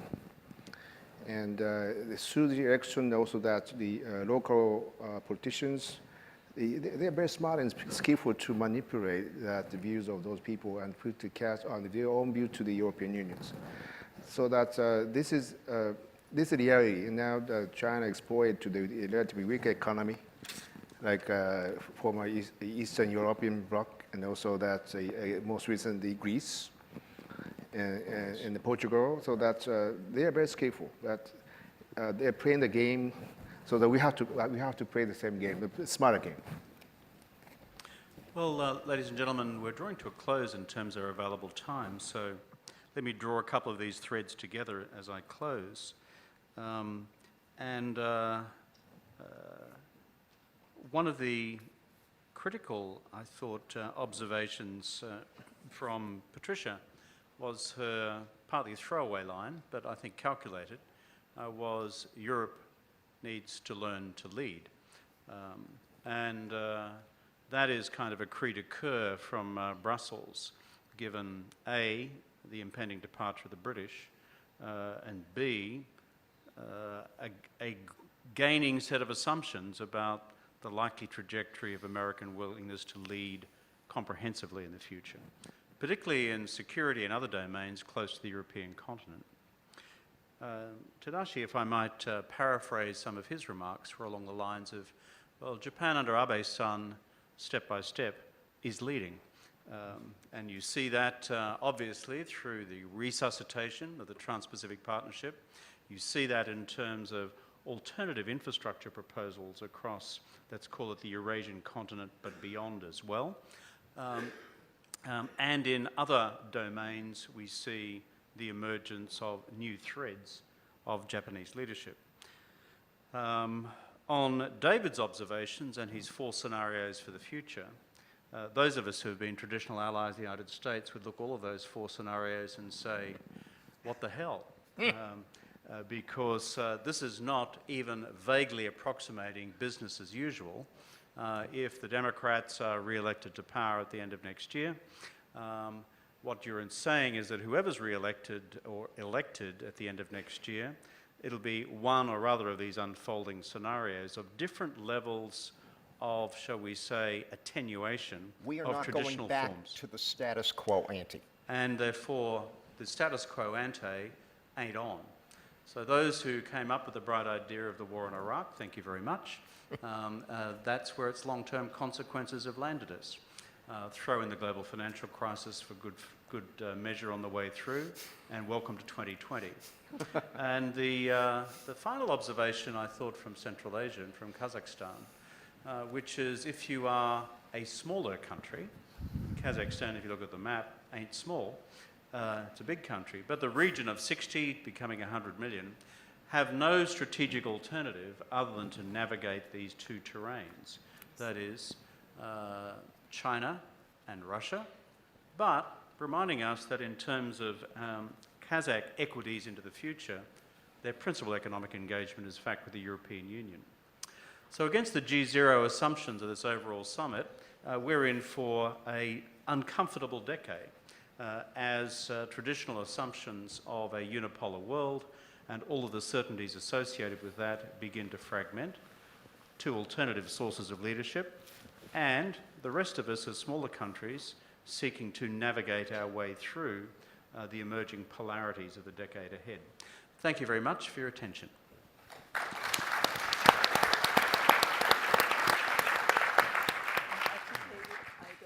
Thank you very much, Mr. Prime Minister, and all of our panelists. If we can have you slowly come off, we have a real treat for all of you. I'm going to ask you to stay seated and give you a few housekeeping notes. We're going to have momentarily the governor of Tokyo who's here, Governor Koike.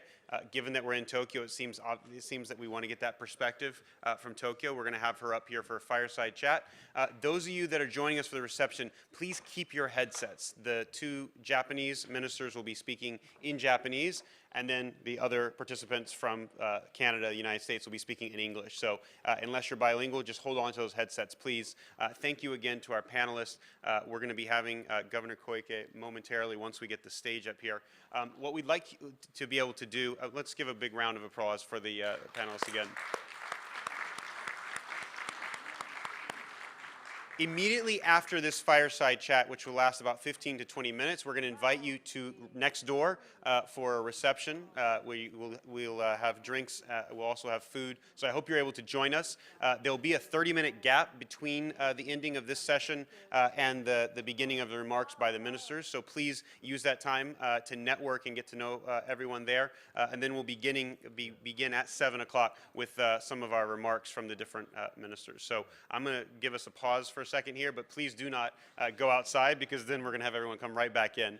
So thank you very much again. I'll be introducing Governor Koike as soon as she arrives. Thank you.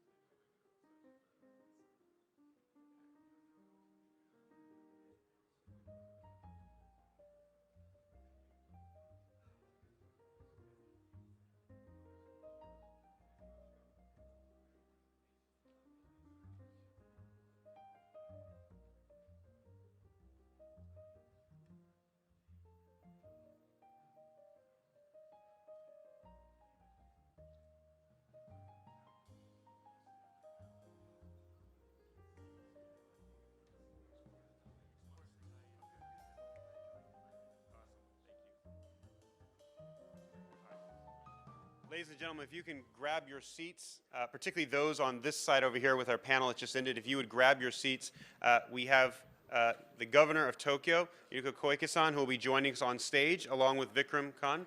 Thank you so much for being here, Governor.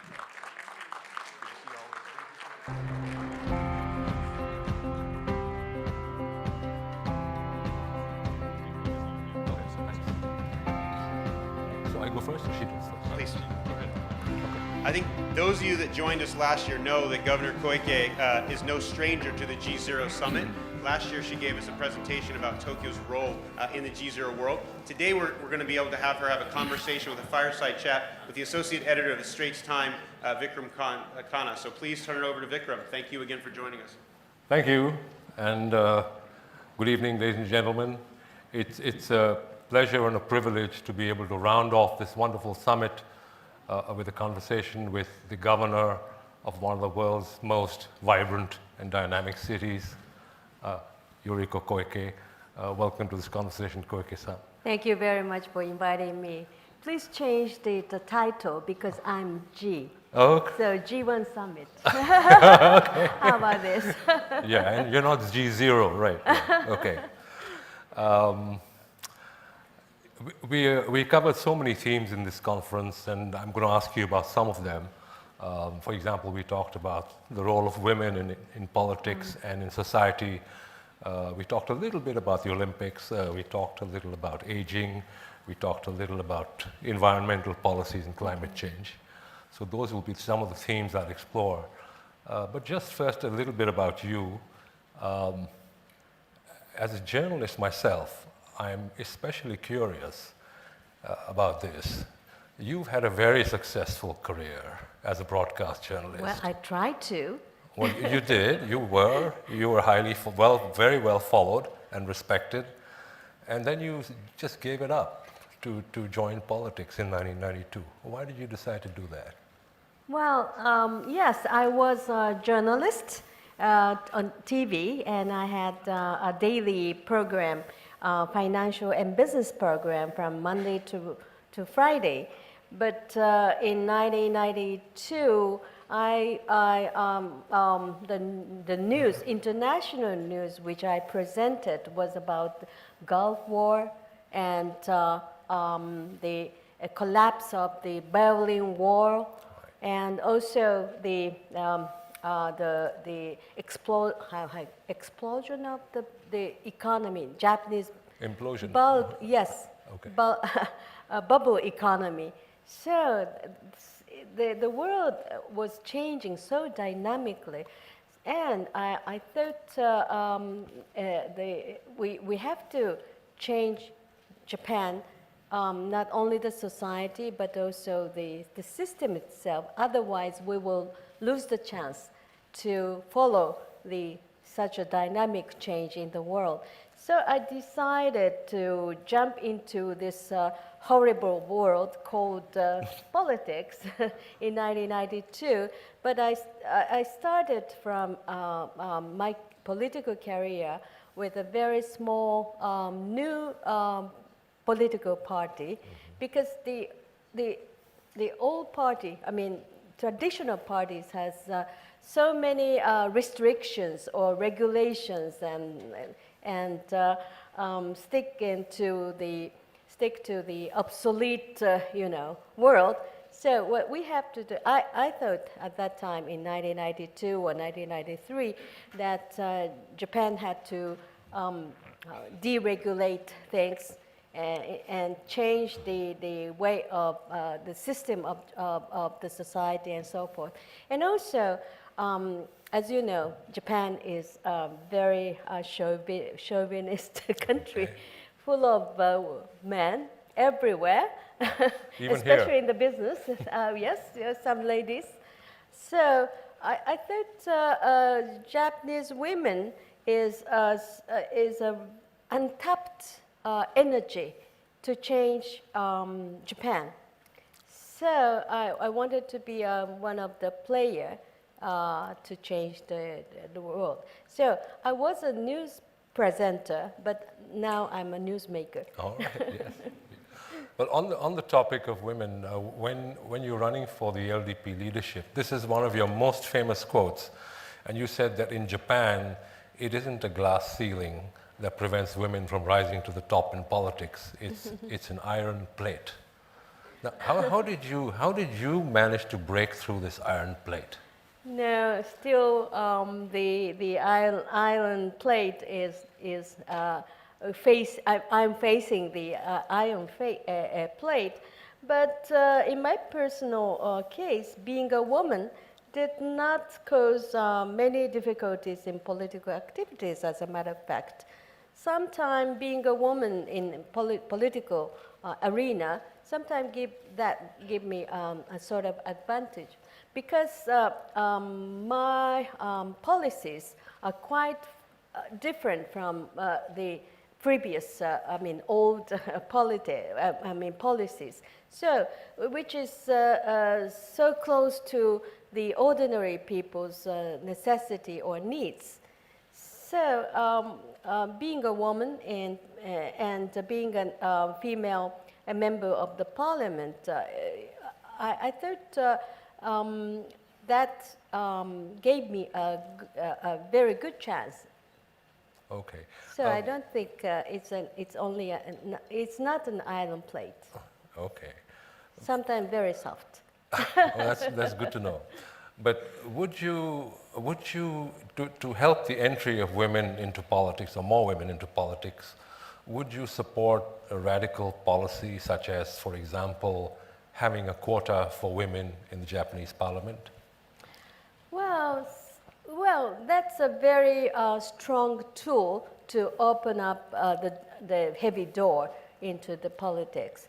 But I think, first of all, what I have done, now I'm the governor of Tokyo. Since I was elected as governor of Tokyo 3 years ago, I formed a group of new politicians, to be the member of the Tokyo local assembly. And I invited so many women candidates. They are all talented, they're fantastic, and I invited them to be the member of the local government. Now, Tokyo has the female member of the local assembly, almost 30%, which is the highest amongst 47 prefectures. So I'm always saying, without buying a lottery, you cannot win.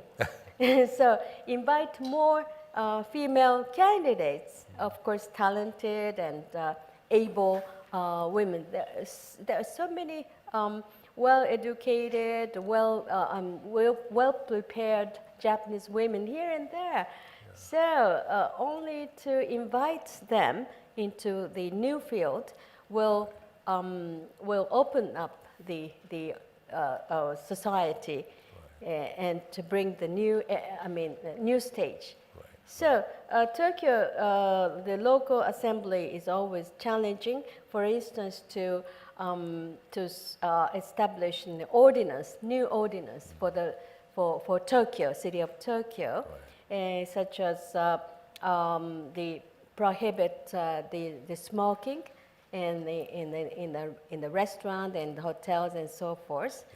This hasn't been done so many decades. Yeah. And we are now preparing for the 2020 Olympic and Paralympic Games, and IOC and WHO unite together in order to tackle those, anti-tobacco or anti-smoking society.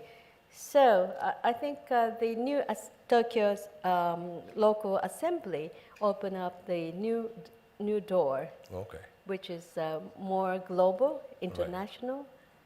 Okay. And more women-friendly and child-friendly as well. Wonderful, yeah.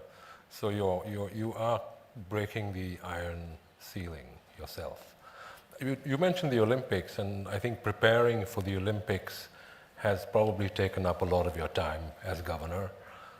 What are some of the biggest challenges that you faced in the course of this preparation? Well, Usually, after the Olympic and Paralympic Games, only the debt remain, or big, facilities remained, with a lot of shedding a lot of, red figures and so forth. So what I'm trying is to make good use of those new venues, facilities, be more profitable even after the games.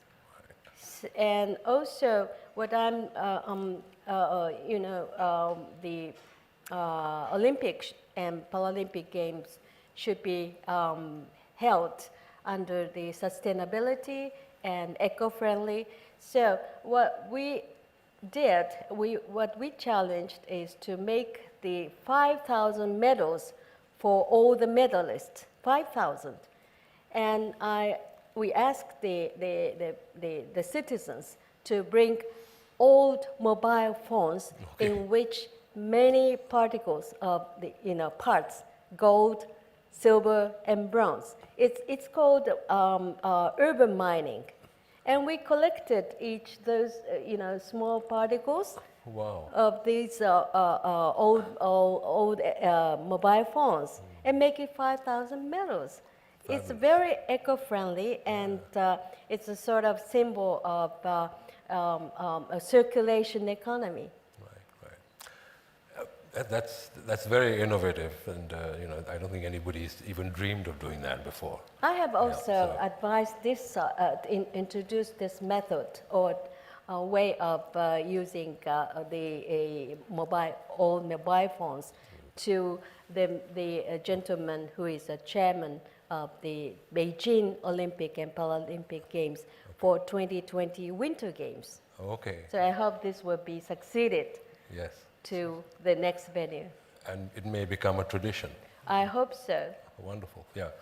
But tell us a little more, what can we expect to see in the 2020 Games that we have never seen in any other games? What do you think will be really new and special about these games? Well, Tokyo was the host city for 1964 Olympic and Paralympic Games. So this is, as for Tokyo, this is the second time to host the big games. And the difference in between 1964 Games and 2020 is that the legacy is quite different from the first one and second one. The legacy of the 1964 were all tangible. For instance, the Shinkansen bullet train, yes, and also it's not fast, but speed roads, yes, high-speed roads. Okay. But yes, these are tangible. But this time, 2020 Games legacy will be intangible. For instance, instead of a highway, we are preparing to make the 5G highway for telecommunication. It's intangible, but it's a new way for to how can I say, to invite more FinTech company from Hong Kong. Right. Okay. Yes, and from abroad as well. And other intangible thing is that the way of working, I mean, our working habit is terrible, as you know, maybe. No, I don't. Yes, yes. Why is it terrible? Well, Japanese people are working from 9 to 5, but 5 means AM, not PM. So too workaholic. But for instance, telecommunication, I mean teleworking, during the games will ease the traffic jam during the games, for instance. And this telecommunication or teleworking will change our working habit into more, more friendly for family life. And since Japan is now aging so rapidly, and there are so many people are taking care of old parents, and I think 2045,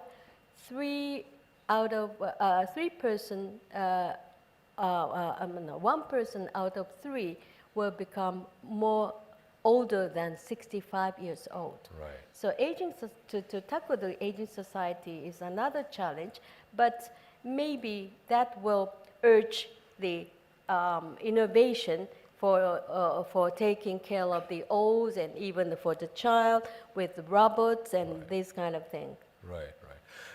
You also said that you want the 2020 Games to be a springboard. That's right. For the creation of a new Tokyo. That's right. What is the new Tokyo that you want to create?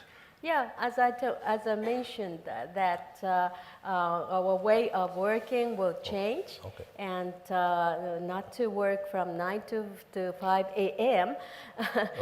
Enjoy more,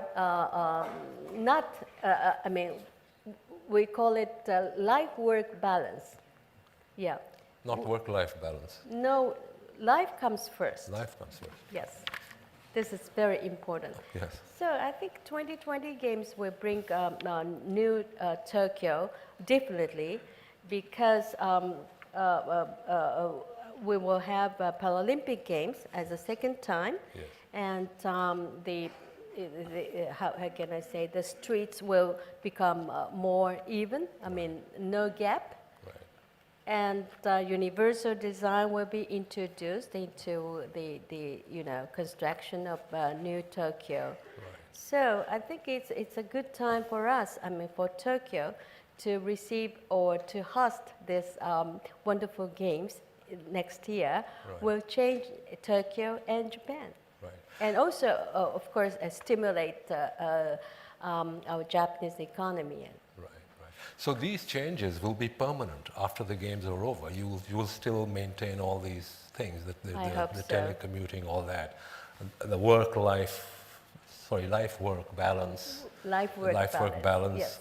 These will be permanent changes. I think this is a very good momentum to change our way of thinking, way of life, and way of communicating each other.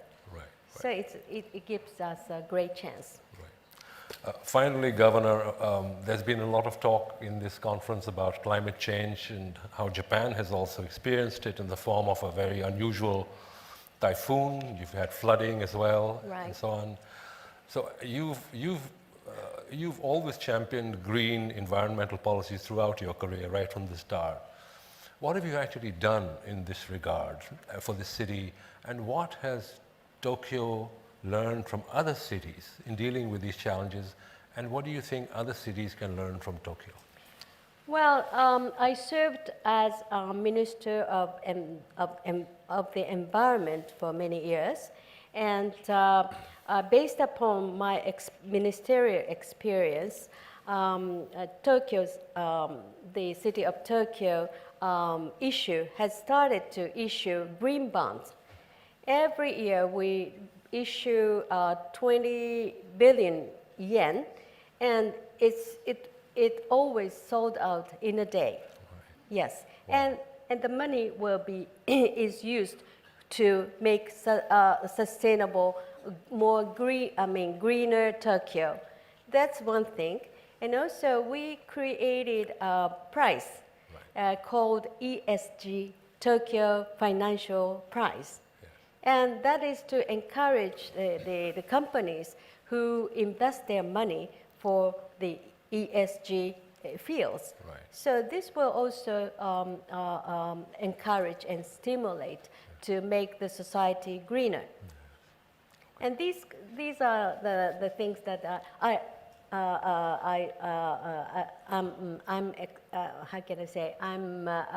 using my experience as a Minister of the Environment. By the way, my biggest achievement as a Minister of the Environment is quite well known in Japan. It's called Cool Biz.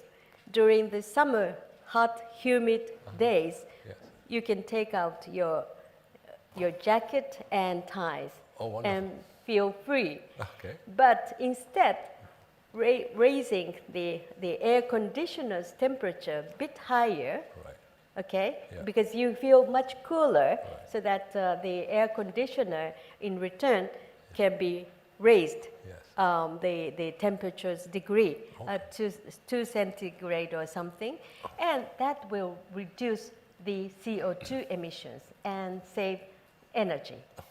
So it's logical, right? Yeah, you changed the dress code. Yeah. Yeah. You did one more thing, which is, I think you replaced plastic bags. You created another alternative. That's right. Yeah. Our first eco bag is called furoshiki. It's just a simple square clothes that you can wrap everything you want. Even the watermelon or books or cash. And it's cotton or it's silk, so it's very eco-friendly, and I call it very flexible to wrap everything you want. It's called furoshiki-bu. Yes, wonderful. Can I understand? I should check it out. Right. Maybe I need more explanation.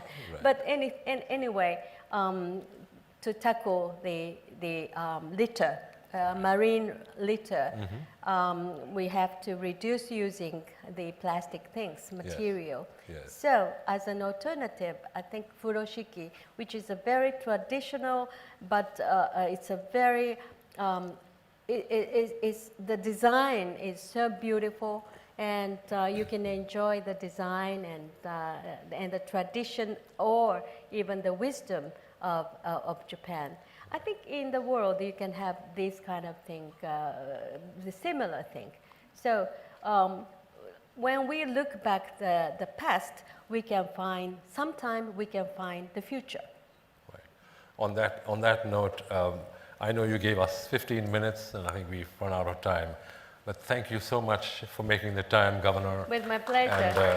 And all the best. Thank you. Some brochure to start up your business in Tokyo. Thank you. Thank you, Governor. Thank you very much.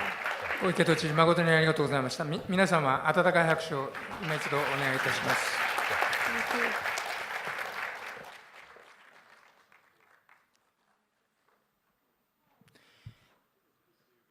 これをもちまして、本日のサミットのディスカッションセッションすべて終了いたしました。この後6時50分より、この隣の同じく葵の間の隣のスペースで懇親レセプションを開催いたします。懇親レセプションにご参加の